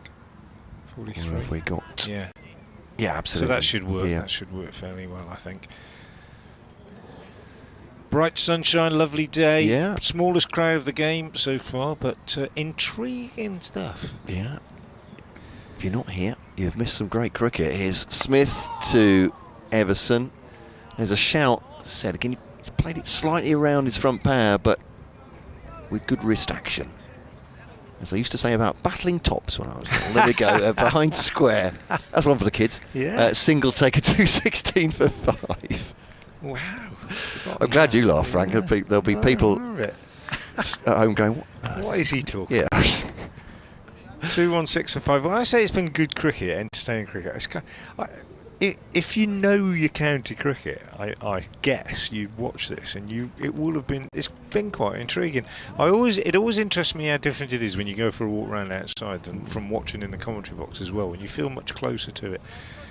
But if you're a biff bang merchant, you like your T20, Leach bowls from the Nackington Road end and Leaning defends and there's no run, then you probably would have drifted away from this and gone away and thought, well, I don't really see what's happening. But if you're aware of the nuances of it and the fact that the pitch isn't offering much help for the bowlers or indeed for the batsmen, because it's not a pitch that you can get in on and start whacking the ball around, because it isn't coming on that well either. If you're aware of all that and you're aware of what's going on and how the field is being used and so on, then it has been fascinating. Leach bowls. Oh, an inside edge from Leaning onto his pad, runs away on the offside. So a guy who's on 90 and has faced 230 odd balls is still not timing it and getting an inside edge like that. That tells you exactly what I mean. It's not a pitch. I wouldn't say you're never in, because if you watched Holder and Waite yesterday, they were certainly in, but it was friendly-ish bowling towards the end of that partnership. But it's not a pitch in which you can be particularly fluent, I don't think. Here's Leach. Got a 12th man on at the moment. Ethan Brooks is one of those guys catching on the leg side in that bright green, new that is bright. Worcestershire cap. It's not one of the regular playing caps. Leach is in, bowls, and Everson, it is, I beg your pardon, I said Leaning earlier, drives up to mid-on. Everson 33, Leaning 34. But Leaning, and there you go, and I said the man who's been in all that time, so it was all nonsense what I was talking about. But Everson... I'll take his point, though. It could have been Leaning. But Leaning has, you're absolutely right. It's not as if he's been stroking it around all over the place. I'm saying it was something like 5 boundaries in 30, 40 overs early on, was doing a back count in the whole of the day, and that kind of tells the story, doesn't it? Yeah, it does. It's and hard, actually, Joey Everson's hit 3 and he's only got 16, so that's he's a good point. He's bucked the trend a bit, hasn't he, since he came in? And one was a gorgeous one, I have to say. Yeah. He's a cover drive. But that field now is being Gareth Roderick's moving the mid on. That's really interesting. They're almost in line with each other, those three, aren't they? As Leach is in and bowls, and Everson is playing this one back up the pitch. And it's a bit of cat and mouse there, because Everson now is... There's a man at a very straight, short mid-on. There's 2 more men catching at close mid-wicket, and the one man in between them, Matthew Waite, at mid-on, has been moved wide by Roderick. So it's almost impossible for Everson to thread it through there unless he goes straight down the ground. It's a real challenge to the batter. Leach bowls and he's forward and plays defensively down on the onside. And for a guy, Joey Everson is not a novice by any means, but he's still fairly new to the county game. And keeper going up now, there'll be a bit of chat, not necessarily directed at him, but it's all quite a challenge for a young cricketer, and very, very much part of his education and his learning. And he's checking his guard, he's doing all the right things. And if he comes through it, plays a really good innings here, it will be another step on the way to becoming a more mature and experienced cricketer. Leach is in and bowls to him, and he's very solidly forward. Pushes out on the onside. D'Oliveira keen to get everybody through the overs. He goes, come on, Ango, let's turn around quickly. 16 overs, 8 maidens, 2 for 19 for Leach. And 10 overs left till tea. Worcestershire have taken 1 wicket since lunch. The man out Finch for 26. Kent are 216 for 5. And I will give you all a break. Frank, thank you very much. We'll be back after tea. Santoki Nagalendran is going to join us very shortly here on the commentary with me, Matt Cole. 2:16 for 5 then, or Kent. Worcestershire with this new ball now, second new ball, 7 overs old. Still prying for the breakthroughs. And, got myself wrapped up there, apologies. Nathan Smith just surveying his field, having a chat with Brett D'Oliveira. They're going to move the round, I think it's Kashif Ali, just around the clock face slightly at boundary right on the offside. Smith bowls to Leaning, gets forward up towards mid-on. Fielded by Jack Leach. And there's no run, 2:16 for 5. And as Frank was saying, Santoki, the field that he was setting the previous over, I think just said to Joey Everson, we're going to make you play every ball. And woe betide you if you try and play it into the onside. So that's sort of cat and mouse with the field placing as well. 2 slips into behind Jack Leaning as he faces Smith now, flicked off his pads. It's an attractive looking stroke, but he won't get more than a single. It's picked up at deep backward square. Matthew Waitefields there. Leaning edges closer to that century in the nervous 90s now at the moment. Kent still 401 behind. Yeah, they're a long way out, and as Frank was saying, Jack Leaning's not, over his career, he didn't get that many opportunities at Yorkshire. He's got 8 first-class centuries in total, so he's not been this way that many times. I haven't seen his stats for 50s. Feels like for Kent he's been past 50 a number of times, but this is a little bit different. And discussion going on with Smith at the moment is that Leach and it's Leach and D'Oliveira either side of him, experienced campaigners both. Jack Leach has been Worcestershire captain in the past, and Brett D'Oliveira has that mantle right now. It's the Kiwi Nathan Smith. 2:17 for 5. He bowls to Joey Everson now. Everson solidly behind it up to mid-on, and there is no run. Andrew's been on Twitter on BBC Kent Sport. Great to hear from you, Andrew, in Japan. I hope I haven't missed the window. As you know, Andrew, I can never remember time difference, so it could be early morning, it might be late at night, it might be the middle of the night, but it's great to hear from you anyway. He says, I'll tell you what, we'll have Nathan Smith's next delivery and I'll get onto your point. Do it full justice. Here's Nathan Smith bowling to Everson, goes down the leg side. Good tumbling stop by Roderick, nothing on it from the batter. He says, would it be in Kent's interest to play on slightly spicier tracks? Not today, I think. I'm joking. I know you know that. But it's an interesting point. I don't think there's any lack of will for Kent trying to produce something that's got more bounce in it. Certainly they worked very hard over the close season, but the rain came down very hard as well. Everson withdraws the bat from that. A little bit late it felt, but it's gone through the wicketkeeper. No run. Is that covering Kent? Is that something people have asked before about, discussed the pitch and sort of what type of pitch Kent would like? I think in terms of what they'd like and what they can produce here, it feels they're a little bit tied to circumstance in terms of the way that this surface is basically, and it's been slow and low. Kent supporters will be very bored of me saying that, and Adrian Long is doing a fine job, but outside the off stump, and there's no run. But the other thing I would say for Kent is they've always, certainly in my career, watching it with any sort of forensic detail, have always been very fair in the pitches that they've produced. So they want to produce, if they can, a fair contest between bat and ball. I can't remember. Maybe it's like Frank says. Maybe I'm being one-eyed, but I can't remember a time where Kent are thinking we've got a certain kind of bowler. You know, we've got Darren Stevens. It's going to be a green seamer every week. That isn't the way they've done things here, certainly. But I take Andrew's point. When one side of batting first got 618, it does look like you want it to be a bit more generous, perhaps, to your bowlers. And I think there was a comment yesterday from one of our emailers saying, you look what Agar and Gilchrist did at Lancashire, and Nathan Gilchrist perhaps, well, certainly these pitches aren't particularly to his liking as a seamer, as and Agar bowls the pace. Joe Leach runs in from the Nackerton Road end, just driven down to mid-off, and no run taken. And yeah, Leach, still, we talked earlier about his spell. He's only conceded 19 runs across his 16 overs so far. 8 maidens, crucially got those 2 wickets earlier. He'll be looking for another breakthrough. Worcestershire, you know, these are the last 2 recognised batsmen, Everson and Leenan. So Worcestershire know if they can get 1 out now, you're into the tail end, and who knows what could happen. Obviously, odds favourable for a draw at the moment, but you never know what might happen in coming hours.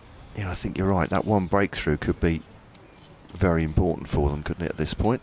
As Joe Leach runs in to Jack Leenan, and Leenan just hits it leg side, and it's going towards the boundary, and it makes the boundary. Nicely timed. Just beat the fielder there, and that's a 4 for Jack Leenan. Takes Kent to 2-2-1 for 5, and Leenan is now on 95. Ironically, or coincidentally, I would say, we were talking about the lack of boundaries and how there's no pace coming onto the batter, but the outfield looks very, very quick when it's timed, doesn't it? But he's got that away for 4 runs, yeah. Leenan's about to bring his century up with a 6 to silence us.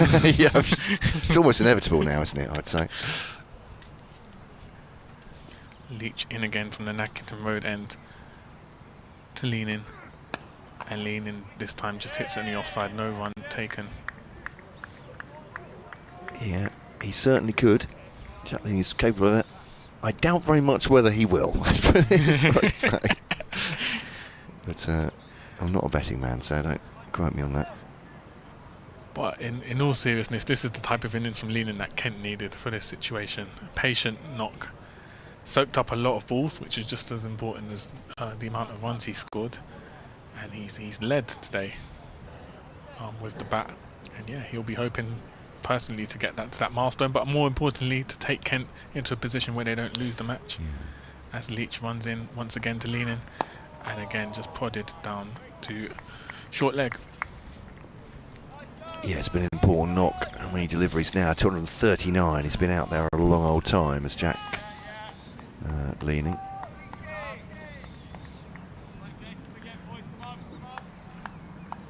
You can just hear some of the Worcestershire players saying, "Come on, boys!" They said they're trying to keep up spirits throughout this period. Not long till tea. They'll be hoping to get a breakthrough just before tea. As Leach runs in once again to Leenan, and he just hits it leg side to short leg. No run taken.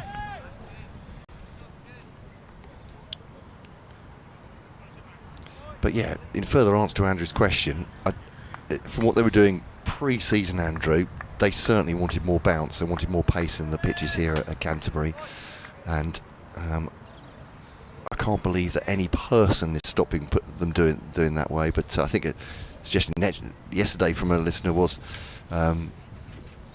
surely there must be science. There must be some way they can do it. Leach into Leenan once again, and a leave from Leenan. Groans from the Worcestershire players. It was just missing stump, but they felt that could have been an opportunity, and that's the end of the over. Kent 221 for 5, 40 overs remaining in the day. And I saw Holder warming up. Yep, and it looks like Holder's about to take on from the pavilion end. I like the variety they've got in this attack as well, which is something we've been slightly critical of Kent, I think, of the last few seasons, that sometimes the seam attack looks a little bit samey, but you can see what they've got. Worcestershire, they've got Leach, who's I wouldn't say traditional, but certainly an English nibbler. He can make the ball move both ways off the seam, gives you that, and not particularly ferocious pace. You've got Smith, who's really lively, certainly on most pitches would be a handful for anybody. You've got the left arm of Gibbon. You've got Waite, who's sort of in between, I suppose, Smith and Leach in but real accuracy, bit of extra pace as well to surprise the batters. Then you've got Holder with his height and bounce, as we're about to see now, bowling to Everson, leaves it outside the off stump, does get that bounce through to the wicket keeper, and there is no run. So yeah, it's a nice bit of variety in their attack. Makes it interesting for the batters. So much the better. I'm not sure if that one of our mobile phones. I might even buy my laptop. Not sure if the listeners can hear that, but it's in our headphones anyway. Sounds like we've been contacted by aliens. That's also a possibility. We'll try and sort that out during tea. Here's Holder. Ooh, that's played late. Is that an inside edge, in fact? It may have just been a glance from Everson. I think they would have been more excited had it been inside edge, but just reached forward. I'm not sure he quite knew where it was ending up. But, single taken anyway. 2-2-2 for 5. Still 396 behind Kent, so they're nowhere near batting themselves into somewhere where they would be comfortable following on, put it that way. I suppose maybe that time will be when they're, well, not comfortable I would say, but they're not even halfway there yet, put it that way. 2-2-2 for 5. Holder bowls to Leaning. Leaning comes forward, he's 5 away from his century. A possible century, I should say. It's not his just yet. He'll be only too aware of that. He's only been there 8 times as a first-class cricketer and didn't get to 3 figures at all last season. So it would be a real landmark for him. Let's look at the stats of his innings so far, but it's Holder to bowl to him as he defends it on off stump. And yes, Kent listeners, I seem to be doing all the tempting fate. I've looked up his stats for his previous centuries. I'm about to see how long he's been out there. And if you believe in a commentator's curse, I'm thumbing my nose at it at the moment. But he's been out there for, where are we? Just over 4 hours. So already this is a knock of some grit and determination. Worcestershire would love to see the end of him. Here's Holder bowling now to Leaning. It's a floating full toss, that one, and interesting delivery as it's turned into the onside by Leaning to square leg, and there's no run.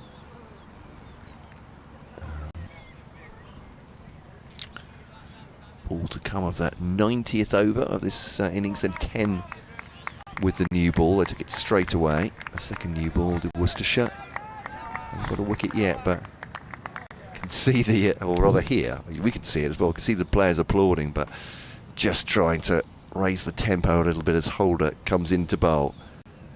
And that's tucked into the onside by Ling. That was the shot he was looking for in the last ball, I think. Just means that Host has to run for it. They get themselves a single end of the over. And Jason Holder, all 6'7", of barn door of him, quite frankly. 2-3 for 5. It's very unfair to describe him like that. He's big and muscular and a great cricketer. 2-2-3 for 5. I just say as someone that's nearly that height, but basically has no muscle whatsoever. So I'm just jealous. 17 for Everson, 96 for Jack Leaning, who's taken a strike. He is just 1 boundary away from that 100. Holder's bowled well today. He's tried a variety of different things. We saw the full toss there. It's just not come off for him in terms of a wicket. But also from the slips, he's sort of been leading from the front line in terms of trying to galvanise the rest of the team, keep that energy high. So you can see his leadership skills coming into effect on the field through his body language and everything. But now it's down to Joe Leach back from the Nackington Road end. Bowling in at Jack Leaning, who's just 4 away from his century. Leach in, and Leaning just prods that leg side to deep square and takes the single, and now he moves to 97, brings Everson on strike.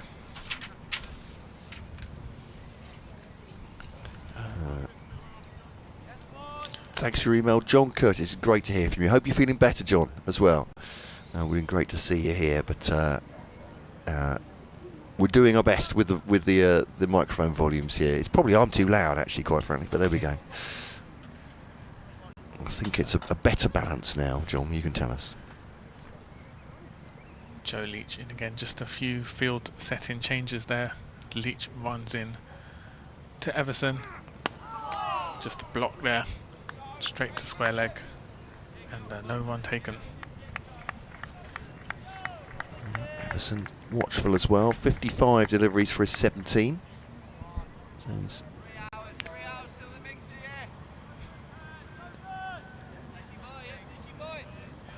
you can hear quite sure what That's 3 hours to something, someone say. I'm not quite sure what it is. I was trying to decipher it, but Leach in again to Everson. So I'm assuming he's referring to the close of play. Yeah. Yeah. Yeah. I guess so. Or maybe a restaurant booking afterwards in Yeah, Canterbury. quite possible. Oh, is that to put in the Kent batters' minds? They've got 3 hours to they've see got off, 3 hours, maybe. yeah. Yeah. Got to go at it. Frank was saying that, I don't know if you heard it when you're off mic, but apparently Jack Leach has said the in-jokes that go around this team sometimes have him laughing so much he's finding it very difficult to bowl. So I like to pass these things around. Leach runs in to Everson. And Everson, nice drive. Bounced just in front of the offside. No run taken. Great stop by Gibbon, that one, wasn't it? Applause from the Worcestershire players. Keeping up that pressure. You can hear there's quite a lot of chatter on the field. Yeah. Trying to get into the heads of Everson and Leenan. I think they've done a really good job, actually, Worcestershire, of just keeping that energy up throughout the day so far. 2-2-4 for 5. Leach runs in once again to Everson. This time Everson just strokes it down the offside, takes the single, quick scamper, and that brings Leenan on strike. I guess with the position Leenan is in, so close to a century, that chatter could have more of an effect on him. Psychological pressure.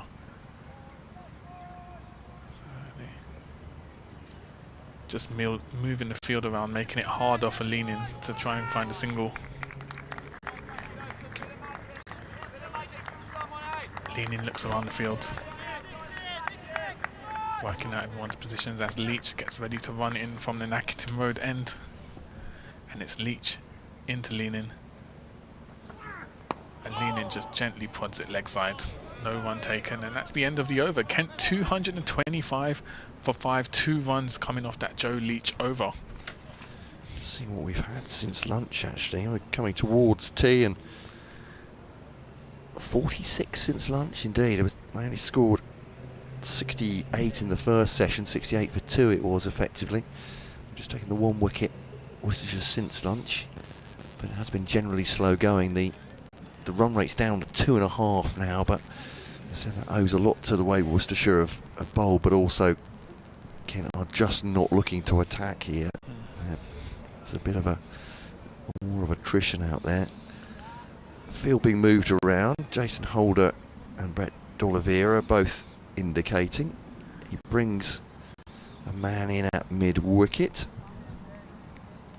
I think that's Ben Gibbon there as well. Jake Libby, they're the 2 mid-wickets now. There's 2 slips in as well.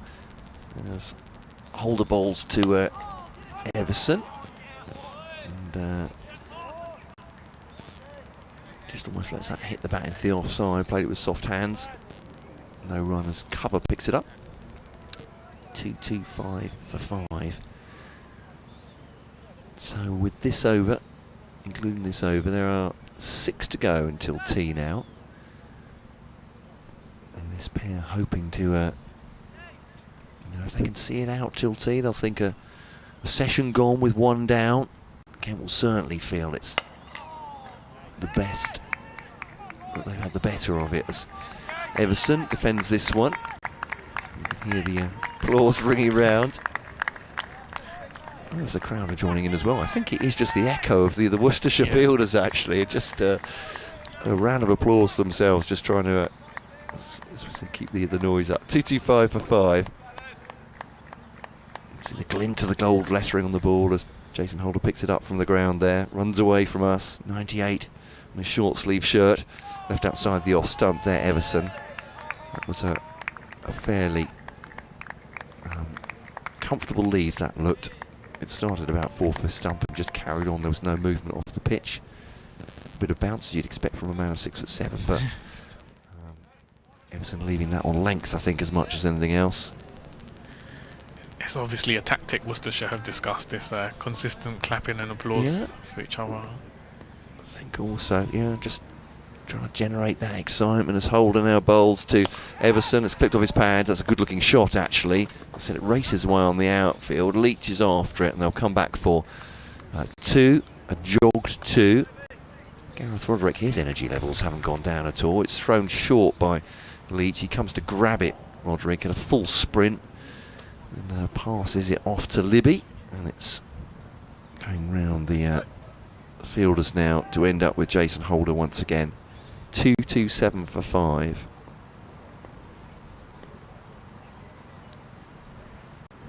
Bowls now to Everson. Everson, it's a solid defensive shot. Slightly on the walk forward. Into the offside, and there's no run. Two flashes off the windscreens, I'm assuming. Somebody might have opened their car door there, but they've mostly got the blankets on at the far end. And is that a hazard? And you'll be told off in no uncertain terms if you leave your car at the far end, the Nackington Road end, without a blanket on it. So, obviously the patrons here, experienced ones, know exactly what they should be doing. Here's Holder. And it's turned off the front pad by Everson again, just back on a square, and that'll be a single for him, and I think he'll take strike for the next over. He will. 3 off it, 2-2-8 for 5. Kent Leaning has 97. Everson has 21. It's BBC Radio Kent, BBC Hereford and Worcestershire even, and via the BBC Sport website and app are online, and Kent Cricket's live feed with the pictures as well. Welcome wherever you're listening. Matt Cole and Santoki Nagalendran with you for the remainder of the session before tea. Still poised, with Kent needing to defend, Worcestershire needing to take wickets. Yeah, sun, I should say, still shining as ever. Hottest day so far of the UK in the UK of the year. And as you say, Worcestershire looking for that breakthrough just before tea, ideally. Kent have dug in. Everson and Leaning. Leaning will be looking to get to a century within the next over or so, just 3 runs away. Faced 247 balls so far, so it's been a patient knock from Leaning. It'll be his first century of the season, and as you mentioned, he didn't score one last season either, so his first century in quite a while if he manages to get there. Don't want to speak too soon. As Ben Gibbon, change of bowler, Ben Gibbon at the Nackington Road end, comes in to Everson and just hit on the offside by Everson. No run taken.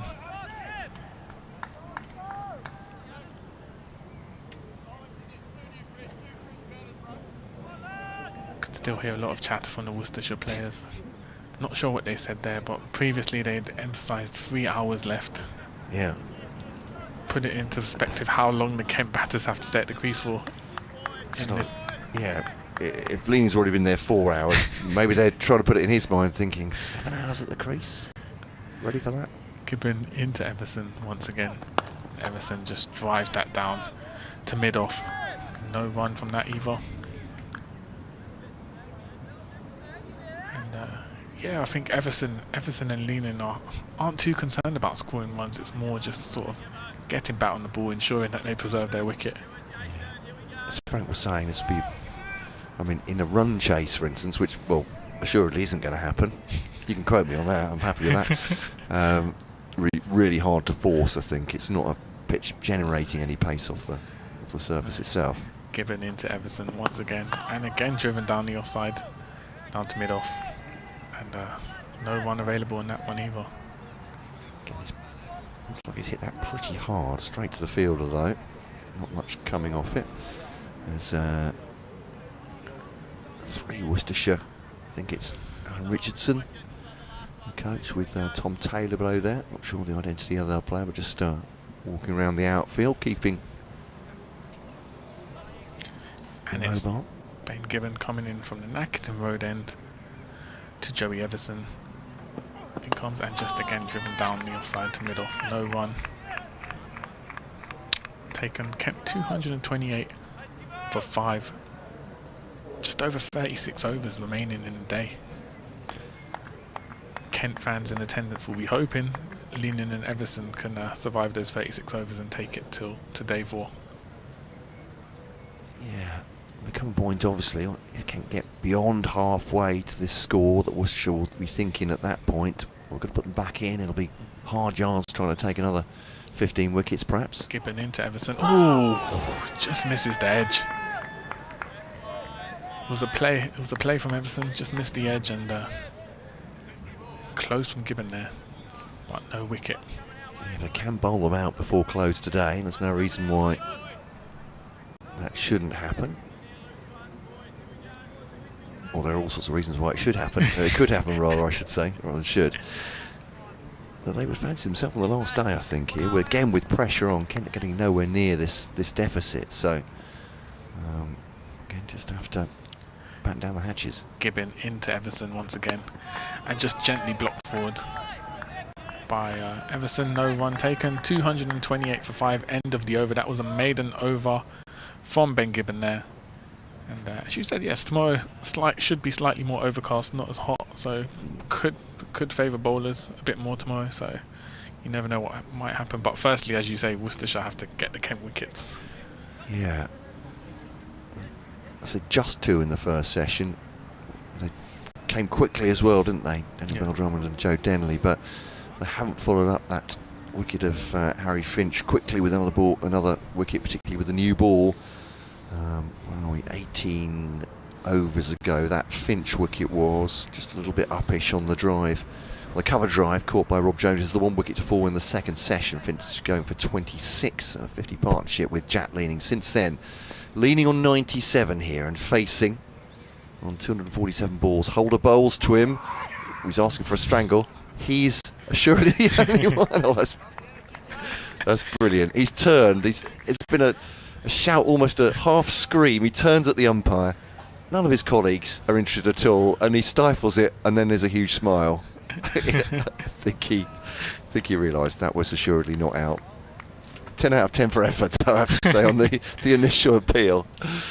Yeah, he just smiled at umpire Burns. I think they both knew that wasn't out. Here's Holder coming past the stumps, bowling to... Oh, that's a lovely shot. That's a beauty from Jack Leaning, and that will be a 4. What a way to bring up your century. Jack Leaning, 101 on the board, 249 balls, 357 minutes.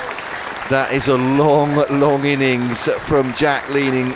8 fours, he salutes the ground, around the ground, takes the helmet off, salutes the balcony, just his 9th first-class century, and his first one since the end of the 2022 season. That'll mean a lot to Jack Leaning and could still mean a lot for Kent in the context of this match.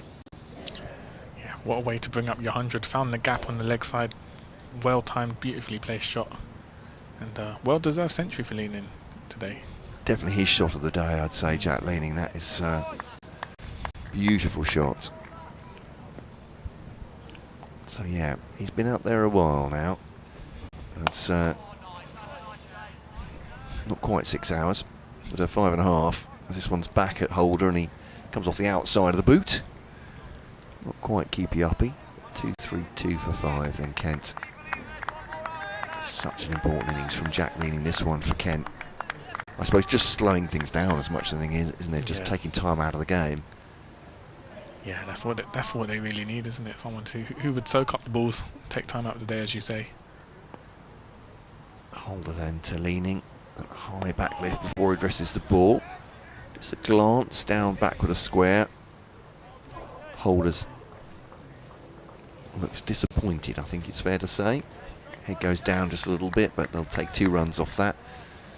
Again, I think he saw Leaning playing across his front pad or around his front pad and perhaps thought there was a chance, but it's glanced away, and just the radar going from Jason Holder there. 2, 3, 4 for 5.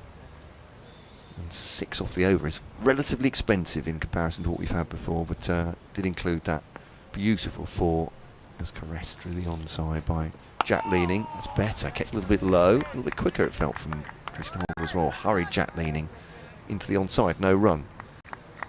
Yeah, I think despite the nature of the pitch, it has been an interesting battle between bat and ball today, and that's a credit to the Worcestershire bowlers. They've remained consistent, they've bowled good lengths, they've kept the Kent batters on their toes. Well, indeed, yeah, ball to come of this 94th over from Jason Holder. This changes a cordial word with his captain, Brett D'Oliveira. Bowls to Leaning now. Ooh, tries to whip it away again on the onside. Gets caught up, I think, almost in his shirt front and drops harmlessly in the end to the ground. End of the over, 2, 3, 4 for 5 then. Jack Leaning with that century. A long, long stay at the crease so far for the Kent number 4. He's seen Beldrummond, Denley and Finch all go. Kept his wicket while that's been happening. And Kent 2, 3, 4 for 5.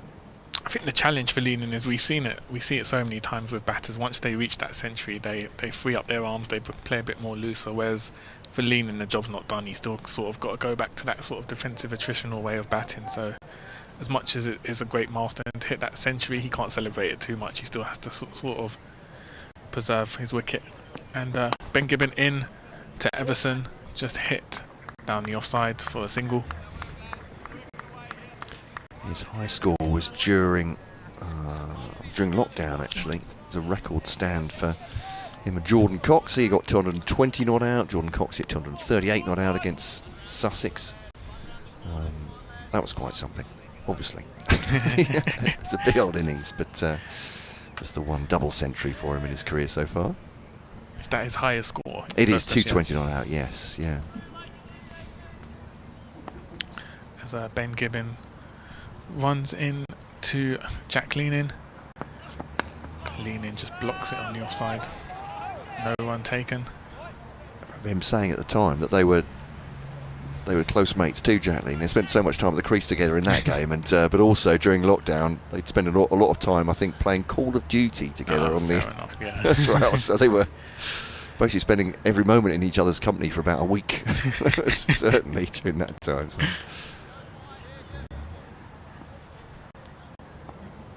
As Ben Gibbon into Jack Leenan once again. Just prodded along the offside for a quick single. Brings Everson on strike.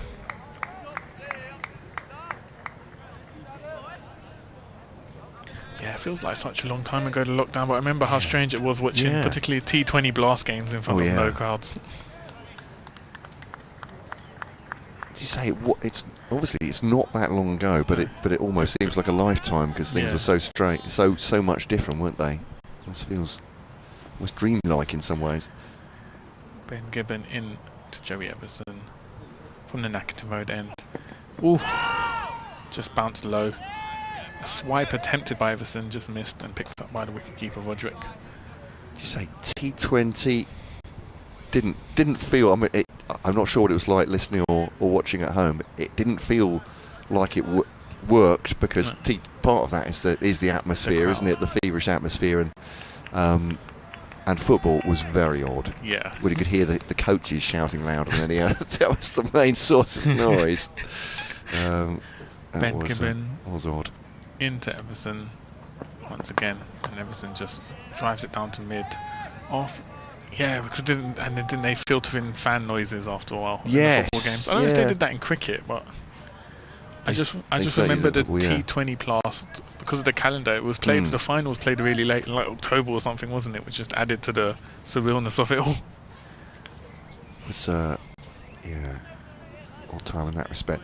I have to say, as a journalist, it was odd, but also much easier getting in and out of stadia, obviously, because there's no one there, but it was a pretty hollow experience. Gibbon into Everson.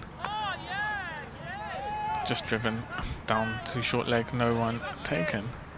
Yeah, I remember one journalist who was covering Tottenham said it was unbelievable they could just drive to the Spurs Stadium park. Yeah, that was, again, the whole surreal feeling of it, but it didn't, obviously it just didn't really feel like sport, did it, in some ways, because crowds are absolutely vital to what it's all about for all of us, isn't it? That excitement of being there on the day, and delighted to be able to bring it to people, but even more delighted obviously when the crowds came back. 2, 3, 6 for 5, modest though it is today from a Kent and Worcestershire point of view. I've seen a number of pairs, shirts and caps around the ground. Well supported away from home. 2, 3, 6 for 5 then. Jason Holder just adjusting his field slightly. Again, it's just the boundary rider that they're doing that with. There's a slip in. 2 in on the drive, not quite as close now on the onside for Jack Leaning. Lifts the bat, waits for this one. Flourish the bat, flicks it behind square. And on the ground, Leach Fields. And there's no run. So just one slip in is Adam Hose alongside wicketkeeper Roderick, and then it's Kashif Ali deep point. There's cover, mid-off, mid-on, mid-wicket. Square leg, Rob Jones is there. It's a boundary rider forward of square on the onside, and Jack Leach at long leg. 2-3-7 for 5. Everson faces. It's a short ball. I'm not sure he knew what was going on there. It's kept a little bit low. It's beaten keeper Roderick, who did his very best. I'm going to have to claim the Arsene Wenger on that one. I completely lost the flight of that ball. I'm not sure I'm alone there. It's Gareth Roderick, I think, was fooled by it too. It's 4 byes in the end. If you can tell me what happened there, anybody, on a postcard, on an email. It looked like a bouncer which kept very low. Yeah. Everson's tried to get underneath it. It's ended up going wide down the leg side, and the umpire has decided to penalise Gareth Roderick for all that, which seems enormously unfair, by giving 4 byes. 2-4-1 for 5. Kent. Everson, again, similar delivery, and this time Everson doesn't really move, and it's shot at some pace down the leg side. It's 4 more byes. I'm not sure anyone else. Does anyone count that against their wicket keepers, even in club cricket these days? Not sure, but that's the 50 partnership up, courtesy of 8 in this over off consecutive bye boundaries, but 53 anyway, leading 23 of them, Everson 22 of them. I mean, Worcestershire have plenty of runs to play with, so it doesn't really matter if this is a technique that's going to work, if he can get it into the body of Joey Everson, which I think is what Jason Holder was trying to do. First time it surprised Everson, there's no doubt about it. Second time, he rather stood there and watched it. What can Holder do here, though? Full-length delivery. And this one turned, not with timing again, by Everson into the onside. 4 to square, no run. I think because of Holder's height, once you do get bounced, it's very possible, as we saw with those 2 balls, it can go too high. So, but as you said, they've got a lot of runs to play with, essentially. So they can afford to try out new tactics to try and prize a wicket. Absolutely. And where are we? 8 balls to go, or fewer, of course, if there's a wicket in the final over before tea. This one rising from Holder, but again, with this rather placid pitch, Everson has time to react and just guide that one down into the ground, out towards point. In comes Kashif Ali from the boundary, and that will be a single. 2-4-6 for 5. So this should be the penultimate over before tea. Holder with 1 ball to bowl until he can have a rest at least through that to the interval. Another bouncer. This time Leaning gets underneath it. Actually, it's not. Perhaps not a bouncer. It's back of a length, isn't it? And Leaning's got underneath it. No great threat through the wicketkeeper. End of the over. 23 for Everson, 105 for Leaning. And will Ben Gibbon bowl this? He will bowl the last over before tea here. How much Worcestershire would love to get a wicket here, just before tea, the final over. Yeah, this has been hard yards, hasn't it? They must have had all sorts of hope when Finch obliged by playing slightly uppishly into the covers of Matthew Waits, who's taken all 3 wickets to fall in the day so far. But I think if Kent survive this over, they will think they've had the better of this session. As Ben Gibbon into Joey Everson from the Nackerton Road end, and just driven down to mid-off by Everson. No run from that delivery. For those following the Football Championship playoffs, no goal so far. Norwich Leeds finished as 0-0 at full time. Yeah. West Bromwich Southampton currently about 15 minutes to go, also 0-0. So KG first legs, second legs to come during the week. I don't know about you, but as somebody that supports from afar a team that didn't have to do the playoffs this year, I'm really enjoying the playoffs. Ben Gibbon into Joey Everson, and they just hit down the leg side. No run taken. I was pondering that last night, in that I think, generally if you finish third and you're 20 points ahead of the next team, you think the playoffs are an absolute disaster for everybody. I mean, but what a difference they make at this time of year. Well, I think in League 2, MK Dons were the highest finishing team, and they lost 8-1 on aggregate in the end to Crawley. That Crawley, crikey, I watched some of those, both legs of that. They were great. Ben Gibbon in to Joey Everson once again, and Everson just drives it down to mid-off, no run taken. And Doncaster, who'd won 10 of the last 11, I think, they finished with a draw against Gillingham, were knocked out by Crewe on penalties, weren't they? But yeah, as I said, I think the drama is great maybe if you're not involved. I said that very selfishly. Really enjoyed the playoffs this year, but obviously Gillingham fans listening to this would love their team to be involved, but it just wasn't to be. Maybe next year under Mark Bonner.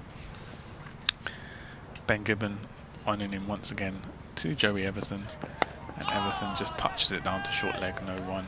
You're a Wimbledon fan, is that right? FC Wimbledon, yes. Yes.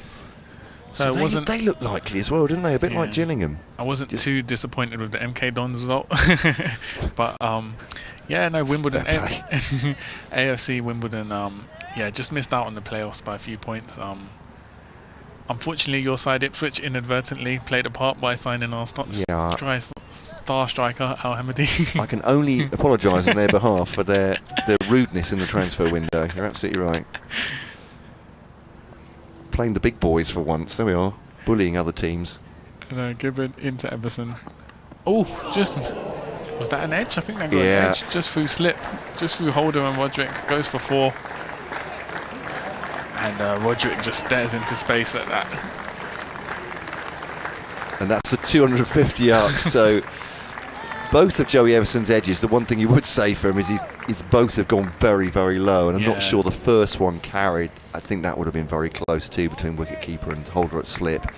I'm not sure that's an orthodox, that's a proper chance, but what do you see from here? But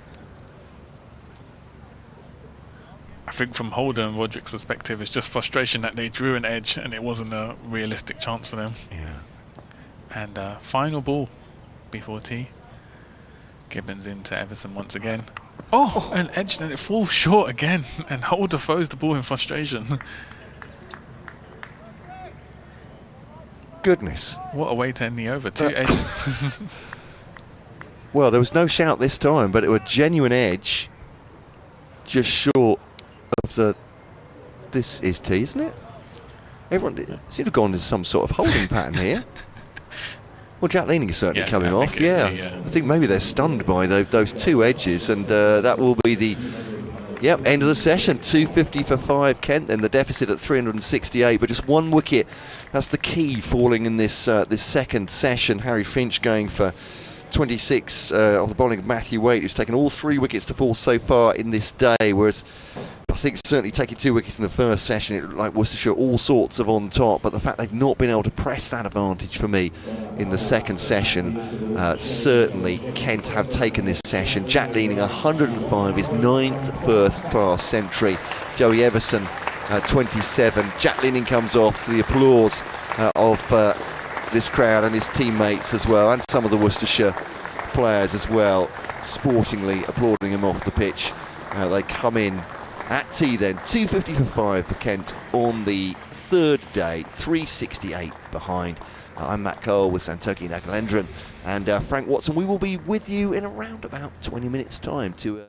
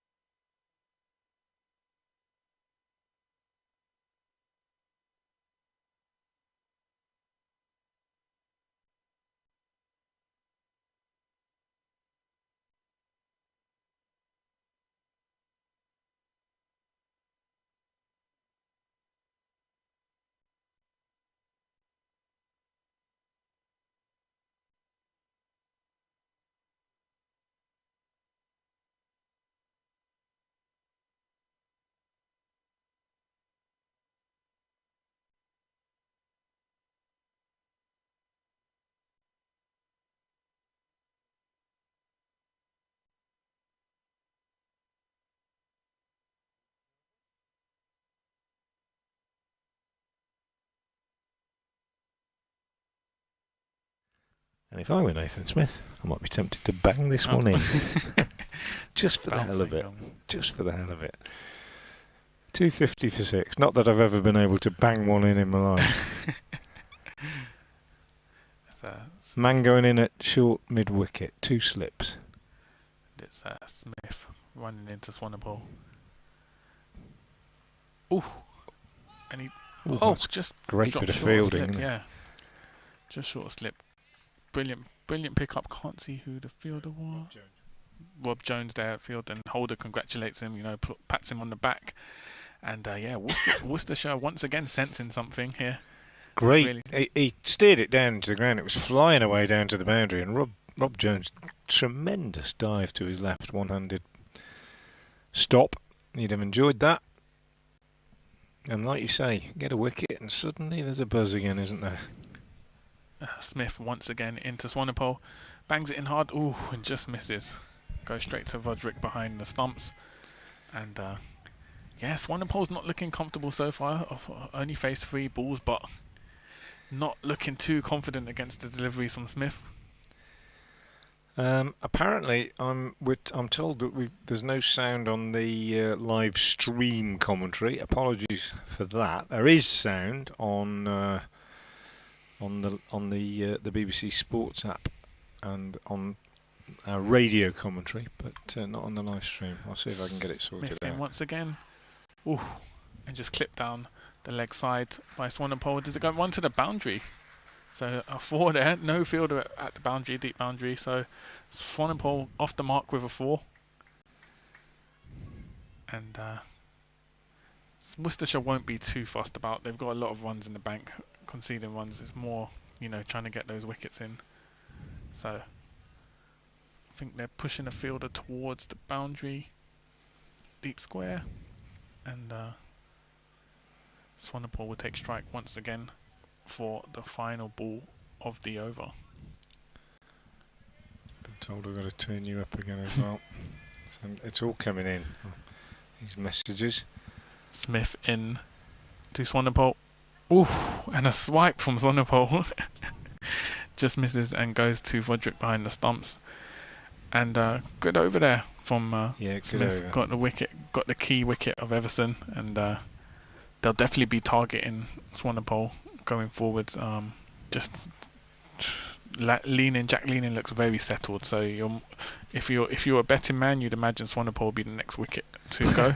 Well, or if you're the fielding man, you want to bowl at the new man. That's the thing, isn't it? Live stream's all right now. We're all sorted technically, and we've turned your mic up. So hopefully, if you're listening, watching and listening, everything is as it should be. Matthew Waite will continue from the pavilion end, right arm over the wicket, bowling to Leaning. 105 not out. Jack Leaning, former Yorkshire batsman, has faced 263 balls.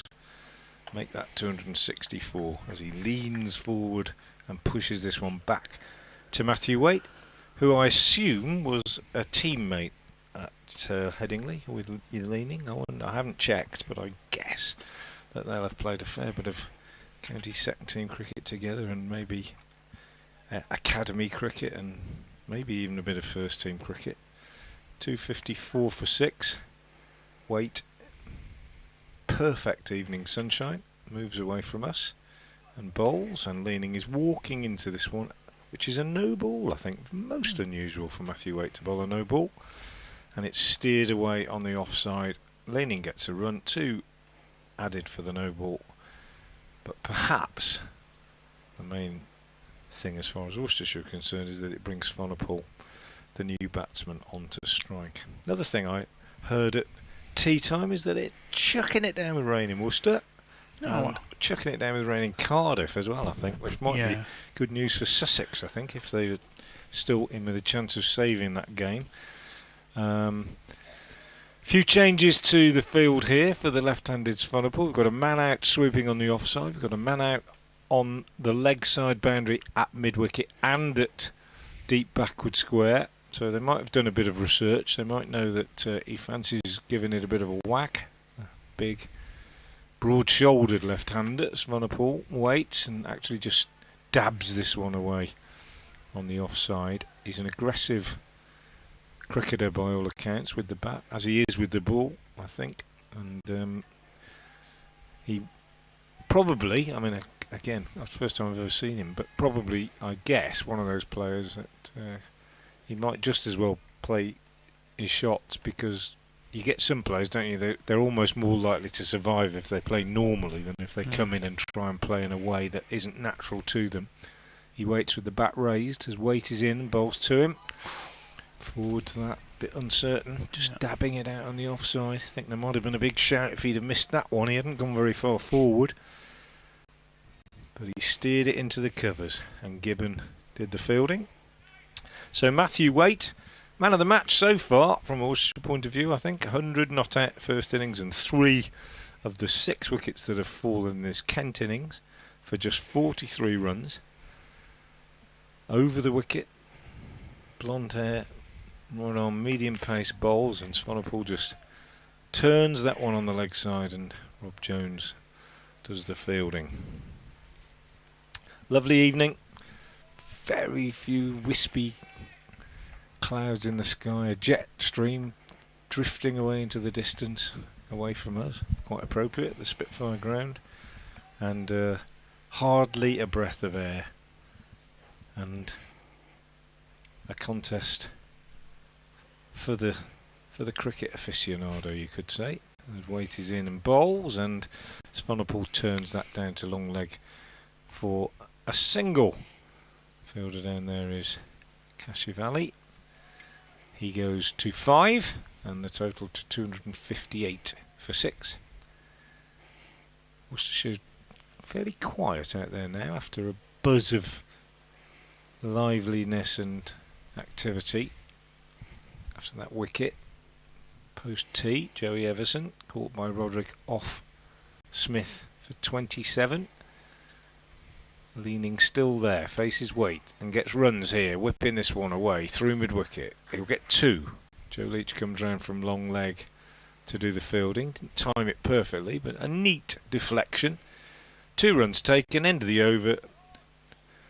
He goes to 108, leaning 260 for 6, and Swanepoel on 5 will be on strike against Nathan Smith.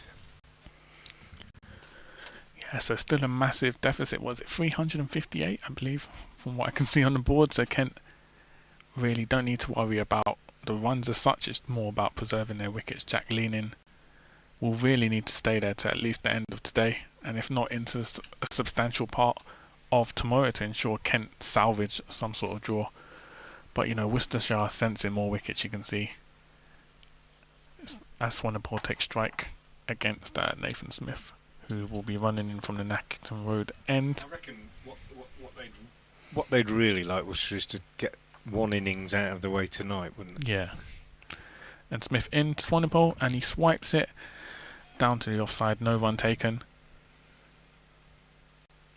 It was a swipe, wasn't it? It was a square cut, but it wasn't a conventional square cut, and he's looking now as if he got into position to pull it, and then he ended up just sort of flat batting it into the offside, didn't he?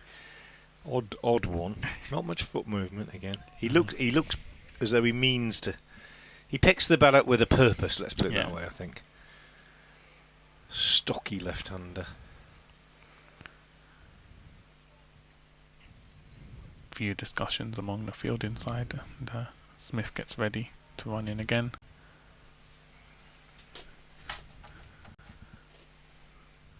So Swanepoel takes guard. Smith runs in towards him. Oh, and just to block down the offside, just takes the single. And Swanepoel's not looking too confident with the bat so far. Seems a bit unsure of what shot he's trying to pull off. He's just, there's not much foot movement, and he goes fast with his hands. I think he's used to getting on with it. That's what it looks like to me. But he could be dangerous if he gets in on this pitch, because there's not a lot of lateral movement. If he gets in and gets used to the pace of it, he could be very dangerous. He's obviously a very positive cricketer. I think we saw that in the way that he bowled as well. Well, and fielded. And you've got obviously Wes Agar coming in afterwards, who's also another positive batter. Smith runs in to Jack Leaning, just dropped short. Leaning didn't know where that was going. Came off the bat. I don't think a ball has behaved like that in the whole game. Smith, I said it before, you weren't on air with me, he's the sort of bowler, it just makes things happen. He's whacked it in, just short of a length. Leaning's got, it's steepled on him, it's got big on him by the look of it. He's kind of squared up, leading edge, lobbed out on the offside. Would have been an absolute dolly to gully. Yeah. But there isn't a gully. So Ben Gibbon, who's at backward point, runs in and dives forward and picks it up on the half volley. Excellent bit of bowling. Smith in once again to Leaning. When that's a leave this time from Leaning. But a classic example of what I was desperately trying to say before tea about Smith, that he just tries things. He just tries at different deliveries and the odd surprise bouncer, and just always looking to make things happen, rather than what we've seen from Waite and Everson and Leach in this game, where they've just nagged away at top of off stump sort of thing. Really good bit of bowling. To discomfort a batsman who's been in as long as Leaning is a good effort. Smith into Leaning, just drives it on the offside. Is it going to run to the boundary? Fielder should get there. So it's 2 runs for Leaning. Takes him to 108. So Kent 263 for 6. One more ball remaining in the Smith over. And the important thing from Leaning's point of view, as we've seen with that next shot there, where he's punched it through the covers, is that he hasn't let it bother him. He's got into a mess, got the leading edge, it's lobbed away, but he hasn't let that get to him. He's just focused and concentrated, dismissed it, concentrated on the next one. Smith in, final ball of the over into Leaning, and Leaning just drives it forward back to Smith. End of the over. Kent 263 for 6. And was that delivery to Leaning foreshadowing more eventfulness on the pitch? Well, I don't know. It would be. I'm sure that the Worcestershire bowlers would hope it was. Maybe it wasn't. Maybe it was the batsman's error of judgment, but it just climbed on him, it seemed to me, and maybe just went through the top a little bit.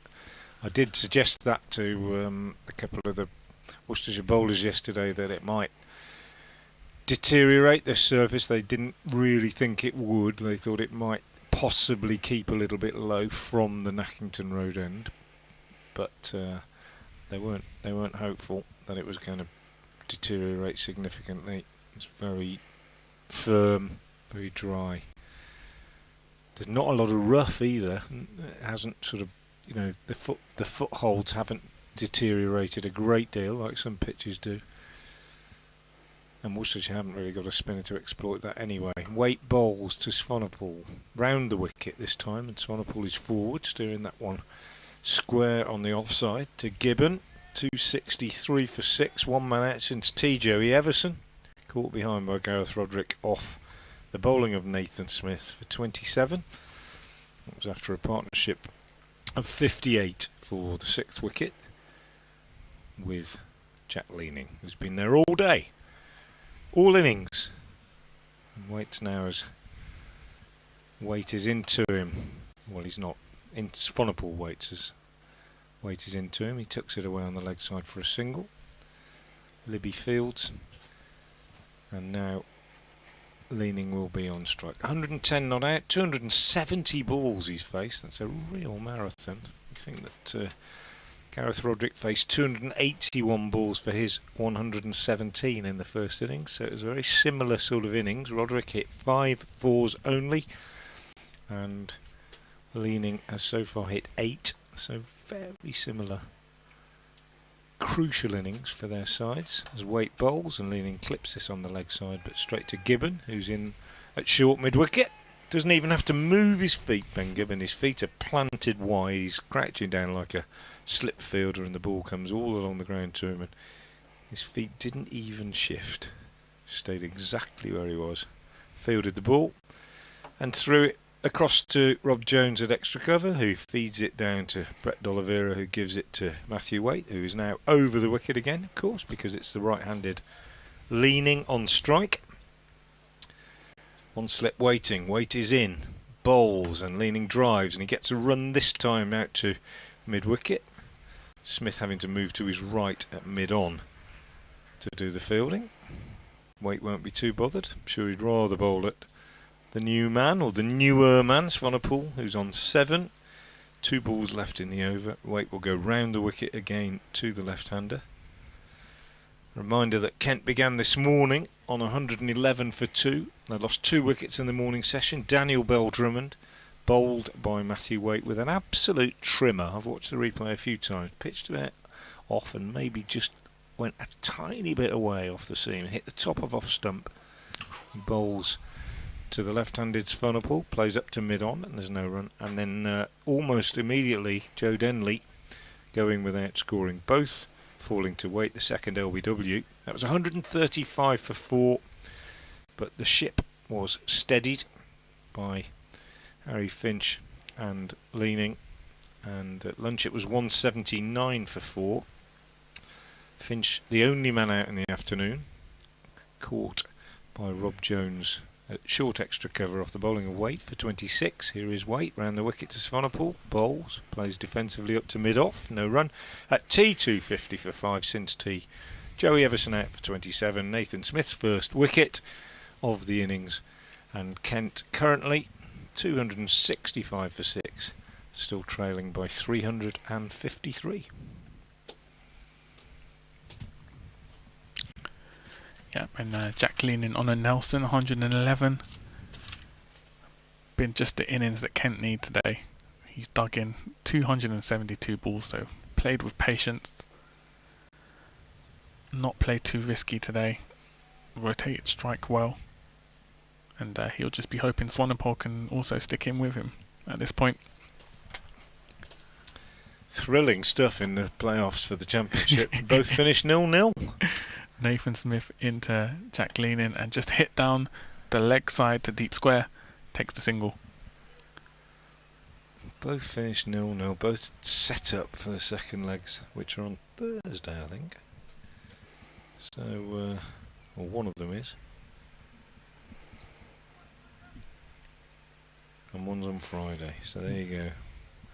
We'll know who's in the final by next Friday night.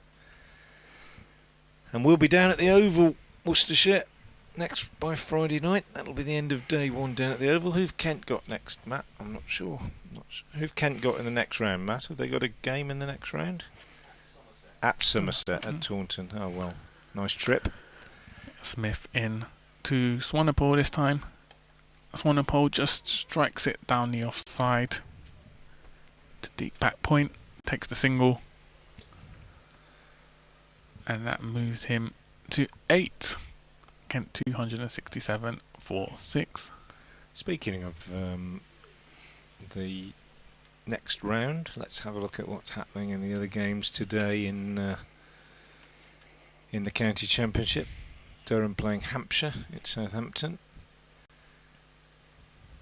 Durham currently 358 for 7 in reply to Hampshire's 503, so that one looks destined for a draw as well. Smith in to Jack Leaning, and Jack Leaning just drives it down to short leg, no run taken. So Durham trailing by 145 with 3 wickets left in the first innings. Result looks on at Wantage Road. Matt was talking about this earlier. Northants need a nominal 474 runs to win. Basically they need to bat the rest of today and all of tomorrow. They're 84 for 1 in their second innings. So game on there. Game on at Cardiff, that's for sure. Sussex 186 for 8, leading by only 53 runs with 2 wickets remaining, but I understand there's rain in that part Smith of the world. into Leaning, and he ducks. It was a bouncer from Smith there. Leaning just ducks out of the way. So a bit of rain, perhaps. In fact, there is a stoppage in that game. Umpire's inspection at 20 to 5. Trent Bridge, Lancashire trailing by 156. They're 16 without loss in their second innings. Notts got 503 in their first innings. Hasib Hamid against his old county, 247 not out. So pretty good captain's innings from Hasib Hamid. Smith runs in once again to Leaning, and Leaning just drives it down. Lovely stroke down to mid-off for Leaning. Well timed, well executed there from Jack Leaning. Yeah, beautiful shot. As good as anything he's played, probably.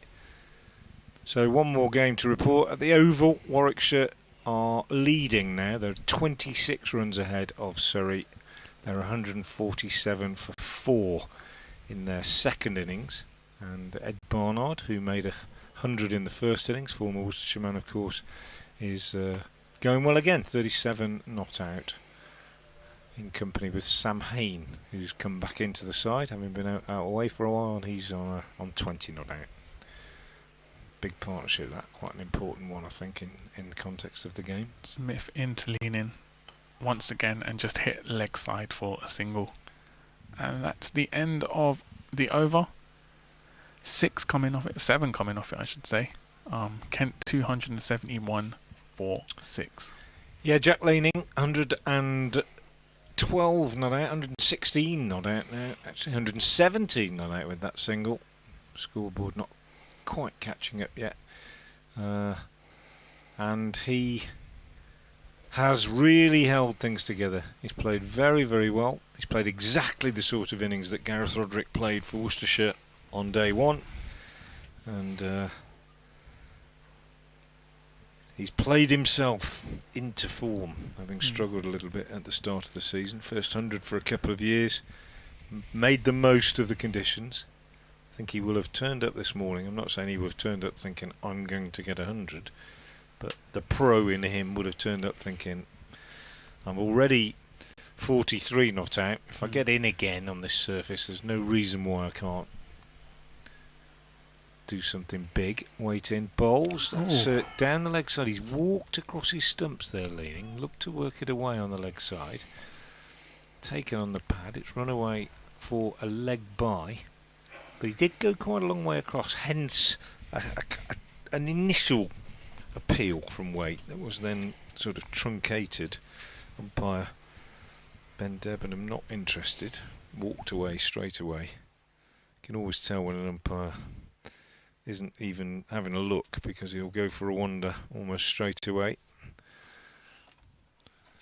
Matt Cole coming in alongside me again now.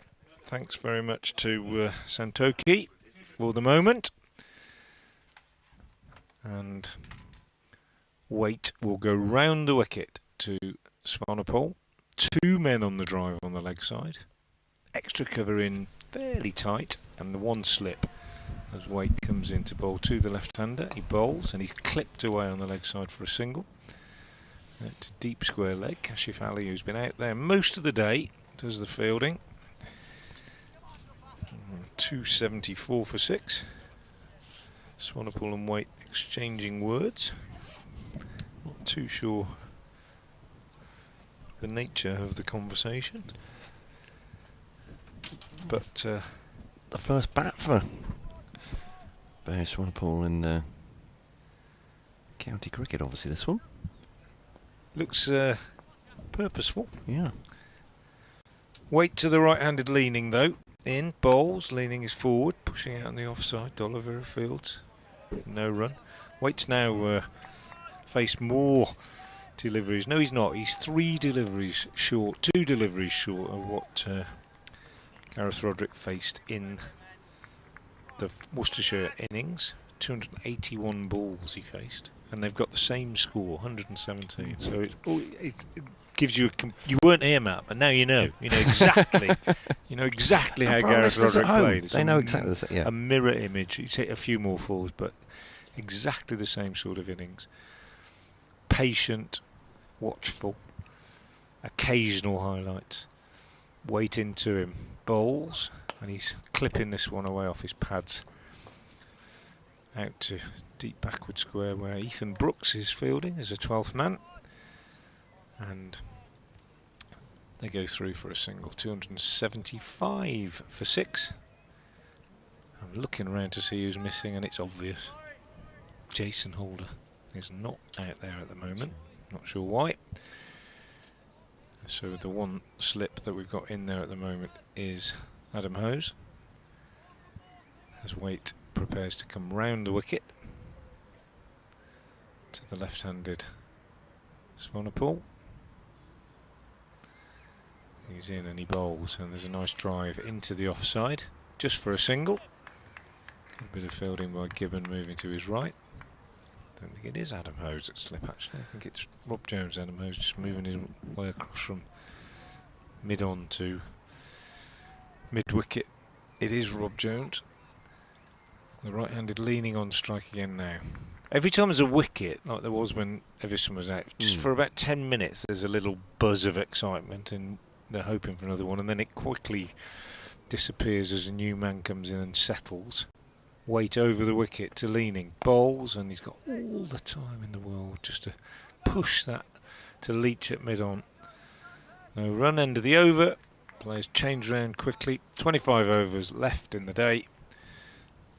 Worcestershire will still be hoping they can chip another 2 or 3 out. They've stuck at it pretty well, I think. I really do. I think, as did Kent for most of that Worcestershire innings until that last sort of hour. They were tidy and busy and focused in their work, and Worcestershire have generally been that today, I think, the bowlers. And their figures show it. None of them have gone for more than... Well, nobody's over 4 and over. In fact, nobody's over 3.5 and over. Leach has only gone for 1.3 and over. D'Oliveira 1.6. Libby, oh, well, you can't count Libby, only bowled 1 over. But Waite 2.83 and over, he's bowled 18. Smith 3.25, but he's bowled 20. And in this last spell, he's been much more economical. They've stuck at it pretty well, I reckon. It's going to be Nathan Smith, the New Zealander, to continue from the Nackington Road end, coming round the wicket to Swanepoel, the South African all-rounder. One slip in for him as Smith comes in now to bowl, and Swanepoel is saying expansive, trying a big old drive into the offside there, doesn't time it, bounces a couple of times to the man at cover. Came on and almost immediately there was a break in play, wasn't there, because he was there without a net guard, I gather. Yeah, well, that's what it looked like to me. Yeah, I think that's I'm not 100% sure. The club have told us so. Oh, it is, yeah. Yeah, it's. I saw them taping it on. I've seen it happen before, where I think an overseas player who's played in a competition where it's not obligatory, and then the umpire spots it. He's settled since then, or he's tried to cut away, and there was some force, but again, you won't get much for that. I'll just get the single out to Kashi Valley on the offside. Single taken to the man at deep point. And fair play to the umpire for spotting it. If it in fact, it was the umpire. I suppose it could have been one of the fielders who said, hey, mate, you got to better get that sorted. And it was quickly sorted. As you say, obviously, there are important safety reasons for that. We don't need to go into the details of why, particularly. 277 for 6. And is that Ethan Brooks just running from... Now, he's easily recognisable to me, because as you say, he's got a very bright green cap on. It's not a playing cap, I don't think. Got you. That's in comes Smith to leaning. Just drive up to mid-on. They run for a quick single. Just shy at the stumps anyway. I think coming from... Is that Ben Gibbons? Like a left-handed throw. Gibbon, rather, so it's a left-handed throw. And they'll come through for the single. There's a few new caps doing the rounds. These ones, like I've got here, this Joe Leach benefit cap, or testimonial, I should say. And these new green ones have appeared. And they'll wear them for warm-ups and whatever. It's not really the Worcestershire proper playing cap. And they're very bright. Round the wicket to the left-hander then comes Smith. Generates some pace and making sure he plays that when it's on-off stump. There's no run. We saw similar from Jaden Denley for Kent a couple of games ago in a fairly bright blue cap. Maybe part of just the training attire, is it, or the? Yeah, I think so. I'm not. To be honest, I'm not entirely sure. I know they only arrived the other day, and quite a few of the players have been wearing these Joe Leach ones, and A few others arrived, but if they're available, they'll be in the club shop, I'm sure. Yep. I'll give you the details of the shop in a second. This is Swanepoel trying to settle on this one, the off stump.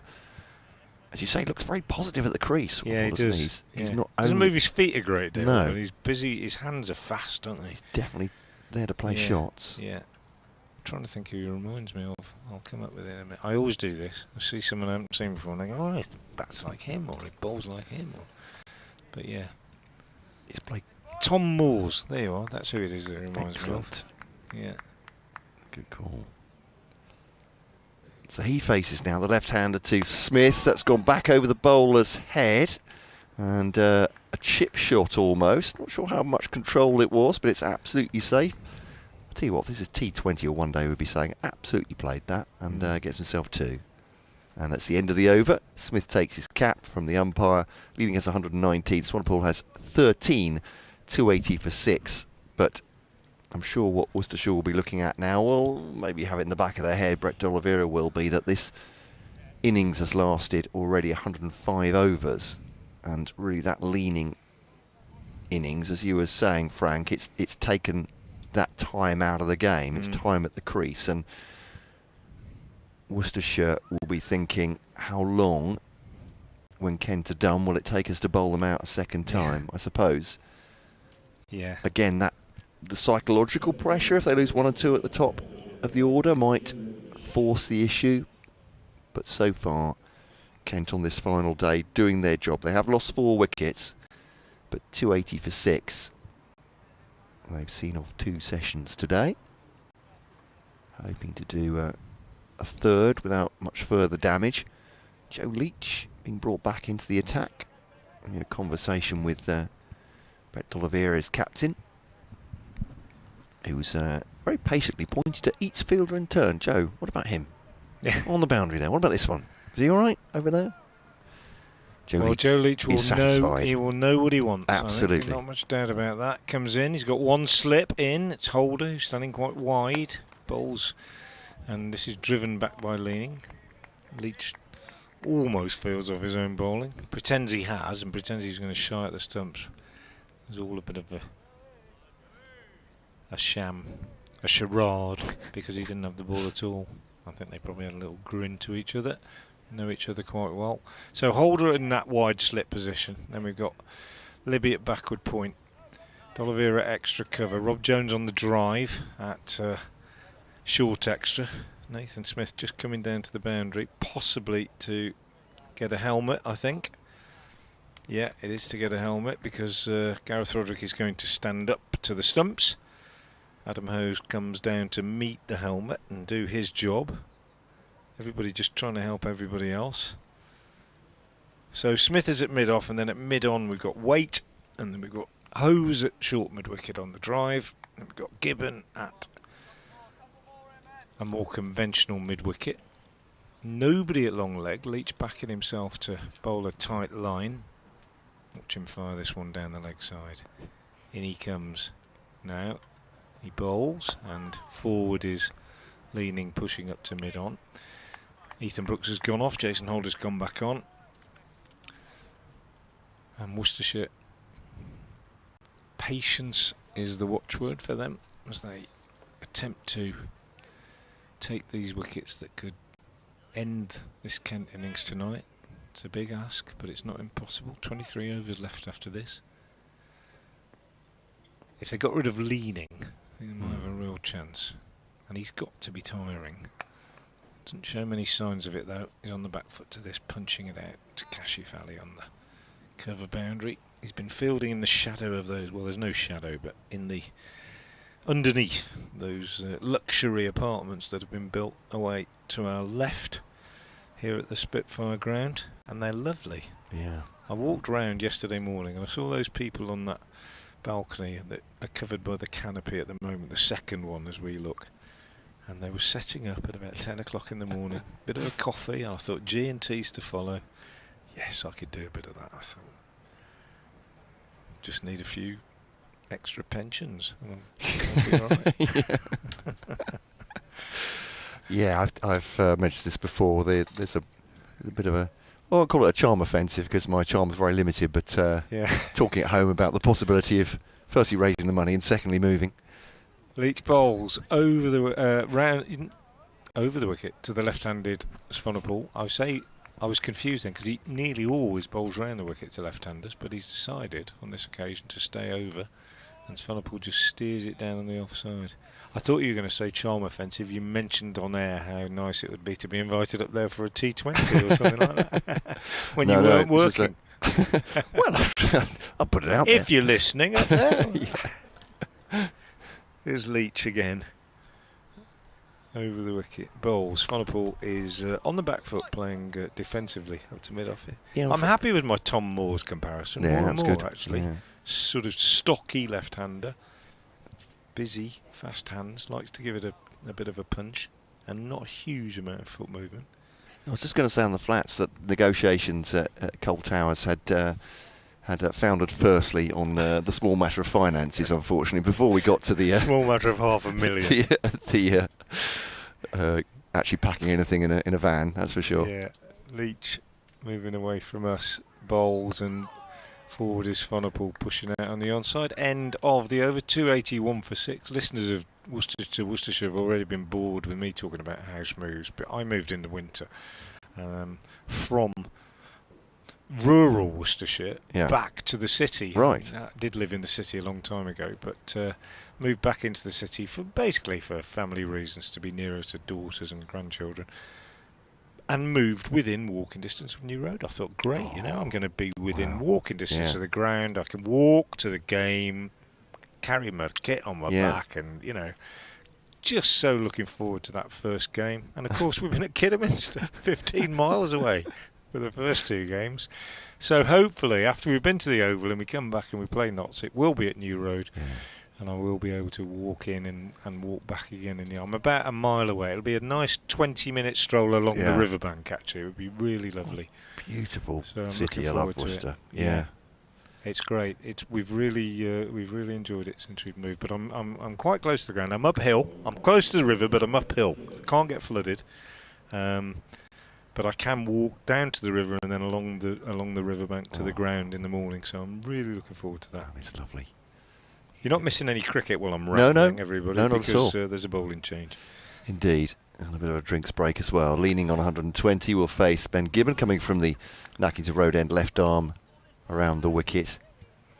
He deserves a wicket, I He think, really does. He's Ben bowled well. Gibbon. None for 46 from 18. Good economy. Bit of fire in him as well. He's caught the edge a couple of times, particularly in a big inside edge from Jack Leaning before lunch. Oh, he's gone to chop that one. Well, he's not gone to chop it. He's gone to cut it into the offside, but has chopped it down to the ground and looked for it a second time as it looped up over his stumps, did Jack Leaning, but he didn't need to see it off. But I bored Kent listeners with this before, and they were, I'm sure, those who've been following us for a long time, as following the county for a long time, remember a first week of the season trip for Kent to Worcester, where the sun shone for 4 days, but we didn't have a ball bowled. And I can exclusively reveal now, though, as much as I put up a fight at the time, here's Leaning facing Gibbon. Oh, it's a great delivery. Kept a little bit low, reaching for it, Leaning. He's definitely gone for it again. Gibbon just putting his toe there. I think he's okay, but actually just limping slightly away. Maybe he's just scuffed it through on his delivery stride. Is he feeling the hamstring? Not sure. No, just feeling down for the toe. But obviously it was very frustrating not to see any cricket, but I can exclusively reveal there are very many worse places to be stuck for 4 days in the sunshine than Worcester. So Yeah, I'd go along as with a correspondent, turning up every day and it being called off after 2-3 hours or whatever, a jog down the river into the city. Yeah, it's not bad, is it? It's not bad. It's a beautiful place. So notwithstanding there being no cricket, I hardly recommend it. And the wicket too. From Gibbons to Leaning. This one's a bit more secure. Sees it to mid-on. Another thing about New Road, while we're sort of rambling, is that when the cricket's on, we are very... I know, and one or two of the other regulars that are there, are very proud of the fact that many correspondents say it's the friendliest press box that they come into. It's not the most luxurious, and that is for certain. But it is great fun in there. We have a good time in there. It's very much down to one or two particular individuals. I won't name them and embarrass them. That's Gibbon bowls to Leaning, flicked off his pads out towards just forward a square, and he'll take a single. Although I believe we had a correspondence from one earlier, but yeah, so but we, you know six. what I mean. Yeah, we all absolutely. love our job, and we love going to all the grounds, and absolutely every one. I love them all. Some more than others, obviously, but when people say, "Oh yeah, I'd like coming to New Road," because we always have a bit of fun and we have a giggle, and that's great, isn't it? Because we're so lucky to be doing what we do, and it's really nice to actually enjoy it. I can concur. Will concur as a visiting member of the press to New Road. It's just a great experience all round, and it's such a picturesque ground. If you've not ticked it off, you're a ground hopper. Even if you're just thinking one day. Do it before you might be too late. Let's be honest with the way that there are some talk. There's some talk now. We've picked up on it in the first couple of days of moving away from New Road. It would be horrible. It would be awful. There are lots of reasons why nobody wants to do it, but there are also some practical reasons why you can't ignore the fact that there is, to some extent, a definite reason for considering it, really. Over the wicket to the left-hander comes Gibbon to Swanepoel. Just nudges that one into the onside, and the end of the over. And increasingly, 282 for 6. Correctly, I feel like I'm in dangerous territory. I don't think I am here, but climate-wise... Yeah, well, 8 floods this winter. 8 floods, it's just crazy. It's getting wetter here. When Ashley Giles has become chief executive, and he's just said, forgive me, listeners, because we've had this loads of times, but he's just said, is it sustainable to stay at New Road? And people are saying, well, New Road it's iconic, and Worcestershire play in the city and all that kind of thing, which is very, very true. But if the club's future is at risk and you can't invest in the ground because there's no point, because you're just going to keep getting flooded and so on, and it was expensive to move to Kidderminster for those 2 games, etc., etc., etc. Is it something we need to look at? And maybe can we have a ground elsewhere and keep New Road so that you play some cricket at certain times of the year or whatever? I don't know. All possibilities on the table.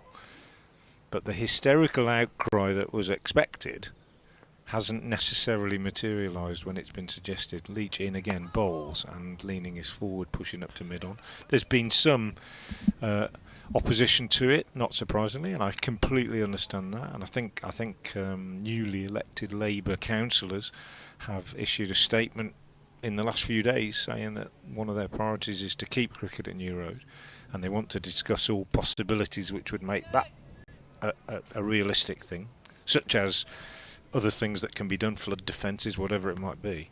But it's not necessarily the most heinous idea that people might have thought, as this one's pushed defensively out on the offside. And you understand people being emotional about it, because it is an emotional thing. Sport's an emotional thing, isn't it? And the connections people have to these beautiful grounds and trees. Yeah, absolutely. Yeah, absolutely. It's what makes sporting occasions, sporting grounds, what they are, isn't it? Here's Joe Leach again. Keeper standing up, one slip, man on the drive on either side. Comes into Leaning, and he's forward, pushing out on the offside. Rob Jones fields. It's a monumental effort, this, by Jake Leaning. Yeah. Jack Leaning. 121 not out of 292 balls. 9 falls only. Amazing concentration and effort, really.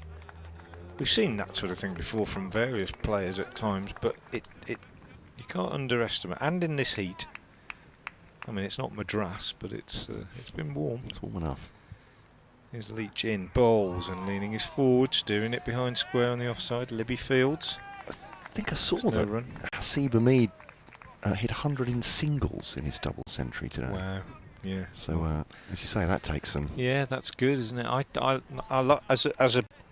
as a kind of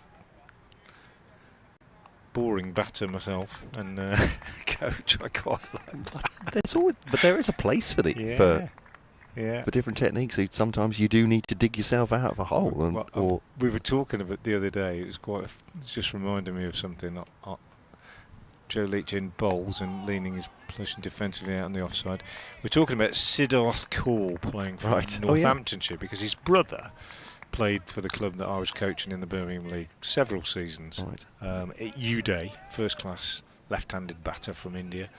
And when we were looking at overseas players, myself and the captain and the chairman and whatever, over a winter, and we were looking at the stats, and you get these flyers from agents saying we've got these players available and all the rest of it, and we were looking at them, and they kept sending these things to me and saying, what do you think of him, what do you think of him? Leach bowls and leaning steers it out square on the offside for a single. He'll keep the strike, end of the over, 284 for 6. Leaning has 122, Swanepoel 13.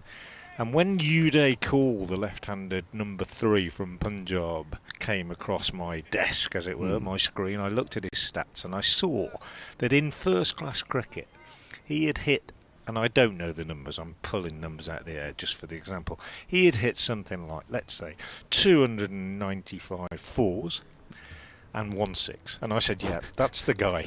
That's the guy. I said, I want him to bat number 3 for us. He's not going to hit it in the air. He's not going to... And we got him, and he was brilliant. Absolutely brilliant. Batted for days and days and days. It was tremendous. All along the ground. Yeah. There. Yeah. He's been given to Jack leaning, forces it into the offside, and he'll get at least one. I'll come back for a gentle 285 for 6. He might have hit a couple of sixes, but if he did, I sent a drink out with somebody to tell him to calm down. You stop that now. Yeah. No, he's brilliant. I was just looking up the details of Bear Swanepoel, the South African, because he has played in England before, but he played in the North Staffordshire and South Cheshire Premier Cricket League. Good league. For Elworth. Yeah. His last innings was at Swinnerton Park Stone in 2022. Yeah. That's his last innings that I can find in England. 114. Right. Well, our men from the 5 towns this morning. Yeah. They would know that league very, very well. There we go. Yeah. They were actually beaten in that game. There we are. 244 for 6 from 50 overs. I think it's fair to say that Bayers did his part and took a wicket as well with his 114. But there we are. Yeah. I don't know Elworth as a place personally, but I know. I've friends who live in Stone. The club, and the captain of Stone is a former pupil of mine. Yeah. Sam Graham. Hi Sam, if you're listening. Got some runs yesterday, but they lost. I saw that. He's given to Swanepoel, left-handed player. Just a little glance and nudge. They're coming back for a second. They are. Just a hint of a misfield as it's thrown back in. And once again, Gareth Roderick, who's full of enthusiasm, he's not quite destroyed all 3, but he's smashed 2 of those stumps a fair distance from where they were standing. They're not exactly cemented in, are they? I think they like to see them cartwheel. Somebody gets bowled, but he took all 3 out this morning, didn't he? I always say that thing about 1 bail is all you need to do, but. He's not from that school, is Gareth Roderick. He's not. Just he wants the umpires. He wants the umpires to know. Yeah. Absolute demolition job this morning. I hadn't thought about that with the stumps, but obviously it is more spectacular when they go flying. I genuinely think that's what it is. There's also now a stump around that is being used even in school cricket. I've seen some videos this year that lights up and changes colour when it's hit. Okay.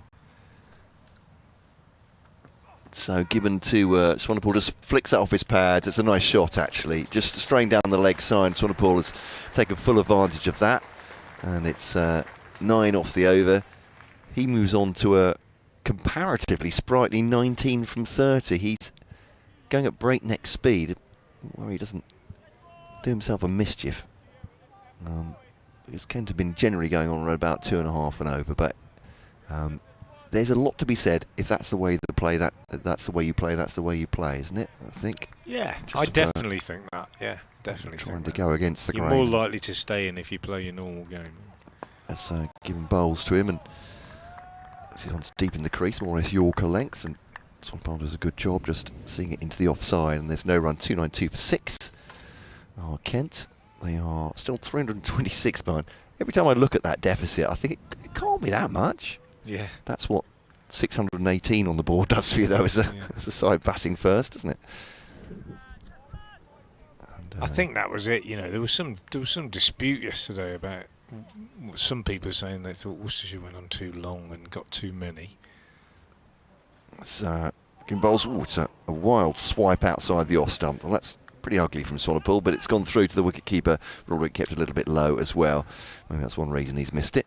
292 for 6 at the end of the over. And I think Matt Parkinson was having a bit of a chunter out there, and he went and sat with some of the spectators and said, well, what's going on, why are they doing this? And I didn't buy it, really, because I think what Worcestershire were doing was making sure they only have to bat once.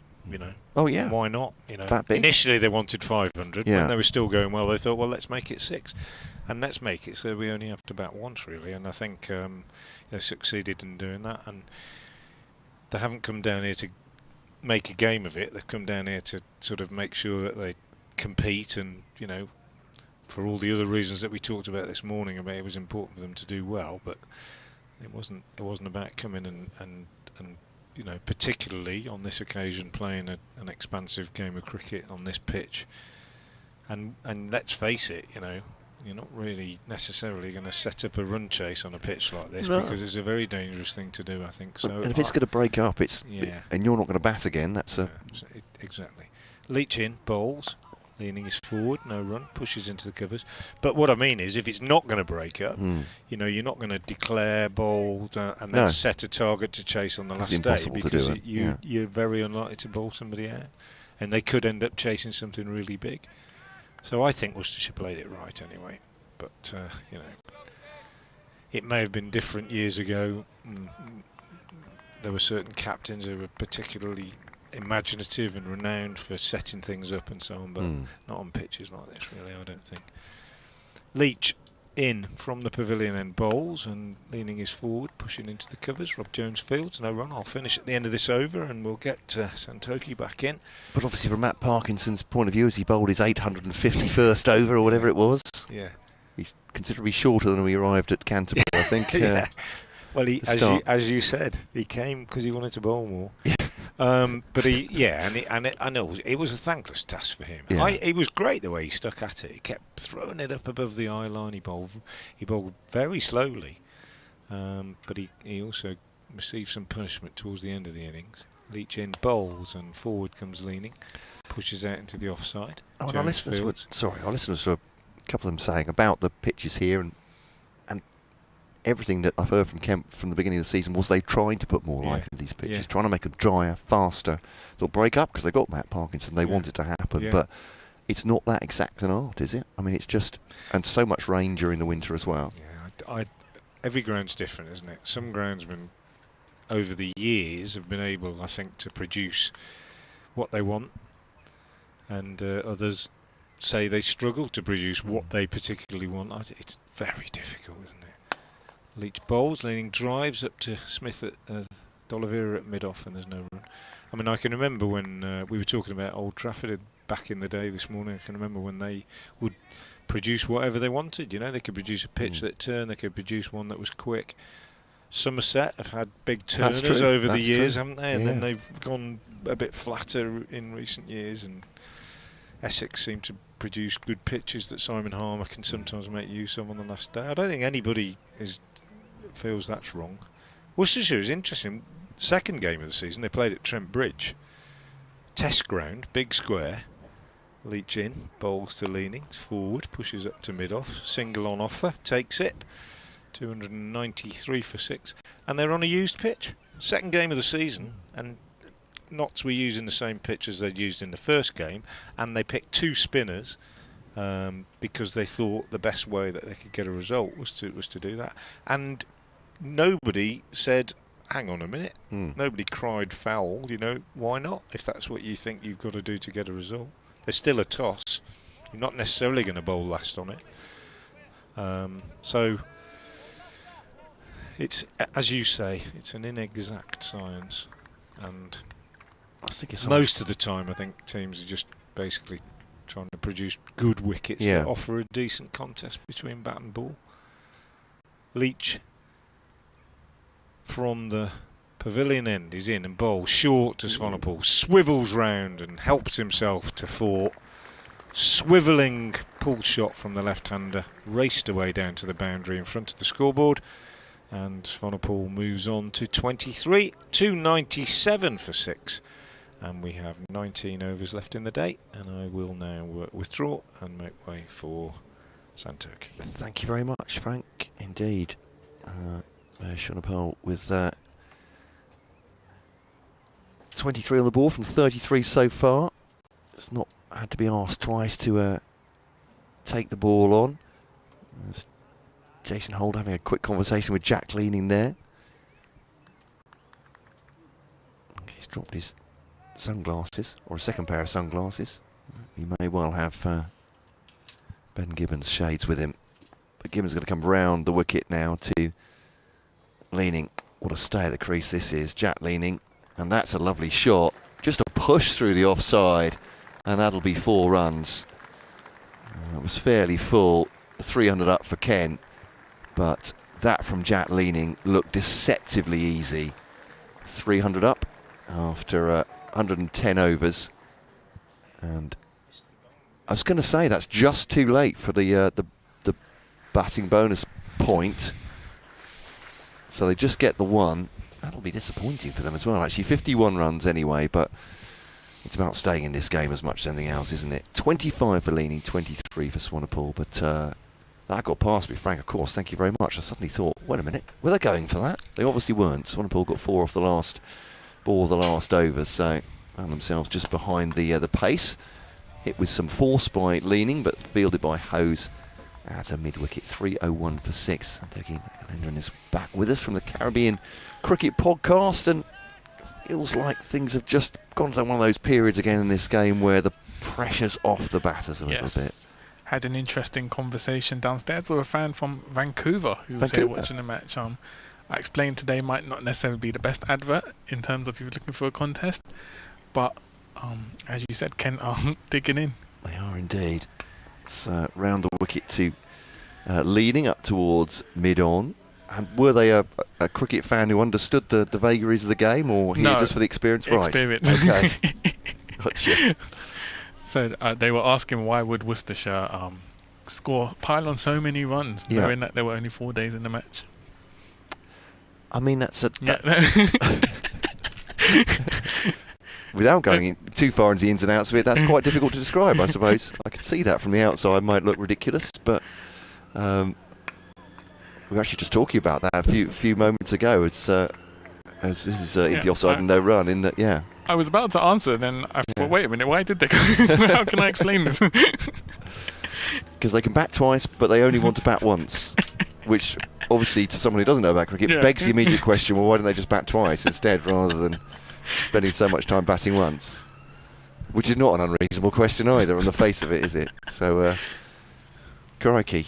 Well, I'm sure he did very well, and rather you than me. But, you can't answer that in 10 words, can you? It's a drive by Leaning, perhaps a little bit uppish, and just for a second, Gibbon was... Well, he pushed out his right foot to try and stop that, didn't he? Good tumbling stop, actually, at mid-on by... that's Matt Waite there, isn't it? Eventually stops it. 301 for 6. Leaning's got 4 off the over already. A lovely shot through the offside in the first ball of it. And this will be tiring for the Worcestershire bowlers now. The seamers are getting into... beyond 20 overs bowled, and Gibbon bowls to Leaning, and has to push that one into the offside. Does so. D'Oliveira Fields end of the over, 301 for 6. I hope they were enjoying it nonetheless. There is I think if you just interested in sport generally, there are unique atmospheres to different contests, aren't there? So I often said this, but watching baseball in the States, a lot of sports fans in America would just say, oh no, it's boring, can't be doing that. But I felt it had a very similar rhythm to cricket in that there were flash points of excitement, and then chance to chat and have a beer, and that was fine by me. Mostly hot dogs rather than beer, actually, for me, but there we go. It's a personal thing.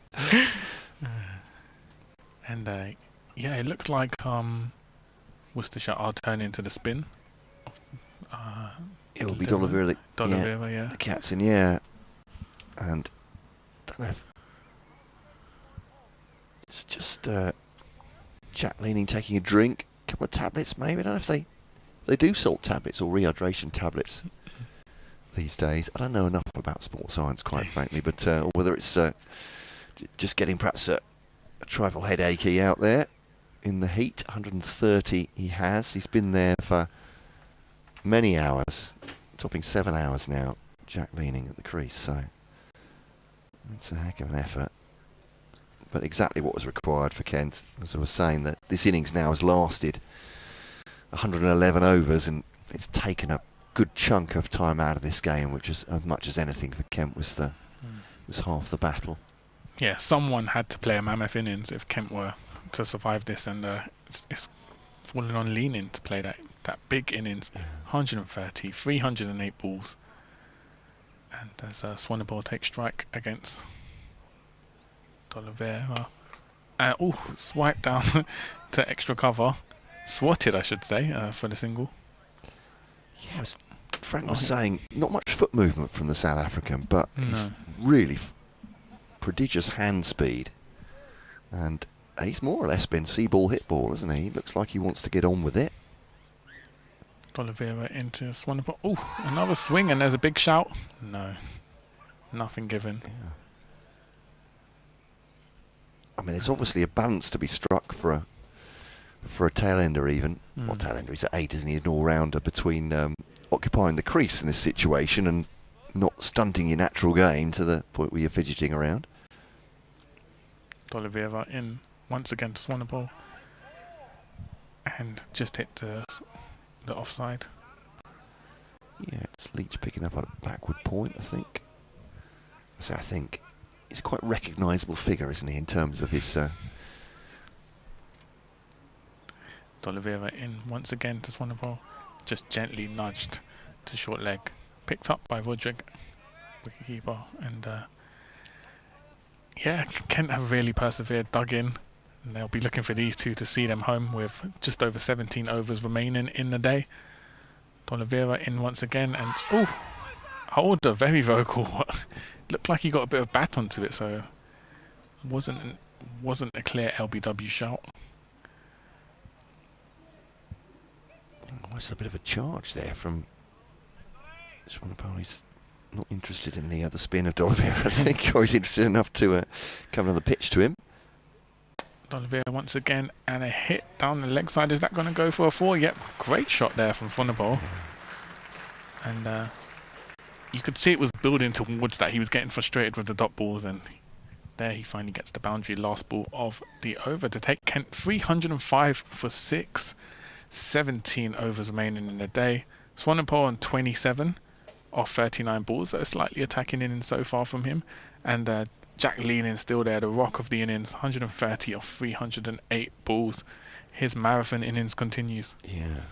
He does have a first-class best, actually, set in South Africa of 188 by Swanepoel. So he's not a rabbit by any stretch of the imagination, I think it's fair to say. Playing for Northerns, I think, at Sunrisers as well, Eastern Cape, and Warriors as well. He's a top wicket taker in the CSA T20, the domestic T20 competition in South Africa, joint top wicket taker. So he'll be playing all formats as well for the rest of the season for Kent. And Jason Holder was about to come in, but Leaning is just maybe got something in the eye there. He's just looking down at the ground. I was lucky enough to visit South Africa for the first time a few months ago. Right. Went to Newlands ground in Cape Town, amazing views of Table Mountain. Took my wife along, who has no love for cricket. Took her to a provincial 50-over game. The romantic I am. And I was going to ask what the response was, but if you can tell us. Leaning, it's wrapped him on the pad, is it? Leaning just certainly falling forward as he tried to play that shot. So beaten by the bowling. Big shout from Jason Holder, but again, umpire Burns completely unmoved. He was just watching where that ball was going instead. So a picturesque ground, may I ask? It was. Yeah, very picturesque. I think it's one of those grounds. Even if you're not a fan particularly of cricket, you can appreciate the view you get and what a landmark it is. as Holder bowls to leaning now. And gentle on drive, fielded by Waite on the tumble at mid-on. There's no run. So I should say Eastern Province. Easterns is his senior side. He played Northerns for Northerns as a younger cricketer, did Bearswanapol. And Sunrisers as well as a short order cricketer.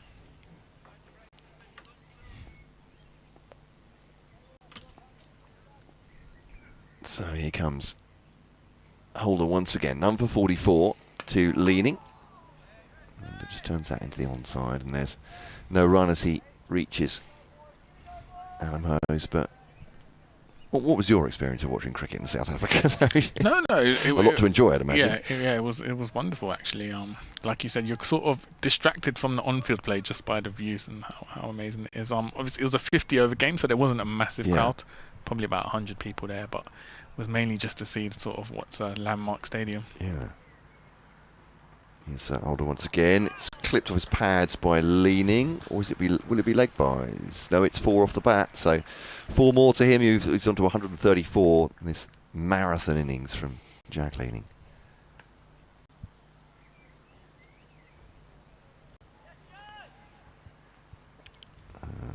So I'm just going through Bearswanapol's entire CV now, which is just taking me a while. I do apologise. So there we go.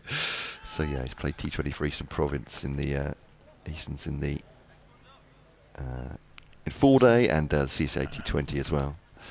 Played for Sunrisers before that, and played for Elworth in the North Staffs and Cheshire league in this country. I was saying to Frank last time out in England in 2022, got himself a century in that league, and a drive from Leans to try to tries to get onto the front foot even. A ball to come of this Jason Holder over 309 for 6. But yeah, very much looking forward to seeing him in T20 action for Kent as well, who have they'll have choices, that's for sure. We'll have Xavier Bartlett here for some of the T20s. Wes Agar will be here for a spell as well.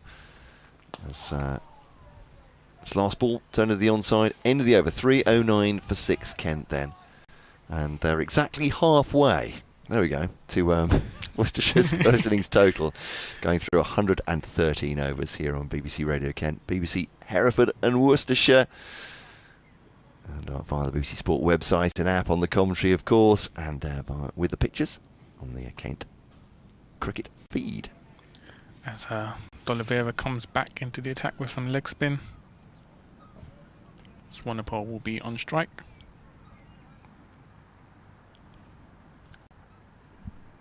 It's got a bit quiet out there in the middle now, isn't it? Yeah. And a block there, defensive block there from Swanepoel. Played it well. It's an email from Ian. This is somewhat early. I do apologise, Ian. Hope you're still listening to us. D'Oliveira in and a slash from Swanepoel just down to mid-off. Yeah, just thumped into the ground. His email is titled Pompey. There we go. I don't think it's just going to be a cricket text from him. And D'Oliveira in once again, just a short leg, no run taken.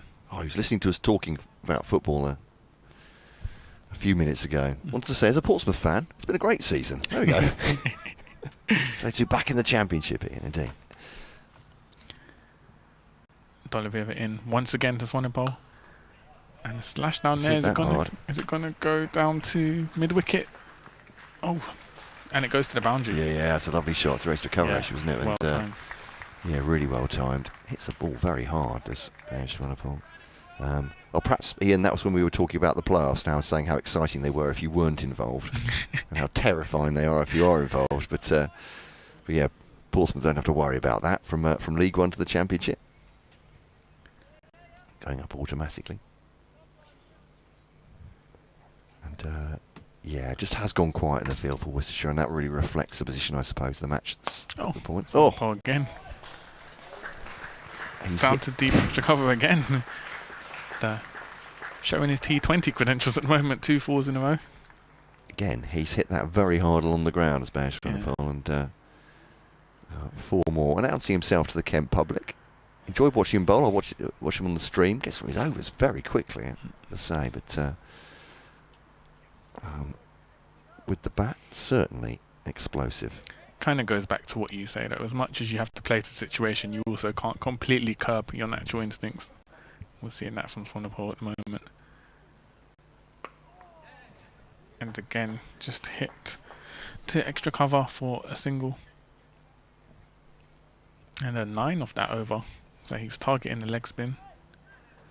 There, Kent 318 for 6.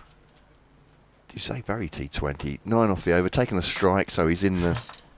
He's getting his range hitting going. But yeah, 318 for 6 now. Speaking of club cricket, Jermaine Blackwood, West Indies international, playing for Hayside Cricket Club in Oldham at the moment. Not in the West Indies setup at the moment, so he's out here for the summer.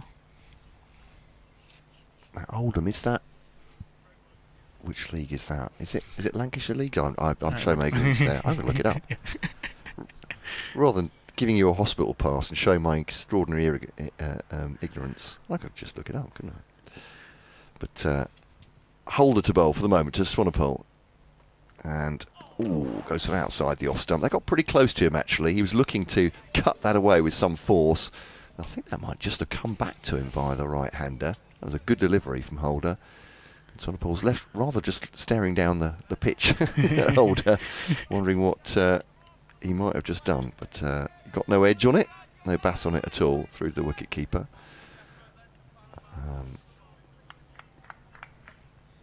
And a dot ball.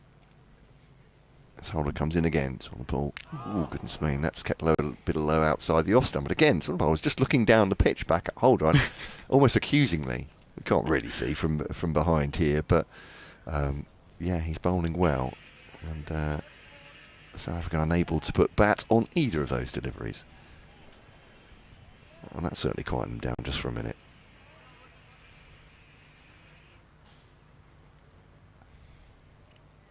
So he goes back to his mark, just Jason Holder, looking for his first victim of this Kent innings.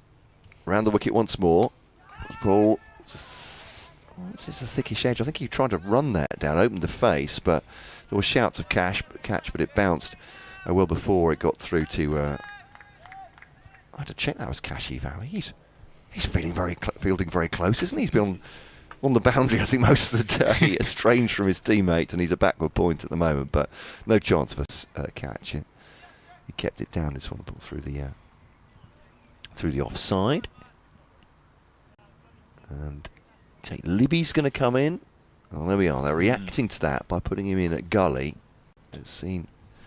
Swanepoel wants to run it through there, but he wants someone to stop him. Holder bowls again. This one's just defended in the offside, and there's no run. Feel free, by the way, on the emails, when I'm asking these questions of myself or of Santoki, to kencricket@gmail.com to get in touch and tell us if you've got any experience of Oldham Cricket Club. I'd love to know. I'm not sure what league they find themselves in.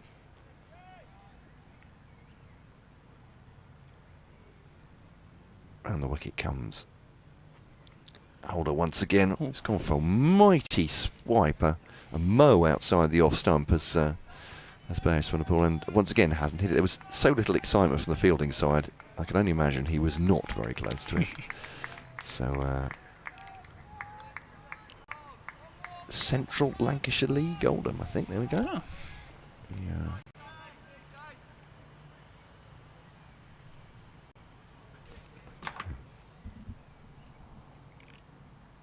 And one ball to come of this over. Swanepoel does hit that. It's up in the air. Where's it gone? It's gone for 4. He really didn't time that, and it was in the air for a while, but it's gone for 4 through the offside. Shouts of catch it. Swanepoel perhaps rather ruefully goes for a punch of gloves with Jack leaning, but he's on to 40 from 51 with some swashbuckling strokes. One not timed, but safe enough. Leaning has 134. They're 322 for 6 now, and actually this partnership is at 72 now between these two. Yeah, frustrating for the Worcestershire attack. Not so much for the runs that Swanepoel's put up, just I guess the length of time he's been there now. They would have been hoping in this last session to kind of skittle the tail end. Good point. But Swanepoel's managed to dig in and play a good inning so far. Nearing closer to that half century. Yeah, 14 overs in the day, so we've got just under an hour to go. D'Oliveira in to lean in. Ooh, Crikey. just came back on him a bit there. Has he chopped that into his pads? Yeah. He must have done, yeah. Leaning on 134 at the moment.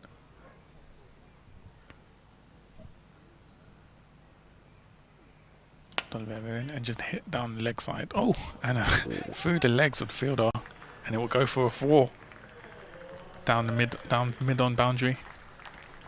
And that was a piece of fielding which suggests we're into the late part of the day. I was very tired. Yeah, was it? Matt Waite has done it. Yeah, he's done a lot of good. He's taken 3 of the 4 wickets to fall today, hasn't he? But as you say, there was no barrier behind that. Just got the hands down too late, and it's gone through him. And I'm sure he'll be very disappointed. D'Oliveira in again to lean in and just tapped it down the offside. No run given. Here the wait from Jack Leaning. Not interested in a run there into the offside. Quite right too. So going around the... I'll hold that thought. D'Oliveira in again. Ball driven straight back down to him by Leaning. Did a lap just after tea, and it's just beautiful out there, Yeah. isn't it? It's just... It's warm, but with a slight breeze as well, so it's not oppressively hot. It's just a beautiful temperature of cricket going on. D'Oliveira in again to Leaning and just prods it forward back to D'Oliveira. This is where you go back to the office and you hope you don't see anyone, because they'll ask you what you've been doing all day to count for yourself.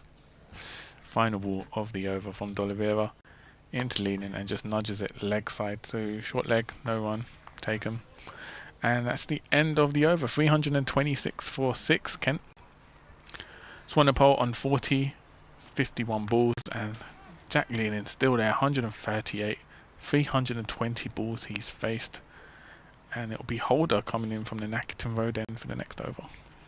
I like to go for very long days, though, at the cricket. I mean, it's true, but you do get to watch a lot of cricket, which is...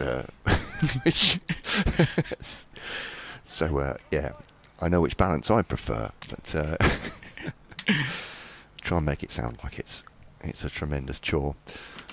But I don't think it's fooling anybody.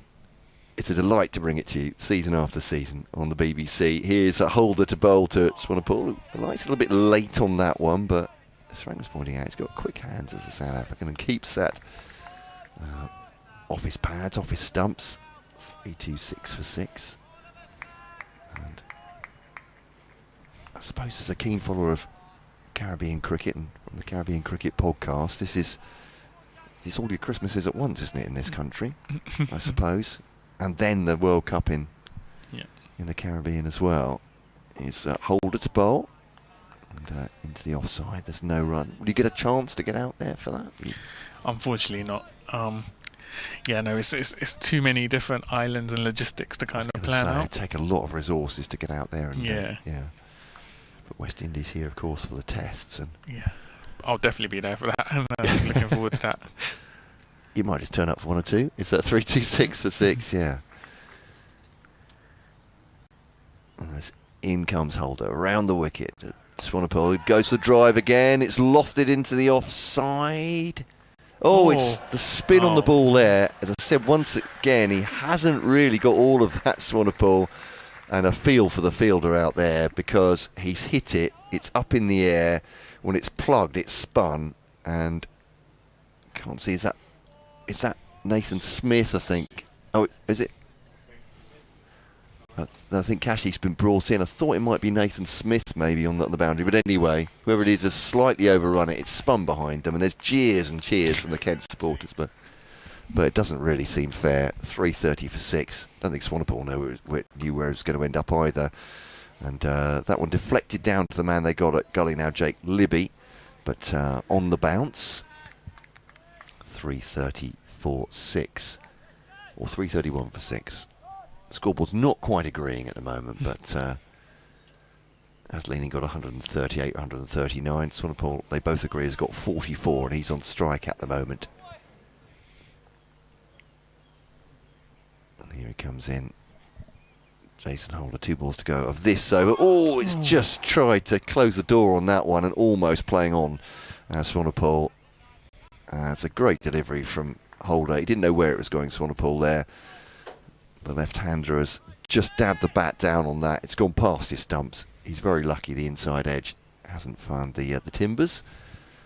And Jason Holder puts out another black mark. I feel aggrieved against the batters, I think, for that. Swanepoel has been, well, I don't say exactly taking liberties, but Holder probably can't quite believe he's not mopped him up yet.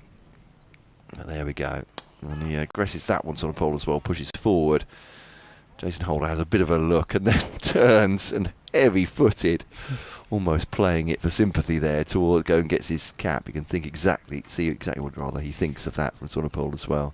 Single off the last ball of the over, 3-3-1 for 6, and the South African will take strike for the next 6 deliveries. Yeah, West Indies tour in July, Lords, Trent Bridge, and then Edgbaston, so it should be exciting.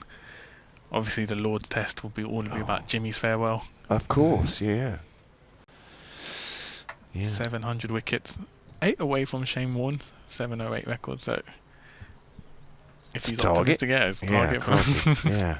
You wouldn't put anything past Jimmy at this point, though. That's the thing. I think exactly that. Yeah. Sad. D'Oliveira runs into Swanepoel. Swanepoel just gently nudges it leg side, takes the single. I think Frank's due in for me in just a couple of minutes' time. Frank Watson will return. On the mics here, Leaning 138.46 for Bear Swanepoel so far. Kent 332 for 6, but it has gone a little bit quiet out in the middle there, hasn't it? And was just trying to generate something here. I think D'Oliveira is going to come over the wicket to Jack Leaning now and adjusting his field because of that.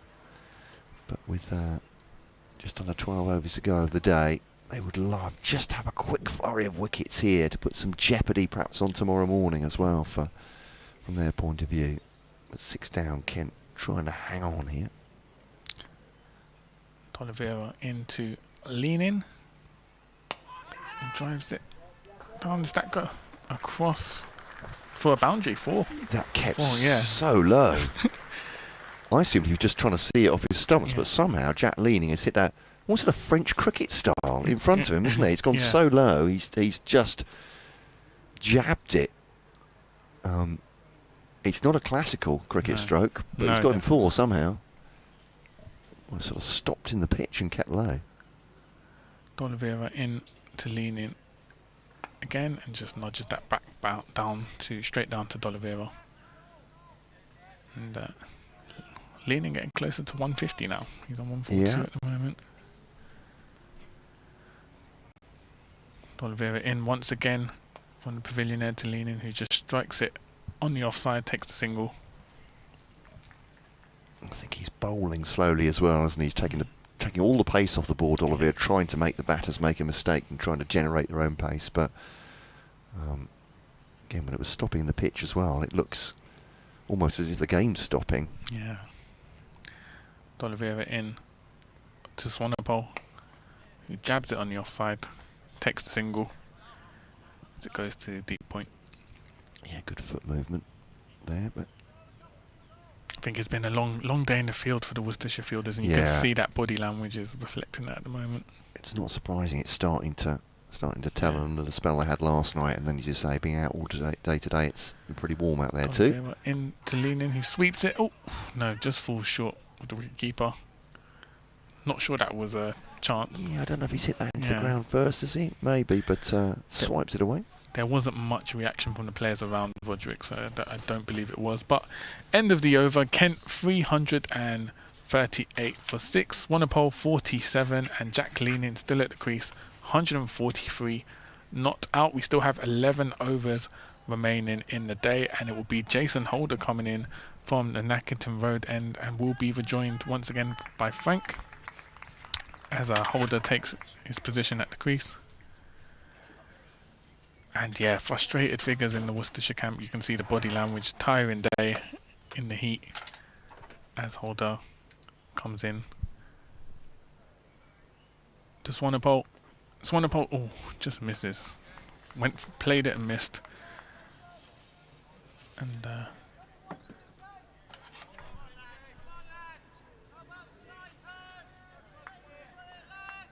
Frank, it's been a frustrating last hour or so for Worcestershire, unable to break this partnership. Yeah, it's got just a tiny bit untidy at times in the last few minutes, but understandable, isn't it? They've been out there a long time. Holder in to Swanepoel once again, and he just nudges it leg side. Is it going to go for take two? Yep. Just picked up at the boundary, but he takes 2 runs from that. Moves him to 49, so 1 away from a half century for Swanepoel. But yeah, I mean, it's a bit like yesterday. They bowled well all day, and they've taken 4 wickets. Yeah, there you go. I say they've bowled well. They've bowled pretty well, I think. Yeah. They really do. I think I would Gibbons been unlucky. Waite's bowled well. Smith's bowled quite well. Holder in once again to Swanepoel. Ooh, just jab behind him and takes a single, and he's going to get 2 from that one. Roderick unable to pick it up, and that brings up the 50 for Swanepoel. Just 62 balls. Raises his bat to his fellow players, and a good innings from Swanepoel. Considering when he came in, there was a lot of pressure. If his wicket fell, the tail end would be exposed, but he's held in there, dug in. Yeah, he's played well. He's been very positive. He's had a bit of luck. Yeah. But fastest 50 of the game. And Holder in once again to Swanepoel, who just nudges it on the offside, doesn't take a run. Just quicker than Jason Holder's, I think.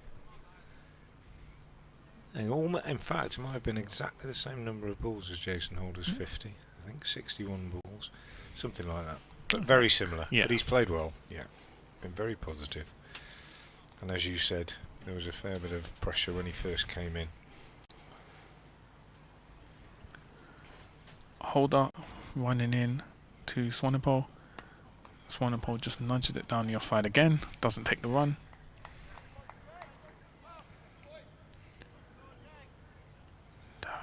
Just over 10 overs left. Can Worcestershire break this partnership before the close of play? Holder marking his run up from the Nackerton Road end. It's one of those situations where it's played out much as we expected. Yeah.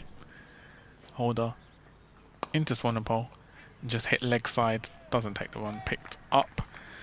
But we turned up this morning hoping it wouldn't, you know what I mean? We sort of, and then every time there was a wicket or two, you thought, oh, maybe it's going to kick on. But the truth is that if you'd have sat anybody down who'd watched the first 2 days, they'd have told you the likelihood was that we were going to get a day like this today, I think. Yeah. And Jack Leaning has applied himself superbly. And just as Worcestershire getting 600 meant that they probably couldn't lose, so I would say Jack Leaning getting this score and Kent get 400 plus in this innings makes sure that they can't lose, and there's not really going to be time for either side to win. So I back to draw from the end of day 1 and I'm back in it now.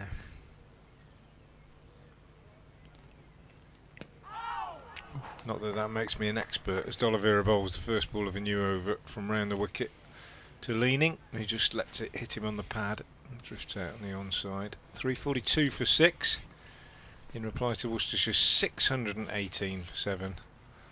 D'Oliveira is in again and bowls, and Leaning is again just leaning forward, pushing up to mid-on. Waite is the fielder, and there's no run. Began the day, Kent on 111 for 2. D'Oliveira round the wicket again, bowls slowly, leaning on the back foot, just steers that through the covers. Smith the fielder on the boundary, and they take a single. Smith, who was unlucky with that one before, where he slipped over just as he was going to pick the ball up, and he got unfair laughter, I think, from the foul. I suppose it's funny, isn't it? Not funny if it's you, but it's funny if you're watching it, as Swanepoel goes back and slaps this one with a cross bat down the ground, short from D'Oliveira. Fielded at long on by Kashif.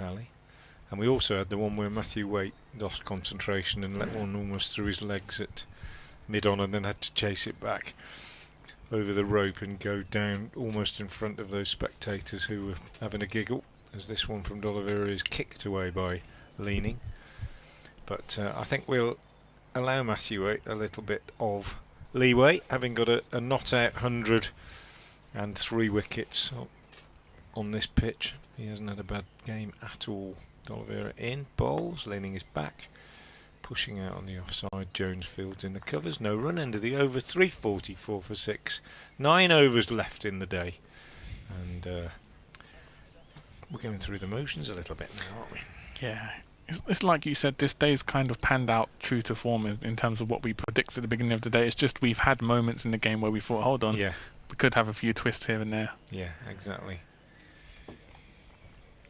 And that would have been exactly the mood of the players, I think, on both sides as well. They'd have sensed those little opportunities, those windows where they might be able to make something happen, and Kent would have seen that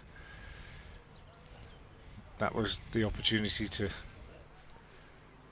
dig in and make sure that one didn't become 2. Well, it did this morning, but on the 2 further occasions that a wicket went down, that's not been the case.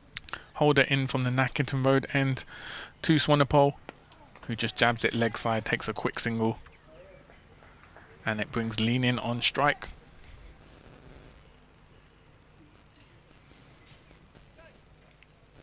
And yeah, it's been a good effort all round from the Worcestershire bowlers. I think they've yeah, I think when we talk to one of them, either one of the coaching staff or one of the bowlers tonight, and we ask what they think, I think that's what we'll get. I think that's the message we'll get, and I think it's fair enough. Sometimes they say they've bowled well, and you think, well, I'm not so sure about that, but I don't think that will be the case. And Holder in to Leaning, jabs it on the offside, doesn't take a run.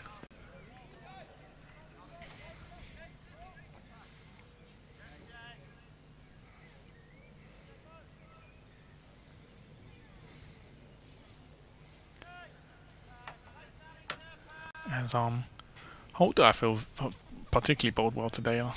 Unlucky not to get a wicket for the efforts he's put in, but it's been a long day all round for the bowlers in Worcestershire. As he runs in once again to Jack Leaning. Leaning just nudges it on the offside. No run taken. Brett D'Oliveira, exaggeratedly enthusiastic in the field there. The captain racing in, picking it up, firing it into the gloves, trying to set an example. And they've been pretty sharp in the field for most of the day. Jake Libby's done quite a few sliding stops and jumps to his feet, gets a throw in. But been a long day. Holder into Leaning once again. And Leaning just nudges it on the leg side this time. No run taken.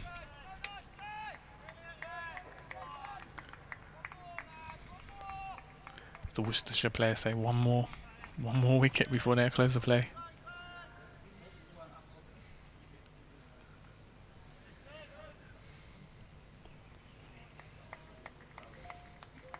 Holder gets ready to run in once again.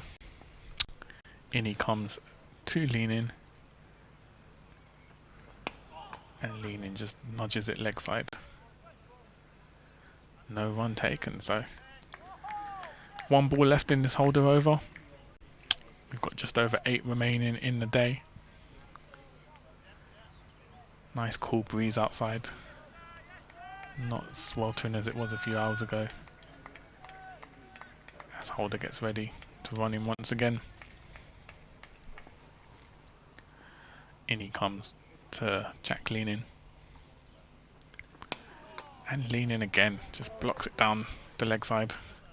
End of the over. Kent 345 for 6. Swanepoel on 53 and Leaning 144. 8 overs remaining in a day. And just tell you what's going on elsewhere. Some interesting games developing. Hampshire against Durham at Hampshire. Rain there. End of play, I think. End of the day, which came a bit early. Durham are 93 runs behind with 2 wickets remaining. That'll be a draw, I think, pretty certainly. Northampton require a nominal 420, as I've said, to beat Gloucestershire at Wantage Road. That one still going. It's D'Oliveira bowls and Swanepoel pushes out into the offside for a single. Northampton 138 for 2. So they've just got a bat all day tomorrow and the end of today. Sussex, Glamorgan, they're back on. Glamorgan are about to win. They need 2 runs. In fact, they might now have done it, I think, because they've just disappeared off my screen. So I think that's going to be a result. Glamorgan beating Sussex. D'Oliveira bowls. Leaning pushes out on the offside for a single. 347 for 6. And Notts are doing really well against Lancashire now. Lancashire 111 runs behind, and they're 5 down in their second innings. D'Oliveira around the wicket. Bowl to Swanepoel, who goes for a big hit on the leg side, doesn't really time it. Straight to the fielder, hose at short mid-wicket, 347 for 6. So Lancashire trailing by 111 and 5 down in their second innings. And D'Oliveira bowls, Swanepoel pushes back up the pitch. Former Worcestershire seamer Dylan Pennington got 3 wickets in that one. So a good day for him. And then finally at the Oval, Warwickshire against Surrey. Warwickshire 85 runs ahead, but they're 7 down in their second innings. D'Oliveira bowls, and that's a cut attempted by Swanepoel, missed it, hit the gloves of Roderick, and just dropped out on the offside, and there's no run. So looks like Surrey may well wrap up a victory at the Oval tomorrow. That's where Worcestershire go next week. Here's D'Oliveira again, round the wicket, bowls. Swanepoel looks to sweep and is out. LBW went for a little paddle sweep and didn't get down. He just sort of got halfway down and played across the line, and that did, to be honest, look pretty adjacent. Umpire Debenham had a good look at it, and Brett D'Oliveira gets a wicket, and Worcestershire again now with a few overs still left in the day will just be hopeful that they can nick another one out. Swanepoel goes. LBW to D'Oliveira at 454. Good innings. Kept the momentum going at that one end, with Leaning having just dropped anchor really at the other end. And dropped anchor and done an absolutely brilliant job, I hasten to say. But he's gone, and it's 347 for 7. They added 97 for that 8th wicket. Runs still reasonably academic. Kent at 271, still behind, as Wes Agar comes out, skipping sideways, raising his bat above his head, windmilling his arms around, with 7 overs left in the day to join Jack Leaning, who's been there all day. And Brett D'Oliveira at the end of that over has figures of 22 overs, 4 maidens, 1 for 55. Tidy enough. It was D'Oliveira in that last over holder bowled who was shouting to his teammates just one more wicket, and he's heeded his own advice, taking the wicket. End of the day, crucial for Worcestershire, just to sort of lift the spirits, if anything. Yeah, absolutely. Another one would just raise the hopes again, wouldn't it? But it's the idea that you battle through and get 10, and then you have to go and try and get another 10 is ridiculous. And even then, I mean, you know, there's every chance they'll get past the follow-on figure anyway. So yeah, long way to go. As Holder will continue with his spell, takes the ball to Nackington Road end, he'll be bowling to Leaning. He runs in and just goes leg side. Picked up by Roderick, the wicket keeper. No run.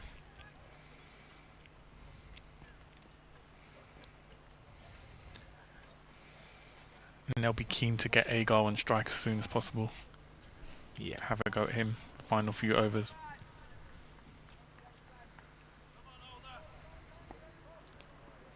Holder runs in once again to Jack leaning.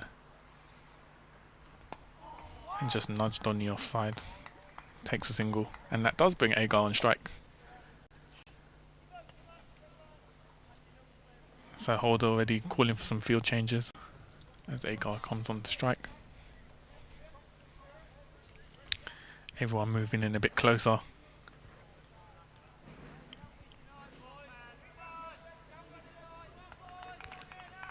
A lot of chatter now. You can see that has raised their spirits.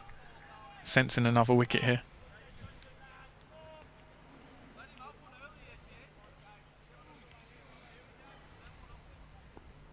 As Holder runs into Agar. Ooh. Turned him round. It's gonna go. Is it running towards the boundary? Should be picked up by the fielder. Agar takes 2. Good work by Gibbon. Late in the day, long chase, got there, pulled it back, got the throw in, and then he got 2. 350 up for Kent. Round of applause across the ground as Kent reached that milestone.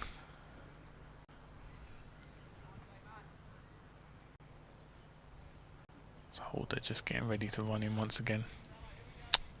In he comes. Agar on strike.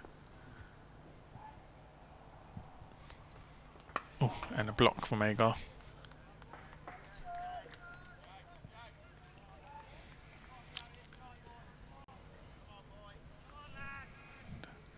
Yeah, a few calls from the Worcestershire players here. A few claps as Holder gets the ball once again.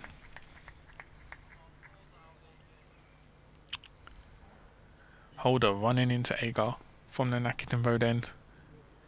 In he comes. Ooh, is that gone? Don't think it. Gone right through. Yeah, right through. Yeah, cut him in half, as they say. Gone high over the stumps, kind of under his armpit. Roderick took it, threw it up, but it was a half appeal, wasn't it? Yeah. Umpire not interested. Good over. Yeah, has been Threatening. Again, you know, you look at Holder and you say deserves a wicket. Gibbon deserved a wicket. Leach got a couple last night, none today. Smith picked up 1. They've done all right. It's been tidy stuff. Holder into Agar once again. Ooh, Agar just sweeps it leg side. Down to short leg, no run taken, and that's the end of the over. Kent 350 for 7. If you're just joining us, and you might have been watching football, or you might have been out for the day, and you might just have decided to tune into the last part of the day.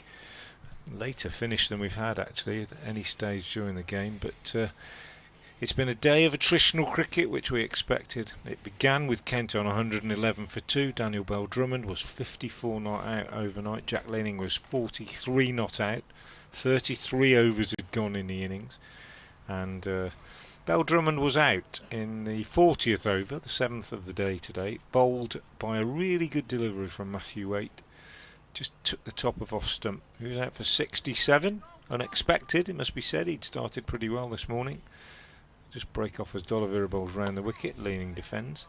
And Joe Denley was out fairly shortly afterwards. LBW to Matthew Waite without scoring. So 2 wickets for Worcestershire in quick succession. But any hopes they had of finishing things off, or getting further on towards finishing things off before lunch, D'Oliveira bowls a full toss, which is driven by Leaning up to mid-on. He takes a single, 351 for 7.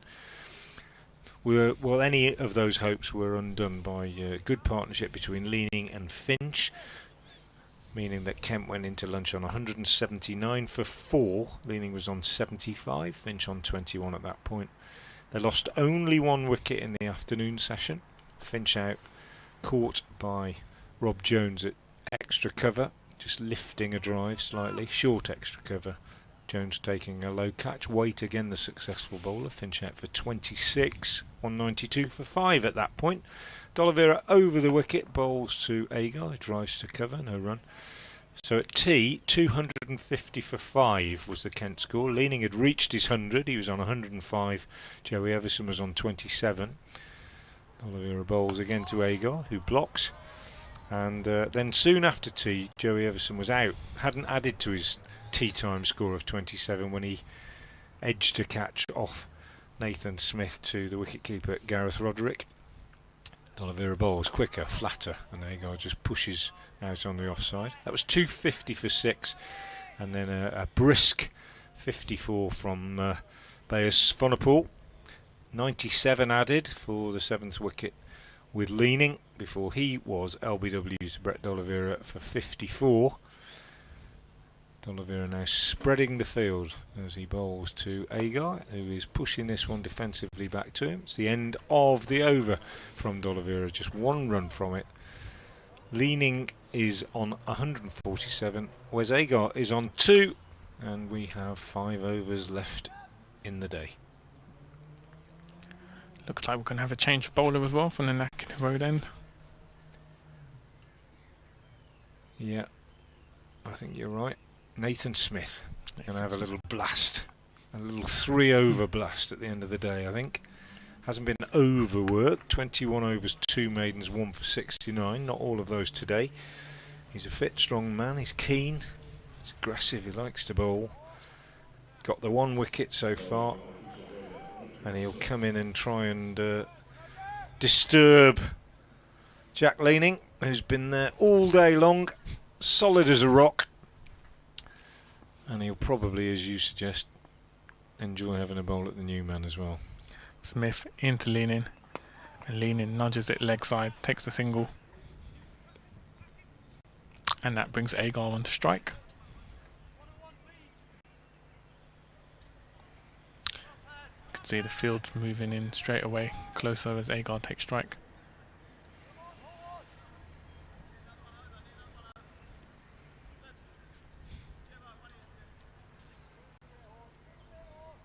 Slip in a gully, it's going to be. Jones at gully, Holder at slip. Libby going in on the drive, so 2 on that drive on the onside. They've been persistent with that tactic. And they've fielded a lot. They haven't picked up any catches, but they've fielded an awful lot of balls in there. D'Oliveira's gone in sort of short extra. Smith runs into Agar. Ooh, Agar just taps, thinks about a run. Some good fielding there. Agar thought about taking a run, decides to run back, just made his crease.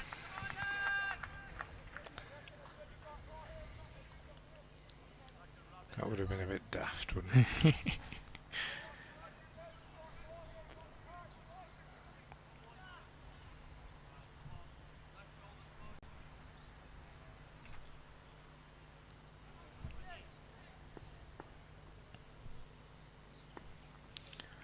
Smith into Agar once again, and a forward defensive play there from Agar.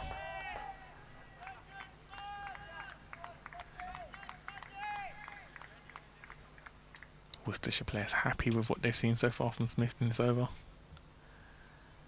Very vocal at the moment.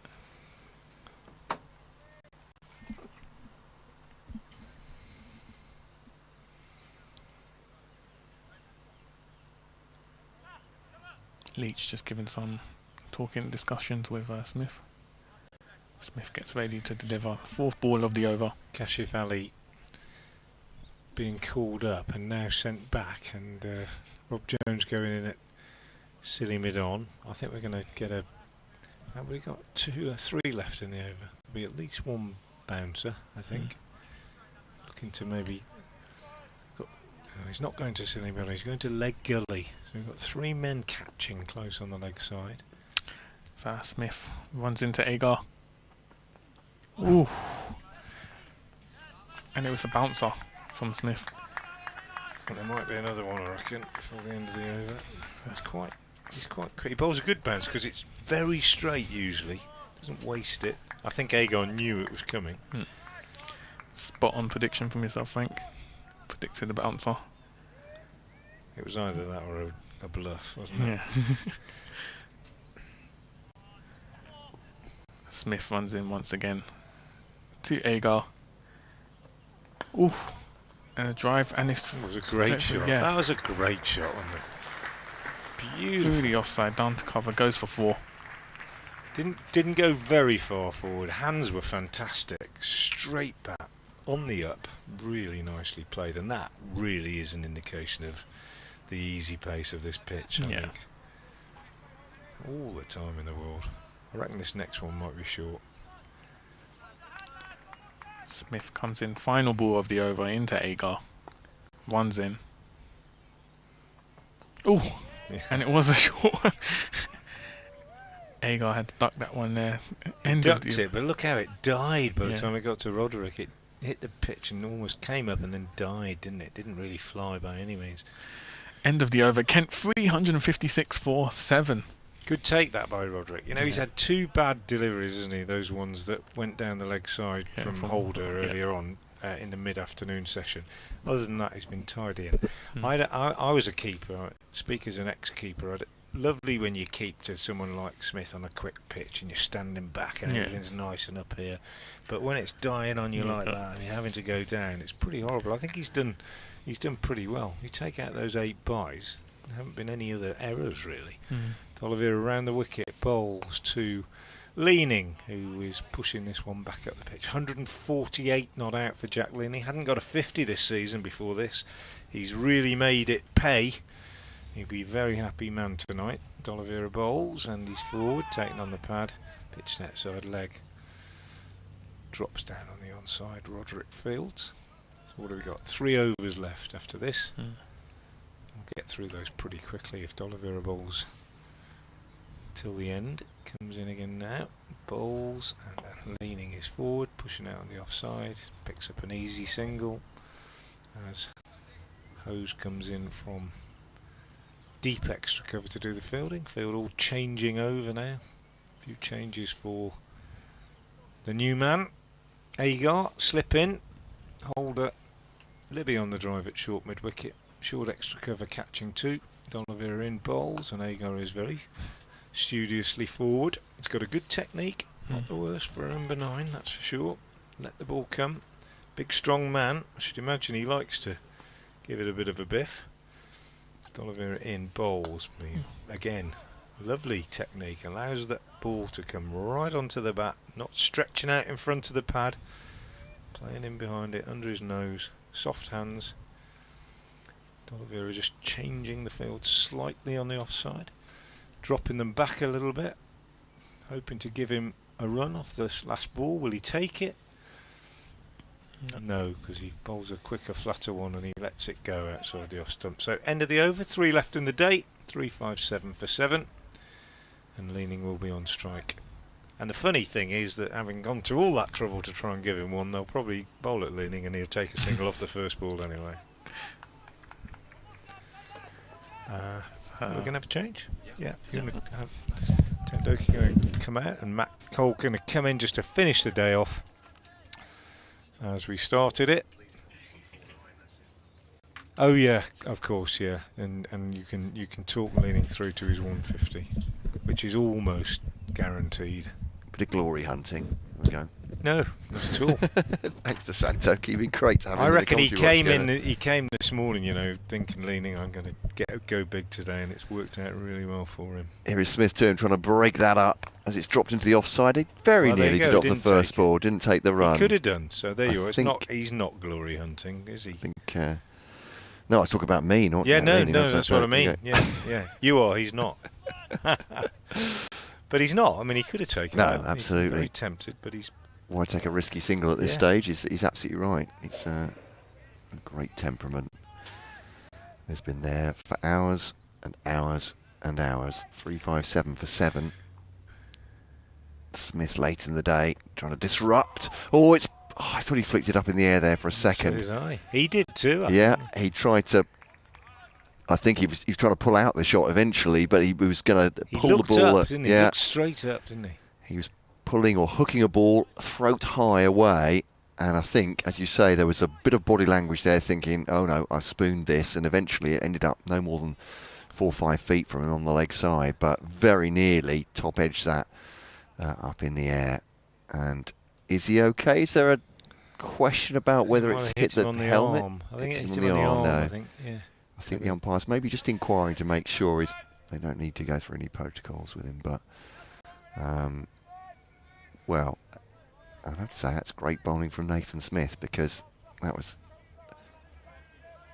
a really good short ball, wasn't it? Got up near the throat, made it really difficult for him to play. Now he has to resettle. Smith bowls now, and that one's quick as well. That will be the single, though, for Jack Leaning. He runs through his 346th delivery, faced 497 minutes. It's more than an 8-hour stay at the crease for Jack Leaning. 150 on the board. It's been a superb innings. It's been massive for Kent as well. They needed someone to occupy the crease for long periods of time, and by golly, he's done that. Jack Leaning looks a little bit footsore as he gets to the far end, but 150 for Jack Leaning. Kent 358 for 7. If they save this game, they'll owe a huge, huge debt to him. Now Nathan Smith bowling to Wes Agar. Just helps that graciously into the onside. He's faced 346 balls and batted for 497 minutes.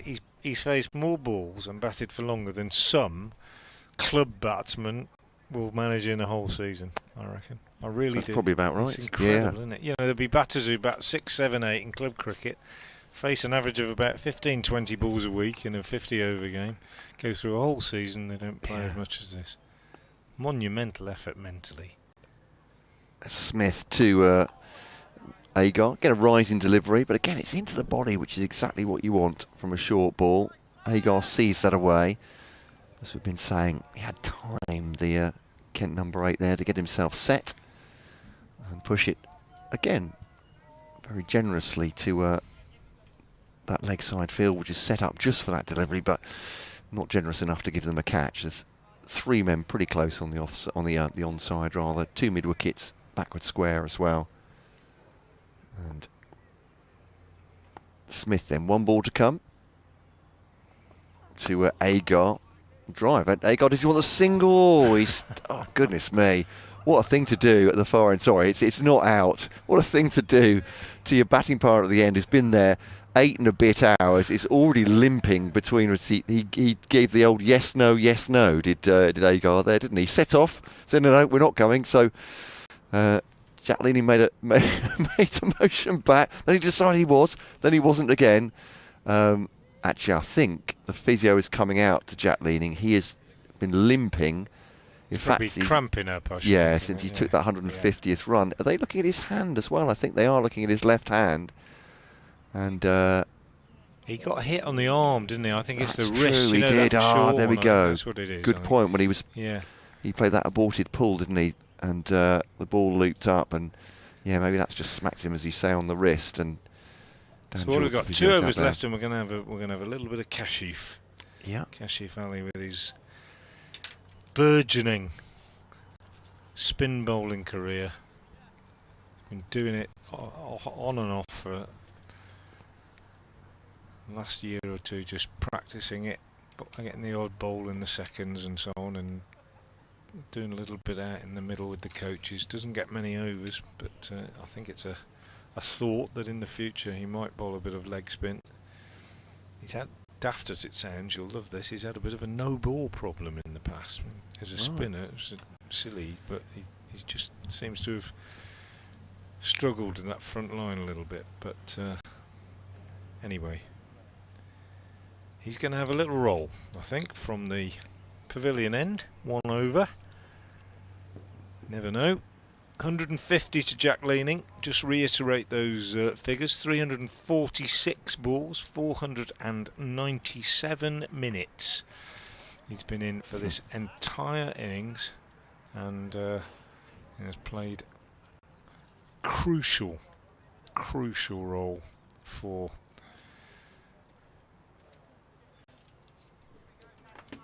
Kent in this innings, this game.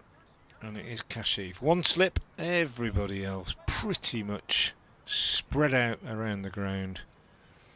And in he comes and bowls. His first ball is turned on the leg side by Leaning, who is carrying his left arm slightly gingerly, I think. And he'll be hoping he won't have to face too many more. There you go. On strike, field comes in. Slip, backward point, short extra, ordinary extra, mid off, mid on, mid wicket, deep backward square. and a sweeper out on the offside boundary. Kashif Ali in, bowls, leg spinner, and just pushed back up the pitch by Agar. I reckon if that was a T20 game, he'd have got inside that and tried to smash it over mid-wicket, a little bit short of the length. Playing the situation is Ali again, in, bowls. This one's given a bit more air and it's driven out on the offside. And they think about a run. They probably could have taken one. I'm sure they could have taken one. As Rob Jones slid and missed it, and then Nathan Smith came off the boundary and fielded it. But Jack Leaning is living up to his name at the non-striker's end, using his bat as a prop, and he ain't going anywhere, I don't think, unless it's a walkable one. As Kashif bowls, good little leg break, turns past the outside edge, taken by Gareth Roderick, who breaks the wicket without removing a stump on this occasion. Just taking off a couple of the bails. Umpire comes in to pick them up. So we've got 8 balls left in the day. It's been a long one. It's been a long one. 6:30 coming up. We'll finish just about on 6:30. And back tomorrow for more of the same, I expect. Yeah. Kashif in once more. Bowls, and forward comes Agar. Blocks it back up the pitch. Tidy stuff from Kashif so far in this over. 1 ball left. And then I guess we'll have Nathan Smith coming down the hill for the last over of the day. Field is spreading. Will he take a run? There you go. Waits, Kashif. Oh, he's bowled him! Kashif Ali gets his first wicket. He's yorked him, basically. He's thrown it up there into the block hole. Whether Agar was thinking, I'll get a single and try and protect Leaning, who's not feeling so good, I don't know. But he's fallen over it a bit, and he's been bowled middle stump. So Agar is out for 6. Kashif Ali gets his, I think, his first-class wicket for Worcestershire. And Worcestershire strike again. 359 for 8. Agar will be pretty annoyed with himself, I think. Yeah. Job is just to keep your wicket intact for a few more deliveries. Certainly, it'll be very irritating. And Jack Leaning is at the other end, and he'll face the first ball of the following over with Nathan Gilchrist coming out. And not impossible, obviously, that Worcestershire could bowl Kent out on the final day, though those bowlers will be tired. That's for sure. Will. They certainly will. But there's nothing else they can do, is there? They've got to try, I suppose. They're not going to bat again, really. If you could enforce a follow-on, I don't know. Maybe you would, but it would be a monumental effort, and it really would. What to bowl them out on the last day? Yeah. Well, even to have a stab at it. Yeah. Really, I think. And is that the question in terms of the stress on bowlers? Yeah, he has got a wicket before. There we go. Yeah. Incredible, really. It'll be Smith to Leaning, gets everything out of the way of that. It's a short ball, and again goes off for a little bit of a wander. Does Leaning. Good deliveries to Smith. He's showing some real spite, isn't he? Some lift in the last couple of overs. It's exactly what I was trying to describe before, the sort of cricketer that he is, really. I'm going to stick my neck out. I think Worcestershire have done really well today. You know? Yeah, I agree. Bias out of the window. There was that little period, wasn't there, where there were a couple of misfields and it got a bit sloppy. But 10 minutes, 15 minutes. But apart from that, stuck at it really, really well. Smith once more to Leaning, clips that off his pad. Oh, goodness me. As you say, he's holding that left arm, isn't he? Favouring the left. So he's played that into the it was that one that popped up. Yeah, you're absolutely right. That's perhaps hit the bone, the forearm maybe, or the yeah. If you imagine wearing a watch on your left hand and just above where your watch would be, that's what I'm guessing. He's struggling, and you know that it's easy to break that, to get a little break in that little one of those. Is it radius and ulnar? Those Yeah, two bones I think there, you're right. Those two. I think it might be the. Yeah, he's just. Yeah, he's showing He some looks concern worried, to his arm there. As he's looking down, and Smith to Gilchrist right in delivery, and Gilchrist. Well, he offered the bat to it, I would say. He didn't know much about it though. Just back of a length, just outside the off stump, or maybe over the top of off stump, and Gilchrist looked all at sea playing that 360 for 8. 3 balls to go. A 9th would be lovely here, wouldn't it, for Worcestershire? Yeah, just it would. To think, come back tomorrow, leaning, perhaps carrying an injury, maybe wrap up the innings and see where we go from there. Smith beetling in towards Gilchrist, short ball again. It's another great short delivery. Said he's worked up some real pace here when he's got every right to be feeling bodily sore and perhaps bowling within himself. He's available for most of the season, I think, in all formats. He's going to become a very, very popular man at New Road, I think, Nathan Smith. He's exactly what I was trying to explain this morning about the way that he is that kind of cricketer that just always seems to be wanting to make something happen. And what a great asset for a captain to chuck a bloke the ball at this stage in the day and get this kind of spell out of him, I think is great. Jack Leaning's played brilliantly for Kent. Worcestershire have stuck at it. Here's Smith to Gilchrist. That's a decent shot. He's just opened the face and run that through gully. They'll come back for 2. I'd imagine Jack Leaning has absolutely no interest in playing another delivery, and now he's not going to have to. The last one of the day, whatever happens. 3-6-2 for 8 then. And Worcestershire have toiled on a pretty lifeless pitch. And still these bowlers are charging in to try and put their side in with an unlikely sight of victory now, the way the day has gone. But Smith bowls, again it's shortish, and Gilchrist sort of ducked their head away from it, just wanted to make sure he got something out of the way. That is the end of the day. 3-6-2 for 8 here at Canterbury, and what an effort that is, and particularly from Jack Leaning. Obviously he'll get the plaudits from this day's play, and I think he'll be rightfully applauded off by the Worcestershire team and by the remaining spectators here, who've seen a very, very fine innings. We'll obviously hope for the best for Jack of the injury to that left arm, which he's carrying rather tenderly as he goes off the field. Brett D'Oliveira just comes to ask about Jack Leaning's health, but he'll come off now and get the applause that you'll hear from the crowd, such as it is. A lot of people have seeped away in this last hour, but Jack Leaning, quite rightly, taking applause here, and will come off the field at Canterbury, having perhaps helped his side to safety. Taking a long way towards it, if that's the case. So he goes off there, 3-6-2 for 8, Kent finish. 2-5-6 the deficit still, and Frank will come back tomorrow with the hopes of some exciting cricket. But for Worcestershire, as you said, I think you're absolutely right. I think they bowl really, really well. They've got as much as I think it's possible probably to get out of this pitch in terms of threatening. Just looking